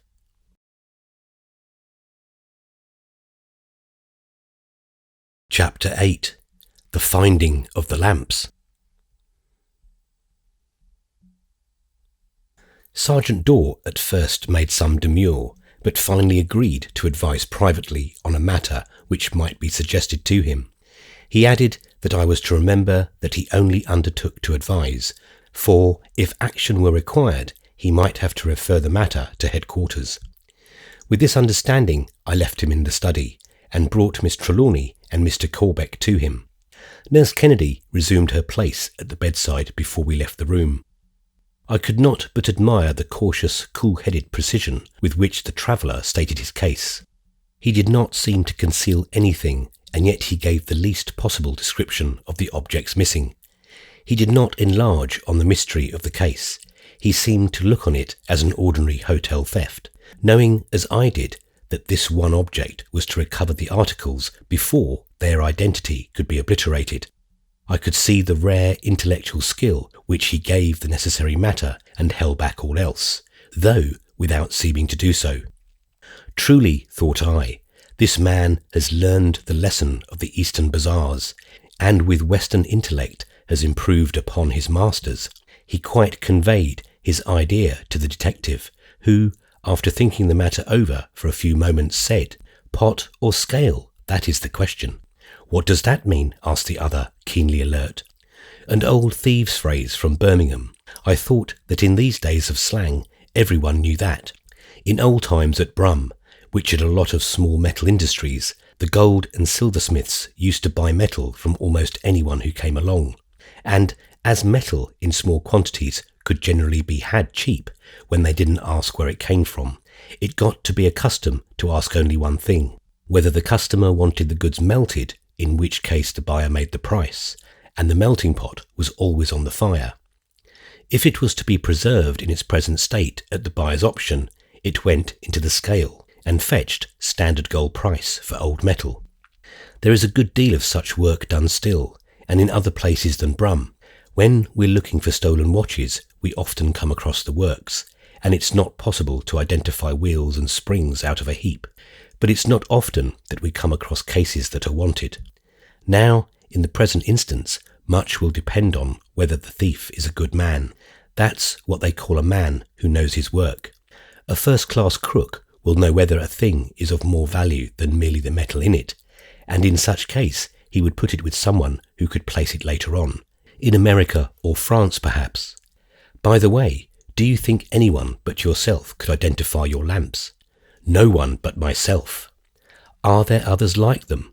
Not that I know of, answered Mr. Corbeck, though there may be others that resemble them in many particulars. The detective paused before asking again. Would any other skilled person at the British Museum, for instance, or a dealer or a collector like Mr. Trelawny know the value, the artistic value of the lamps? Certainly, anyone with a head on his shoulders would see at a glance that the things were valuable. The detective's face brightened. Then there is a chance. If your door was locked and the window shut, the goods were not stolen by the chance of a chambermaid or a boots come along. Whoever did the job went after it special, and he ain't going to part with his swag without his price. This must be a case of notice to the pawnbrokers. There's one good thing about it anyhow, that the hue and cry needn't be given. We needn't tell Scotland Yard unless you like. We can work the thing privately. If you wish to keep the thing dark, as you told me at the first, that is our chance. Mr. Corbeck, after a pause, said quietly, I suppose you couldn't hazard a suggestion as to how the robbery was effected? The policeman smiled, the smile of knowledge and experience. In a very simple way, I have no doubt, sir. That is how all these mysterious crimes turn out in the long run. The criminal knows his work and all the tricks of it, and he is always on the watch for chances. Moreover, he knows by experience what these chances are likely to be and how usually they come. The other person is only careful. He doesn't know all the tricks and pits that may be made for him, and by some little oversight or other he falls into the trap. When we know all about this case, you will wonder that you did not see the method of it all along. This seemed to annoy Mr. Corbeck a little. There was decided heat in his manner as he answered, Look here, my good friend. There is not anything simple about this case, except that the things were taken. The window was closed, the fireplace was bricked up. There is only one door to the room, and that I locked and bolted. There is no transom. I have heard all about hotel robberies through the transom. I never left my room in the night. I looked at the things before going to bed, and I went to look at them again when I woke up. If you can rig up any kind of simple robbery out of these facts, you are a clever man. That's all I say. Clever enough to go right away and get my things back. Miss Trelawny laid a hand upon his arm in a soothing way and said quietly, Do not distress yourself unnecessarily. I am sure they will turn up. Sergeant Dorr turned to her so quickly that I could not help remembering vividly his suspicions of her, already formed as he said, May I ask, miss, on what you base that opinion? I dreaded to hear her answer, given to ears already awake to suspicion, but it came to me as a new pain or shock all the same. I cannot tell you how I know, but I am sure of it. The detective looked at her for some seconds in silence, and then threw a quick glance at me. Presently he had a little more conversation with Mr. Corbeck as to his own movements, the details of the hotel and the room and the means of identifying the goods. Then he went away to commence his inquiries, Mr. Corbeck impressing on him the necessity for secrecy, lest the thief should get wind of his danger and destroy the lamps. Mr. Corbeck promised, when going away to attend to various matters of his own business, to return early in the evening and to stay in the house. All that day Miss Trelawny was in better spirits and looked in better strength than she had yet been, despite the new shock and annoyance of the theft, which must ultimately bring so much disappointment to her father. We spent most of the day looking over the curio treasures of Mr. Trelawny. From what I had heard from Mr. Corbeck, I began to have some idea of the vastness of his enterprise in the world of Egyptian research, and with this light everything around me began to have a new interest. As I went on, the interest grew. Any lingering doubts which I might have had changed to wonder and admiration. The house seemed to be a veritable storehouse of marvels of antique art. In addition to the curios, big and little, in Mr. Trelawny's own room, from the great sarcophagi down to the scarabs of all kinds in the cabinets, the great hall, the staircase landings, the study, and even the boudoir were full of antique pieces which would have made a collector's mouth water. Miss Trelawny from the first came with me and looked with growing interest at everything. After having examined some cabinets of exquisite amulets, she said to me in a quite naive way, "You will hardly believe that I have of late seldom even looked at any of these things. It is only since father has been ill that I seem to have even any curiosity about them. But now they grow and grow on me to quite an absorbing degree. I wonder if it is that the collector's blood which I have in my veins is beginning to manifest itself. If so, the strange thing is that I have not felt the call of it before. Of course, I know most of the big things and have examined them more or less, but really, in a sort of way, I have always taken them for granted, as though they had always been there.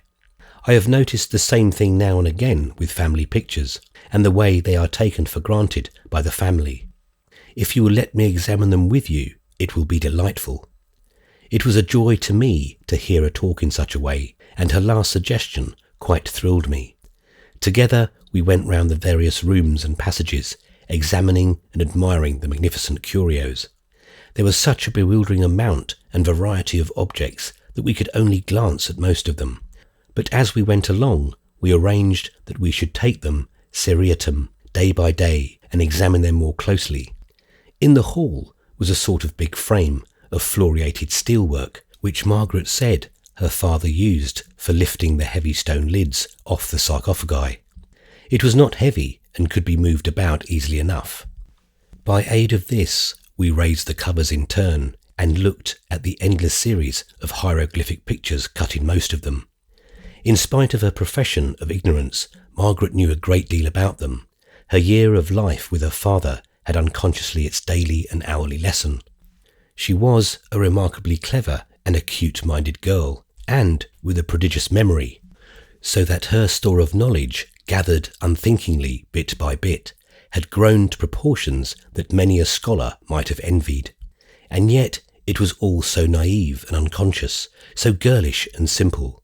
She was so fresh in her views and ideas, and had so little thought of self, that in her companionship I forgot for the time all the troubles and mysteries which enmeshed the house, and I felt like a boy again. The most interesting of the sarcophagi were undoubtedly the three in Mr. Trelawny's room. Of these, two were of dark stone, one of porphyry and the other of a sort of ironstone. These were wrought with some hieroglyphs, but the third was strikingly different.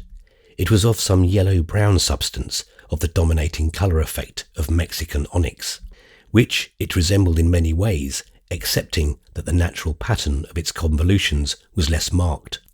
Here and there were patches almost transparent, certainly translucent.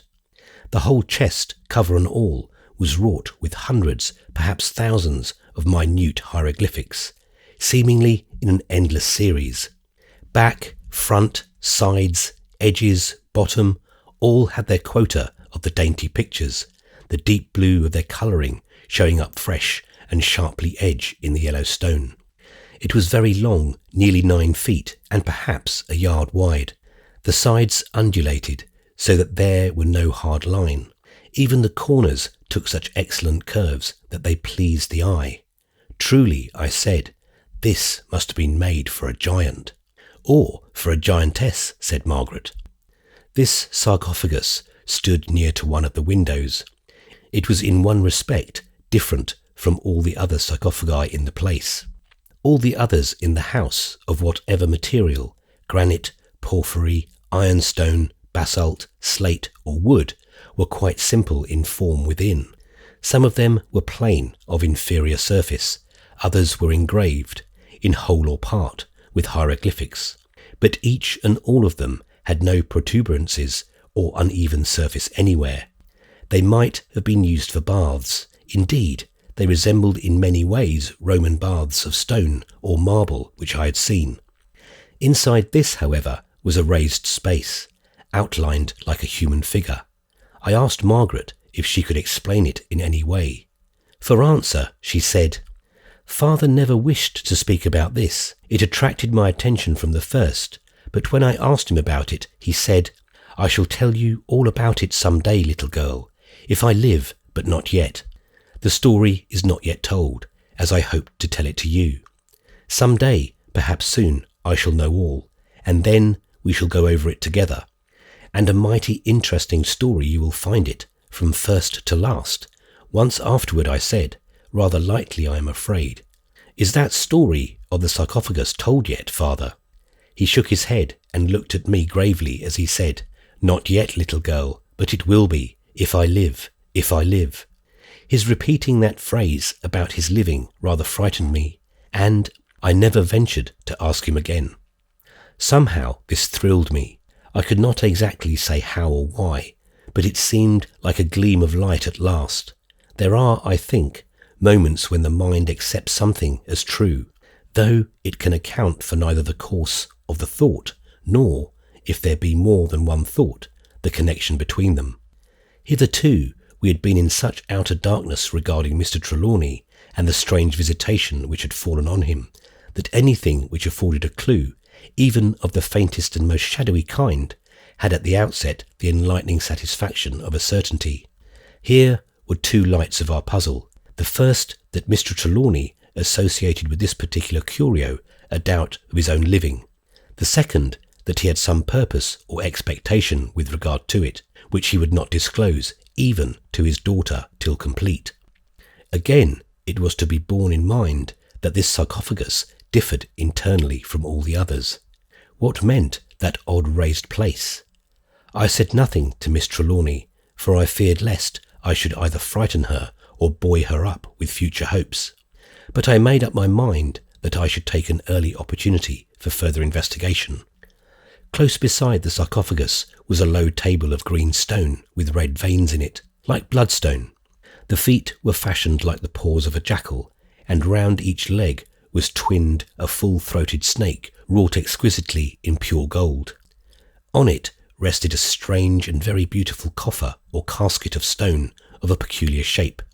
It was something like a small coffin, except that the longer sides, instead of being cut off square like the upper or level part, were continued to a point. Thus it was an irregular septahedron, there being two planes on each of the two sides, one end and a top and bottom. The stone of one piece of which was wrought was such as I had never seen before.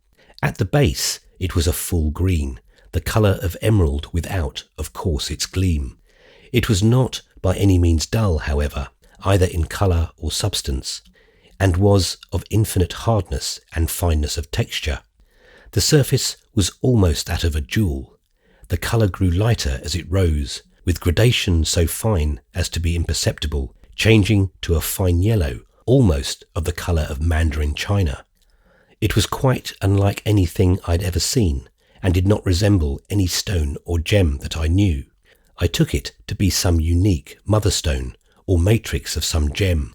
It was wrought all over, except in a few spots, with fine hieroglyphics, exquisitely done and coloured with the same blue-green cement or pigment that appeared on the sarcophagus. In length it was about 2 feet and a half, in breadth about half this, and was nearly a foot high. The vacant spaces were irregularly distributed about the top, running to the pointed end. These places seemed less opaque than the rest of the stone. I tried to lift up the lid so that I might see if they were translucent, but it was securely fixed. It fitted so exactly that the whole coffer seemed like a single piece of stone, mysteriously hollowed from within. On the sides and edges were some odd-looking protuberances, wrought just as finely as any other portion of the coffer, which had been sculptured by manifest design in the cutting of the stone. They had queer-shaped holes or hollows, different in each, and like the rest were covered with the hieroglyphic figures, cut finely and filled in with the same blue-green cement. On the other side of the great sarcophagus stood another small table of alabaster, exquisitely chased with symbolic figures of gods and the signs of the zodiac. On this table stood a case of about a foot square, composed of slabs of rock crystal set in a skeleton of bands of red gold, beautifully engraved with hieroglyphics and coloured with a blue-green, very much the tint of the figures on the sarcophagus and the coffer. The whole work was quite modern. But if the case was modern, what held it was not. Within, on a cushion of cloth of gold as fine as silk, and with the peculiar softness of old gold, rested a mummy hand, so perfect that it startled one to see it. A woman's hand, fine and long, with slim tapering fingers, and nearly as perfect as when it was given to the embalmer thousands of years before. In the embalming it had lost nothing of its beautiful shape. Even the wrist seemed to maintain its pliability as the gentle curve lay on the cushion. The skin was of a rich, creamy or old ivory colour, a dusky fair skin which suggested heat, but heat in shadow. The great peculiarity of it as a hand was that it had in all 7 fingers, there being 2 middle and 2 index fingers. The upper end of the wrist was jagged, as though it had been broken off, and was stained with a red-brown stain. On the cushion near the hand was a small scarab, exquisitely wrought of emerald. That is another of Father's mysteries. When I asked him about it, he said that it was perhaps the most valuable thing he had, except one. When I asked him what that one was, he refused to tell me, and forbade me to ask him anything concerning it. I will tell you, he said, all about it too, in good time, if I live. If I live, the phrase again. These 3 things grouped together, the sarcophagus, the coffer, and the hand, seemed to make a trilogy of mystery indeed. At this time, Miss Trelawny was sent for on some domestic matter. I looked at the other curios in the room, but they did not seem to have anything like the same charm for me, now that she was away. Later on in the day, I was sent for to the boudoir, where she was consulting with Mrs. Grant as to the lodgment of Mr. Corbeck. They were in doubt as to whether he should have a room close to Mr. Trelawny's or quite away from it, and had thought well to ask my advice on the subject. I came to the conclusion that he had better not be too near, for the first at all events. He could easily be moved closer if necessary. When Mrs. Grant had gone, I asked Miss Trelawny how it came that the furniture of this room, the boudoir in which we were, was so different from the other rooms of the house. Father's forethought, she answered. When I first came, he thought, and rightly enough, that I might get frightened with so many records of death and the tomb everywhere. So he had this room and the little suite off it. That door opens into a sitting room, where I slept last night, furnished with pretty things. You see, they are all beautiful. The cabinet belonged to the great Napoleon. There is nothing Egyptian in these rooms at all then, I asked, rather to show interest in what she had said than anything else, for the furnishing of the room was apparent. What a lovely cabinet! May I look at it? Of course, with the greatest pleasure, she answered with a smile. Its finishing, within and without, Father says, is absolutely complete. I stepped over and looked at it closely. It was made of tulip wood, inlaid in patterns, and was mounted in ormolu. I pulled open one of the drawers, a deep one, where I could see the work to great advantage. As I pulled it, something rattled inside as though rolling. There was a tinkle as of metal on metal. "Hello," I said. "There is something in here. Perhaps I'd better not open it." "There is nothing that I know of," she answered. "Some of the housemaids may have used it to put something by for the time and forgotten it. Open it by all means."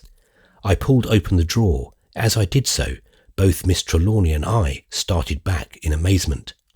There, before our eyes, lay a number of ancient Egyptian lamps, of various sizes and of strangely varied shapes. We leaned over them and looked closely. My own heart was beating like a trip hammer, and I could see by the heaving of Margaret's bosom that she was strangely excited. Whilst we looked, afraid to touch and almost afraid to think, there was a ring at the front door. Immediately afterwards, Mr. Corbeck, followed by Sergeant Dorr, came into the hall. The door of the boudoir was open, and when they saw us, Mr. Corbeck came running in, followed more slowly by the detective. There was a sort of chastened joy in his face and manner as he said impulsively, "Rejoice with me, my dear Miss Trelawny. My luggage has come, and all my things are intact." Then his face fell as he added, except the lamps. The lamps that were worth all the rest 1,000 times. He stopped, struck by the strange pallor of her face. Then his eyes, following her look and mine, lit on the cluster of lamps in the drawer. He gave a sort of cry of surprise and joy as he bent over and touched them. My lamps! My lamps! They are safe! Safe! Safe! But how, in the name of God, of all the gods, did they come here? We all stood silent.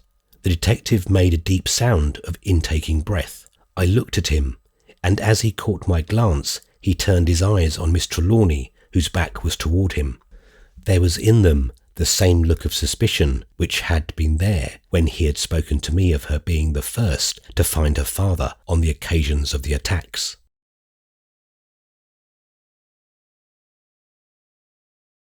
Chapter 9. The Need of Knowledge. Mr. Corbeck seemed to go almost off his head at the recovery of the lamps. He took them up one by one and looked them all over tenderly, as though they were things that he loved.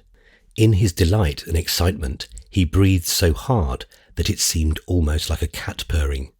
Sergeant Dorr said quietly, his voice breaking the silence like a discord in a melody, "Are you quite sure those lamps are the ones you had, and that were stolen?" His answer was an indignant tone. "Sure, of course I'm sure. There isn't another set of lamps like these in the world." "So far as you know." The detective's words were smooth enough, but his manner was so exasperating that I was sure he had some motive in it, so I waited in silence. He went on, "Of course, there may be some in the British Museum, or Mr. Trelawny may have had these already. There's nothing new under the sun, you know, Mr. Corbeck, not even in Egypt. These may be the originals, and yours may have been the copies. Are there any points by which you can identify these as yours?" Mr. Corbeck was really angry by this time. He forgot his reserve, and, in his indignation, poured forth a torrent of almost incoherent but enlightening broken sentences. "Identify? Copies of them? British Museum? Rot! Perhaps they keep a set in Scotland Yard for teaching idiot policemen Egyptology. Do I know them? When I have carried them about my body in the desert for 3 months and lay awake night after night to watch them, when I have looked them over with a magnifying glass hour after hour till my eyes ached, till every tiny blotch and chip and dinge became as familiar to me as his chart to a captain, as familiar as they doubtless have been all the time to every thick-headed area prowler within the bounds of mortality. See here, young man, look at these." He ranged the lamps in a row on the top of the cabinet. "Did you ever see a set of lamps of these shapes, or any one of these shapes? Look at these dominant figures on them. Did you ever see so complete a set, even in Scotland Yard, even in Bow Street? Look, one on each, the 7 forms of Hathor. Look at that figure of the K of a princess of the 2 Egypts, standing between Ra and Osiris in the boat of the dead, with the eye of sleep supported on legs bending before her, and Harmochis rising in the north. Will you find that in the British Museum or Bow Street, or perhaps your studies in the Giza Museum, or the Fitzwilliam, or Paris, or Leyden, or Berlin have shown you that the episode is common in hieroglyphics, and that this is only a copy? Perhaps you can tell me what the figure of the Tar Seker Ozur holding the Tet wrapped in the sceptre of papyrus means.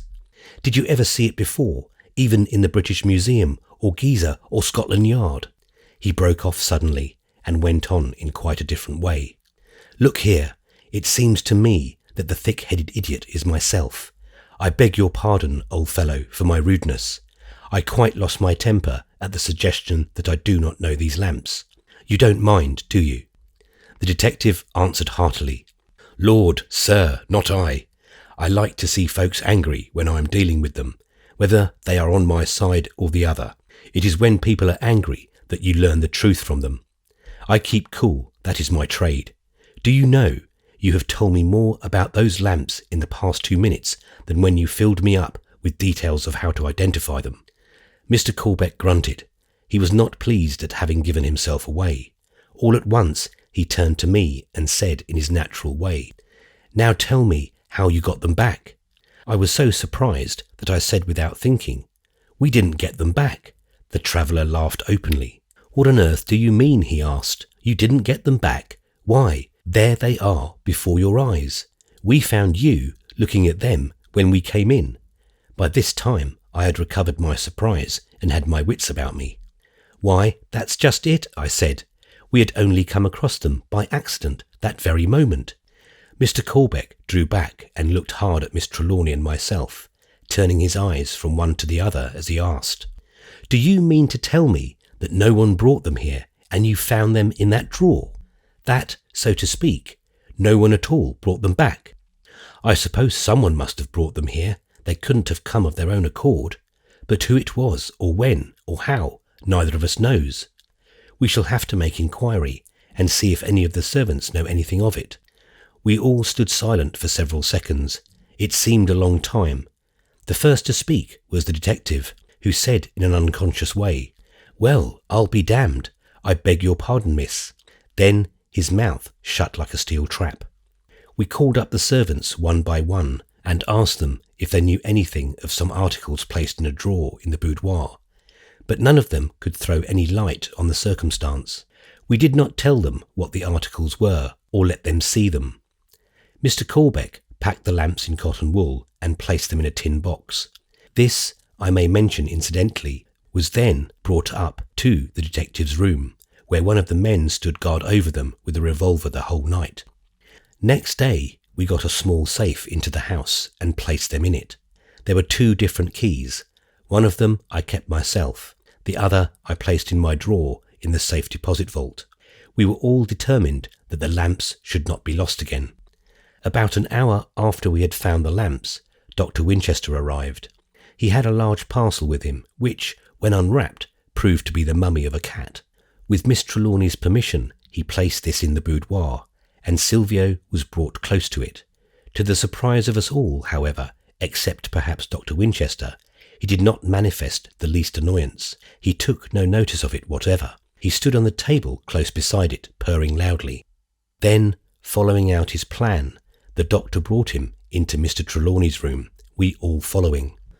Dr. Winchester was excited, Miss Trelawny anxious. I was more than interested myself, for I began to have a glimmering of the doctor's idea. The detective was calmly and coldly superior, but Mr. Corbeck, who was an enthusiast, was full of eager curiosity. The moment Dr. Winchester got into the room, Silvio began to mew and wriggle, and jumping out of his arms, ran over to the cat mummy and began to scratch angrily at it. Miss Trelawny had some difficulty in taking him away, but so soon as he was out of the room, he became quiet. When she came back, there was a clamour of comments. "I thought so," from the doctor. "What can it mean?" from Miss Trelawny. "That's a very strange thing," from Mr. Corbeck. "Odd, but it doesn't prove anything," from the detective. "I suspend my judgment from myself, thinking it advisable to say something." Then, by common consent, we dropped the theme for the present. In my room that evening, I was making some notes of what had happened, when there came a low tap on the door. In obedience to my summons, Sergeant Dorr came in, carefully closing the door behind him. "Well, Sergeant," said I, "sit down. What is it?" "I wanted to speak to you, sir, about those lamps." I nodded and waited. He went on. "You know that room where they were found opens directly into the room where Miss Trelawny slept last night?" "Yes." "During the night, a window somewhere in that part of the house was opened and shut again." I heard it and took a look round, but I could see no sign of anything. "Yes, I know that," I said. "I heard a window moved myself." "Does nothing strike you as strange about it, sir?" "Strange," I said. "Strange? Why, it's all the most bewildering, maddening thing I've ever encountered. It is all so strange that one seems to wonder and simply waits for what will happen next. What do you mean by strange?" The detective paused, as if choosing his words to begin, and then said deliberately, "You see, I am not one who believes in magic and such things. I am for facts all the time, and I always find in the long run that there is a reason and a cause for everything. This new gentleman says these things were stolen out of his room in the hotel. The lamps, I take it from some things he has said, really belong to Mr. Trelawny.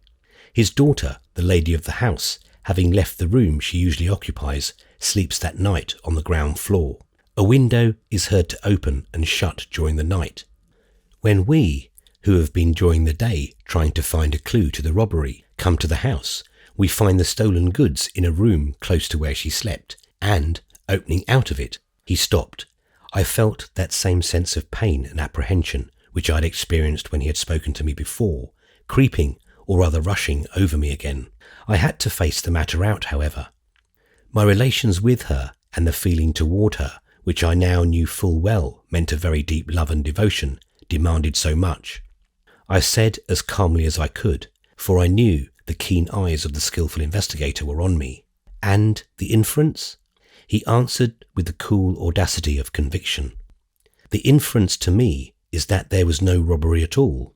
The goods were taken by someone to this house, where they were received through a window on the ground floor. There they were placed in the cabinet, ready to be discovered when the proper time should come. Somehow I felt relieved. The assumption was too monstrous.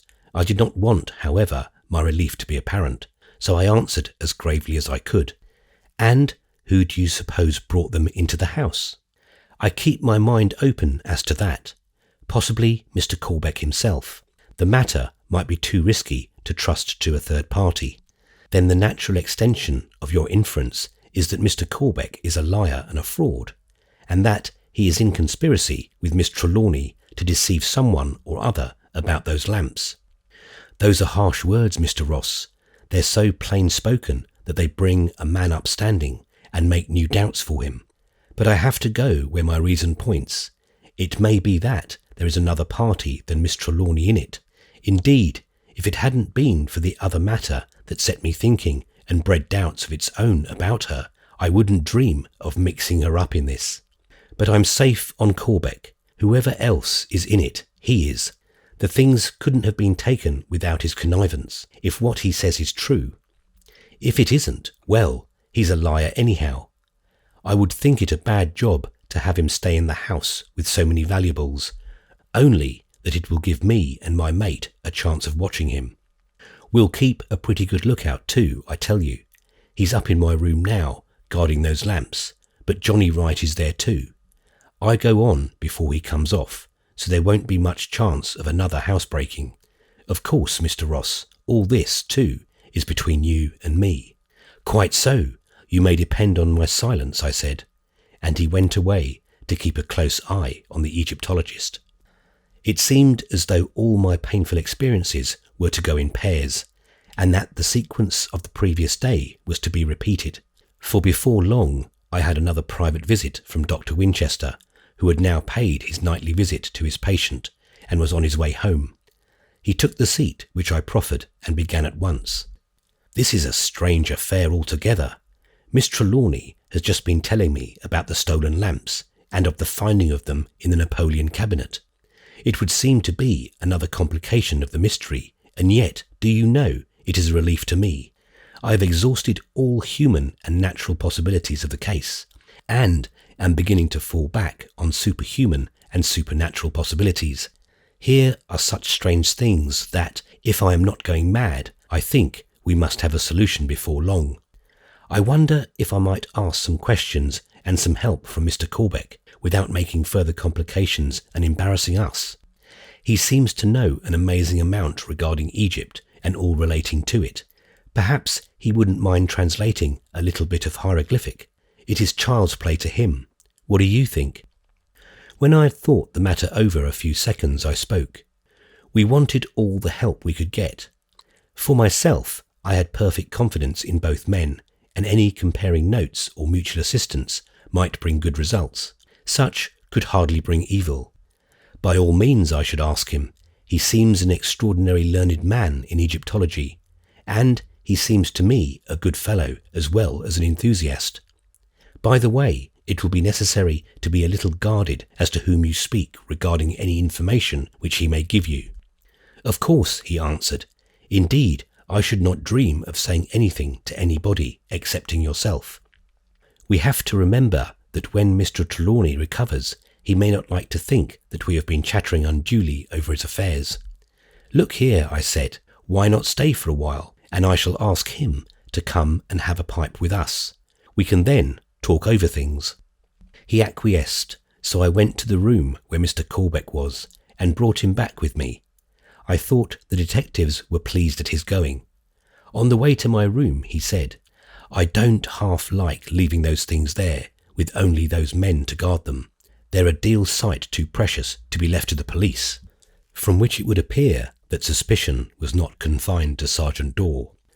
Mr. Corbeck and Dr. Winchester, after a quick glance at each other, became at once on most friendly terms.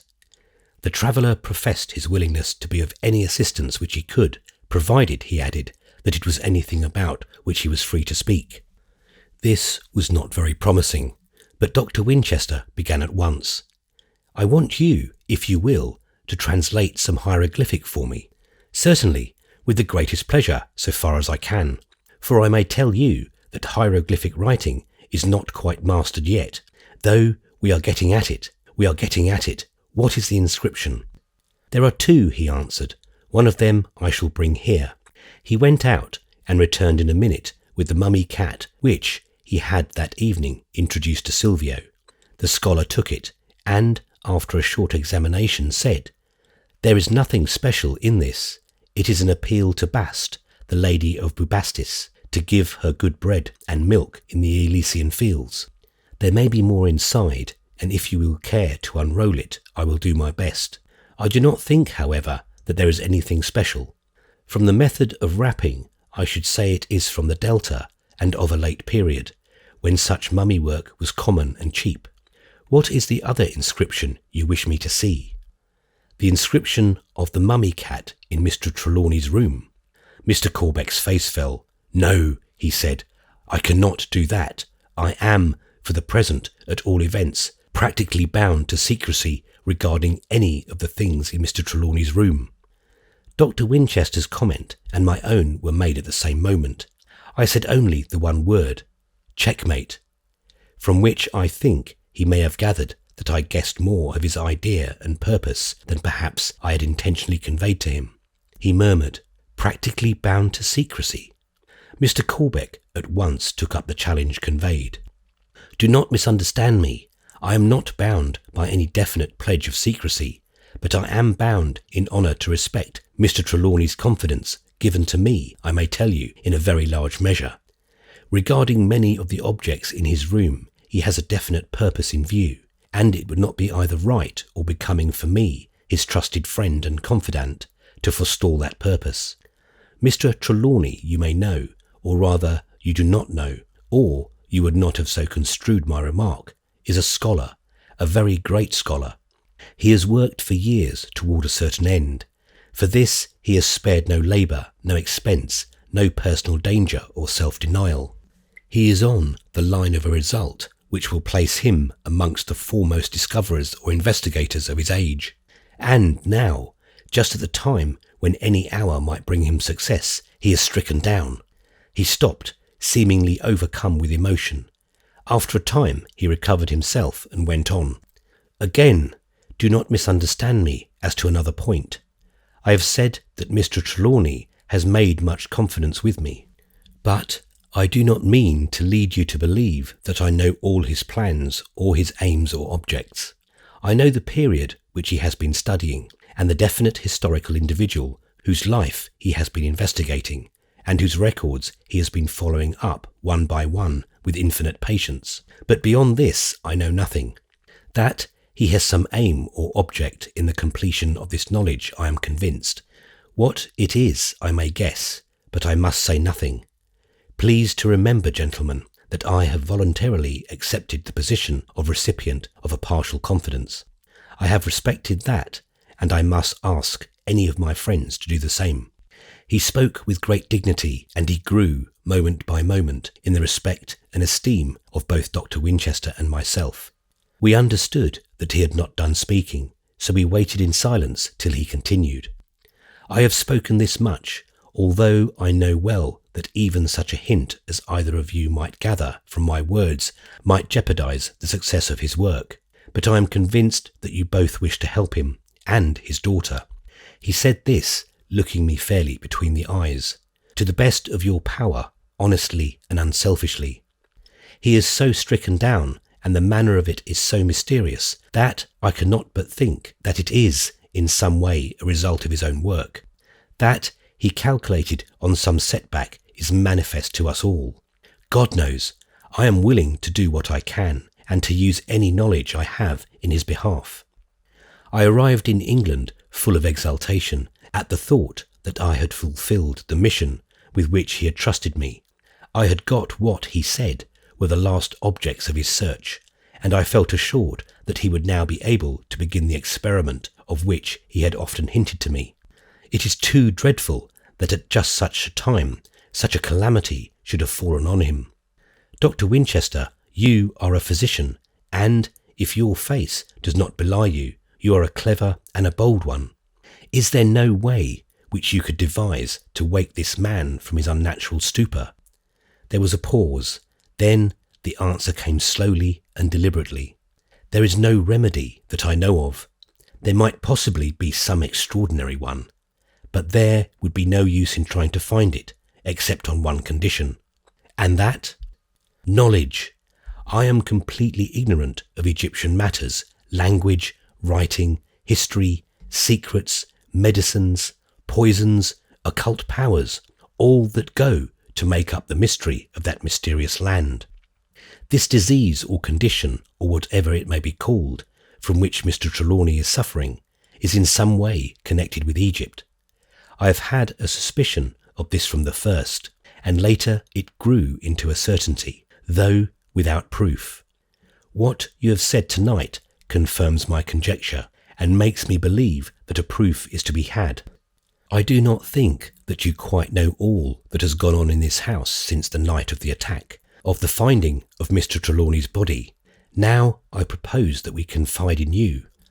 If Mr. Ross agrees, I shall ask him to tell you. He is more skilled than I am in putting facts before other people.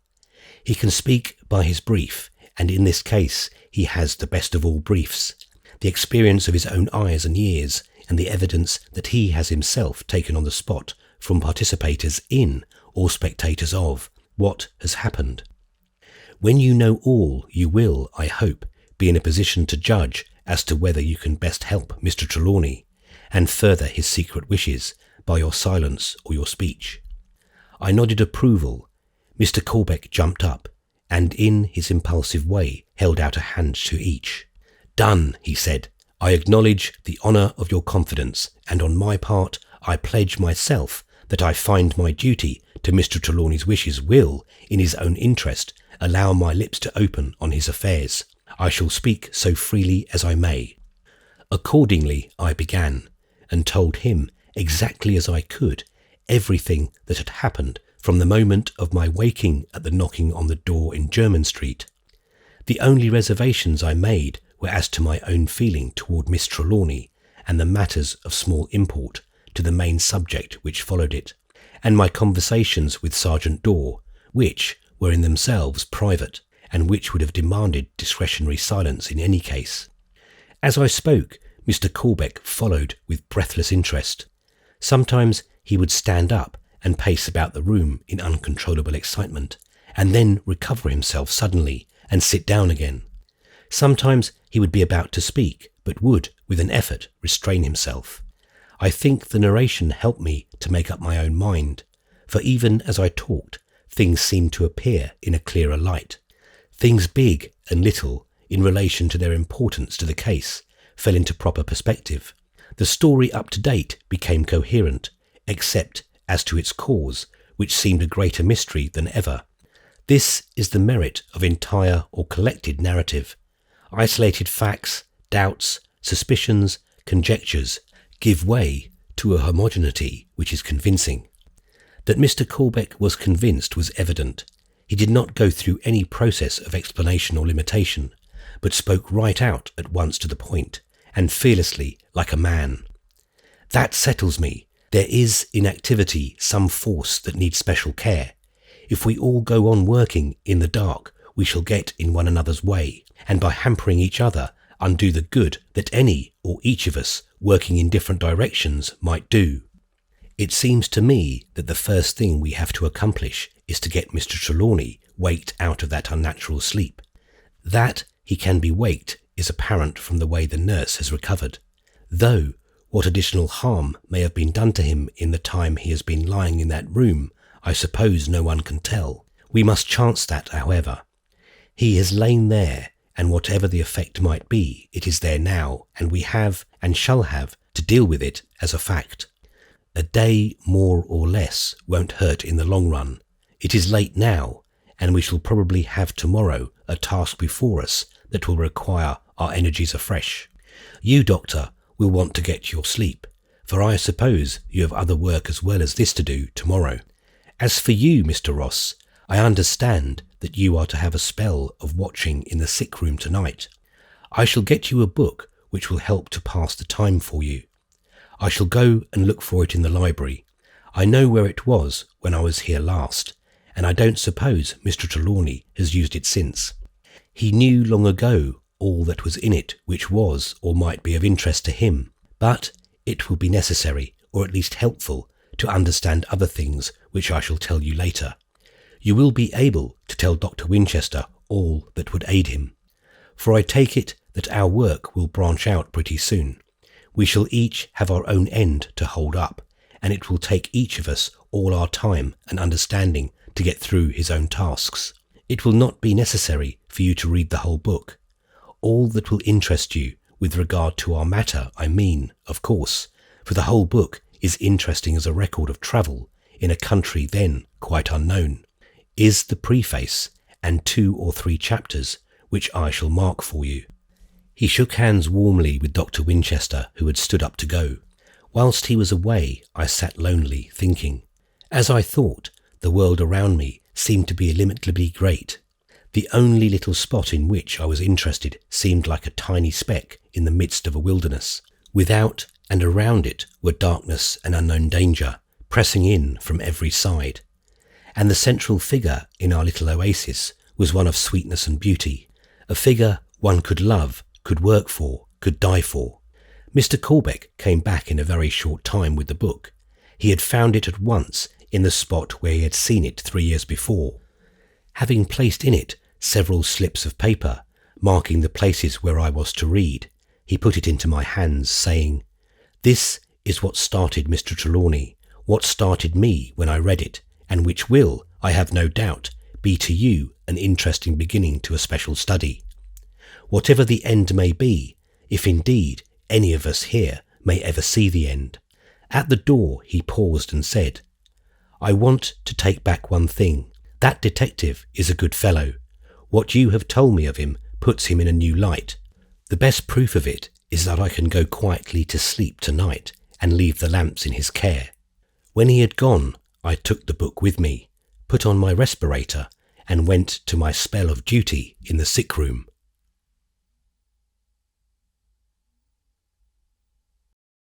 Chapter 10.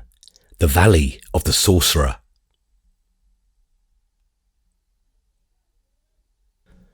I placed the book on the little table on which the shaded lamp rested and moved the screen to one side. Thus I could have light on my book and by looking up see the bed and the nurse and the door. I cannot say that the conditions were enjoyable or calculated to allow of that absorption in the subject which is advisable for effective study. However, I composed myself to the work as well as I could. The book was one which, on the very face of it, required special attention. It was a folio in Dutch, printed in Amsterdam in 1650. Someone had made a literal translation, writing generally the English word under the Dutch, so that the grammatical differences between the two tongues made even the reading of the translation a difficult matter. One had to dodge backward and forward among the words. This was in addition to the difficulty of deciphering a strange handwriting of 200 years ago. I found, however, that after a short time I got into the habit of following in conventional English the Dutch construction, and as I became more familiar with the writing, my task became easier. At first, the circumstances of the room and the fear lest Miss Trelawny should return unexpectedly and find me reading the book disturbed me somewhat, for we had arranged amongst us, before Dr. Winchester had gone home, that she was not to be brought into the range of the coming investigation. We considered that there might be some shock to a woman's mind in matters of apparent mystery, and further, that she, being Mr. Trelawny's daughter, might be placed in a difficult position with him afterward if she took part in, or even had a personal knowledge of, the disregarding of his expressed wishes. But when I remembered that she did not come on nursing duty till 2 o'clock, the fear of interruption passed away.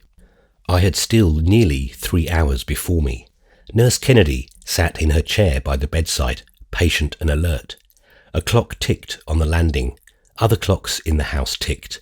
The life of the city without manifested itself in the distant hum, now and again swelling into a roar as a breeze floating westward took the concourse of sounds with it. But still the dominant area was of silence. The light on my book and the soothing fringe of green silk round the shade intensified whenever I looked up the gloom of the sick room. While every line I read, this seemed to grow deeper and deeper, so that when my eyes came back to the page, the light seemed to dazzle me. I stuck to my work, however, and presently began to get sufficiently into the subject to become interested in it. The book was by one Nicholas Van Hoon of Horn. In the preface, he told how, attracted by the work of John Greaves of Merton College, Pyramidographia, he himself visited Egypt, where he became so interested in its wonders that he devoted some years of his life to visiting strange places and exploring the ruins of many temples and tombs.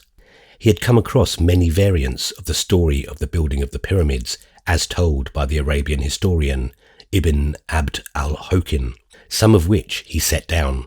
These I did not stop to read, but went on to the marked pages. As soon as I began to read these, however, there grew on me some sense of a disturbing influence.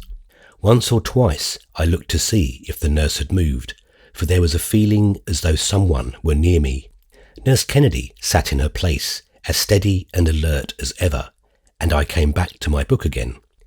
The narrative went on to tell how, after passing for several days through the mountains to the east of Aswan, the explorer came to a certain place. Here I give his own words, simply putting the translation into modern English. Toward evening, we came to an entrance of a narrow, deep valley running east and west. I wished to proceed through this, for the sun, now nearly down on the horizon, showed a wide opening beyond the narrowing of the cliffs. But the fellaheen absolutely refused to enter the valley at such a time, alleging that they might be caught by the night before they could emerge from the other end. At first, they would give no reason for their fear. They had hitherto gone anywhere I wished, and at any time, without demur. On being pressed, however, they said that the place was the Valley of the Sorcerer, and none might come in the night. On being asked to tell me of the Sorcerer, they refused, saying that there was no name, and that they knew nothing.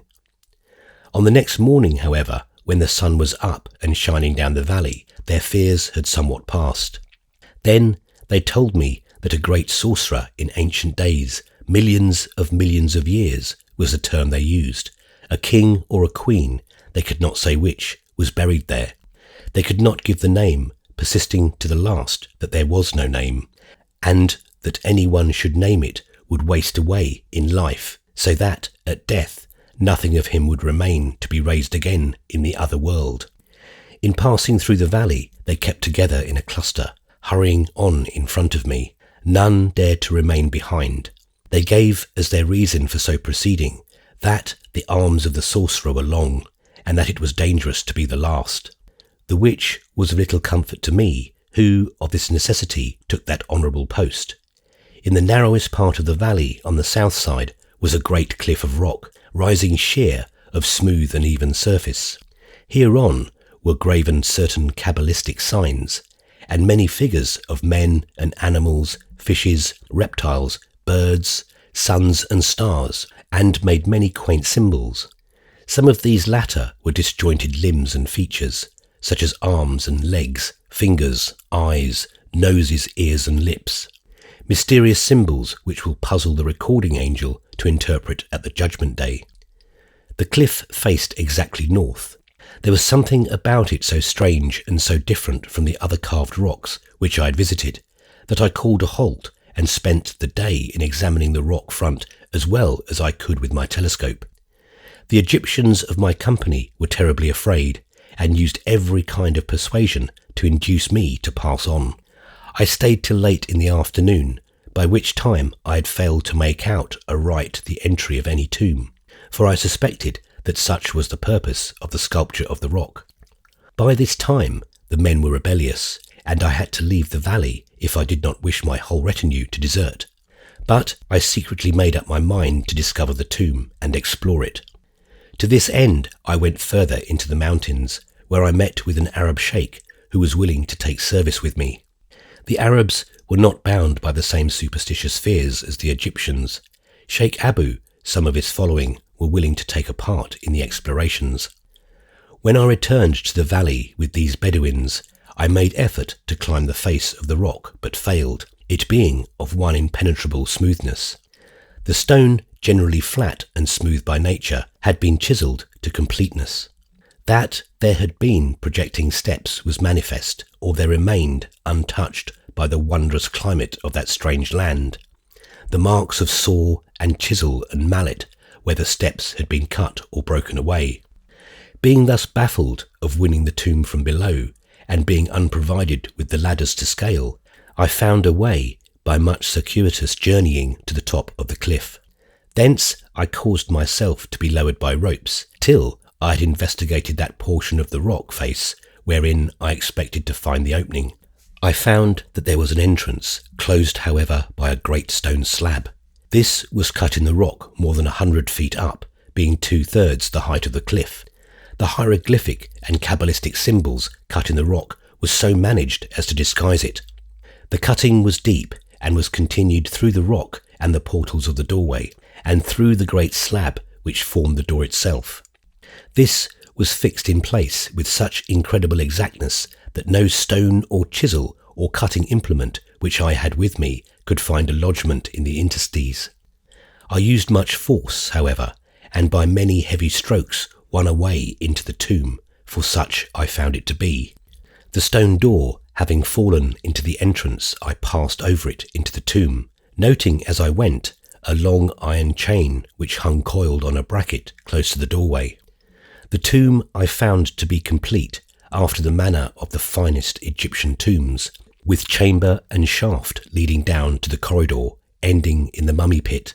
It had the table of pictures, which seems some kind of record, whose meaning is now forever lost, graven in a wondrous colour on a wondrous stone.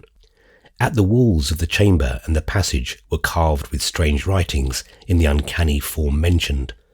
The huge stone coffin or sarcophagus in the deep pit was marvellously graven throughout with signs.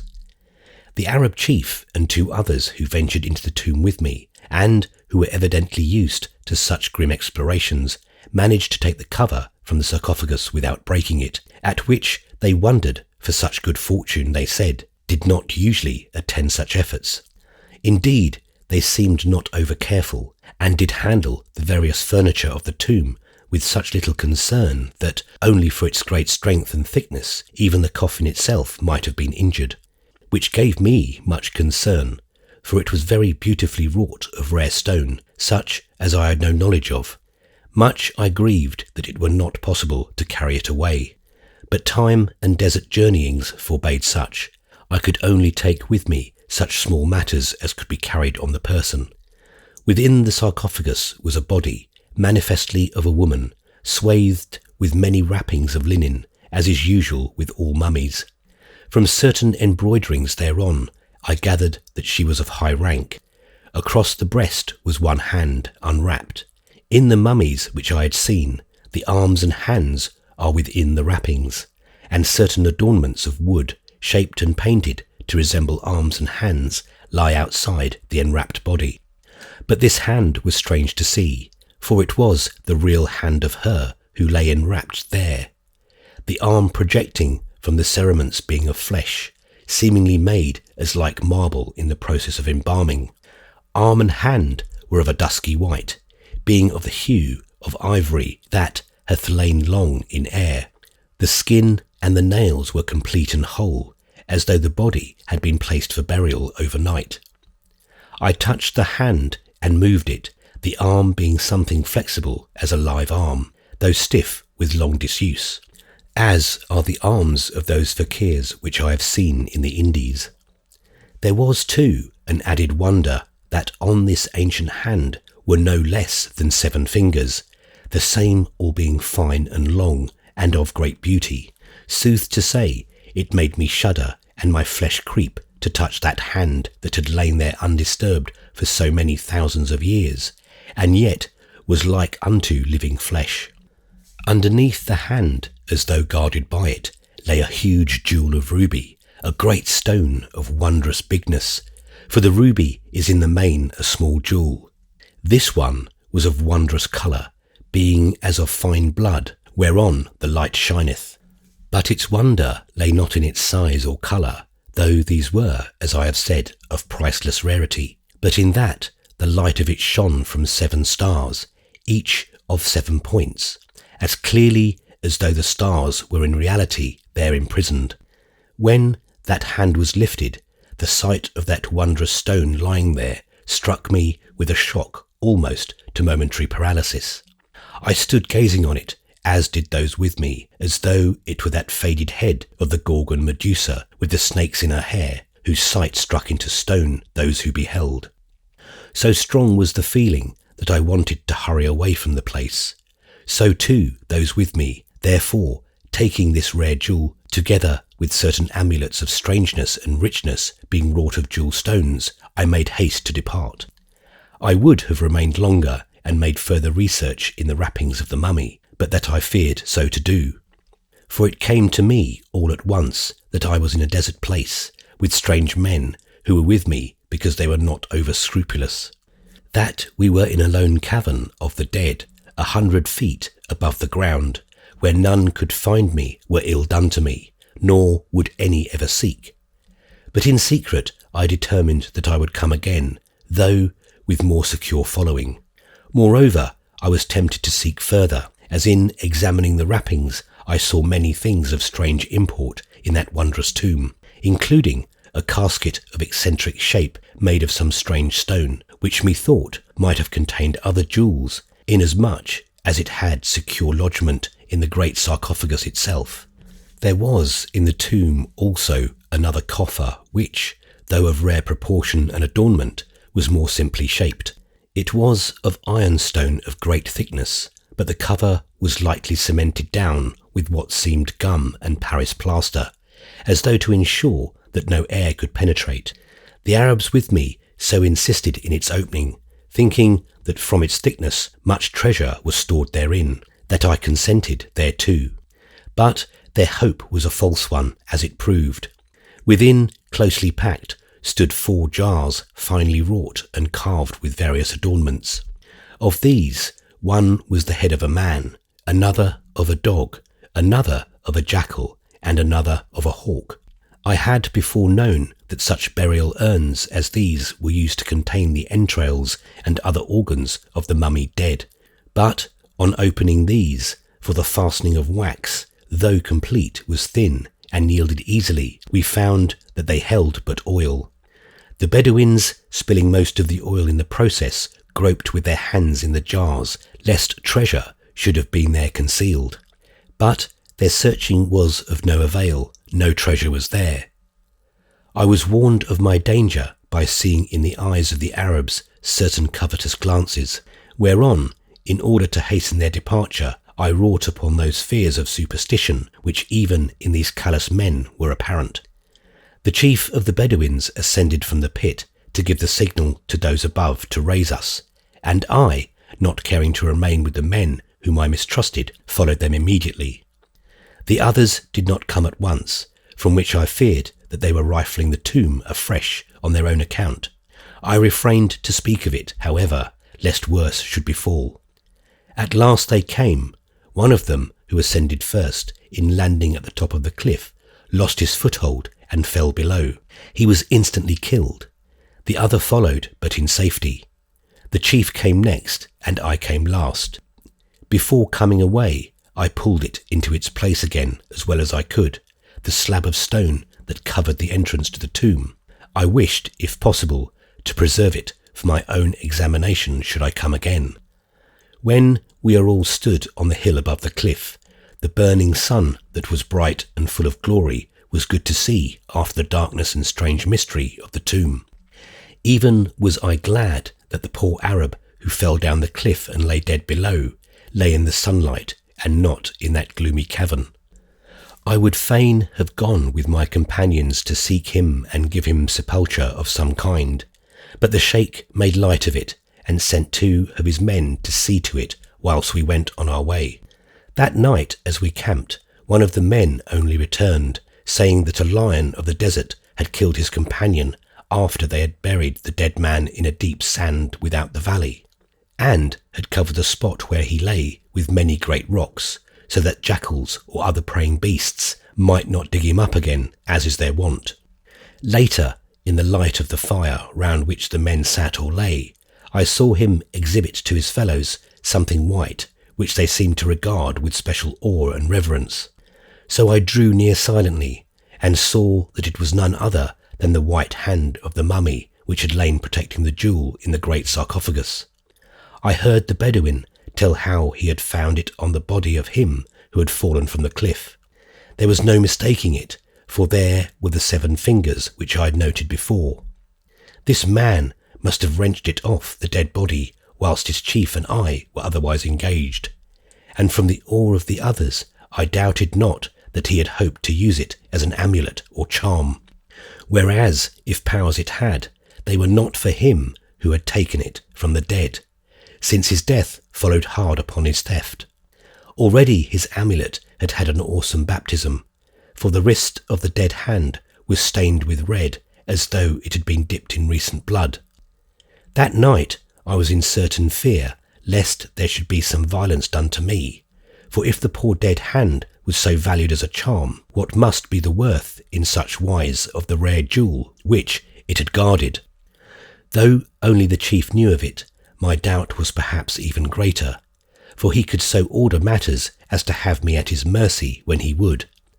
I guarded myself, therefore, with wakefulness so well as I could, determined that at my earliest opportunity I should leave this party, and complete my journeying home, first to the Nile bank, and then down its course to Alexandria, with other guides who knew not what strange matters I had with me. At last there came over me a disposition of sleep, so potent that I felt it would be resistless. Fearing attack, or that being searched in my sleep, the Bedouin might find the star jewel which he had seen me place with others in my dress, I took it out unobserved and held it in my hand. It seemed to give back the light of the flickering fire and the light of the stars, for there was no moon, with equal fidelity, and I could note that on its reverse it was graven deeply with certain signs, such as I had seen in the tomb. As I sank into the unconsciousness of sleep, the graven star jewel was hidden in the hollow of my clenched hand. I waked out of sleep with the light of the morning sun on my face. I sat up and looked around me. The fire was out, the camp was desolate, save for one figure which lay prone close to me. It was that of the Arab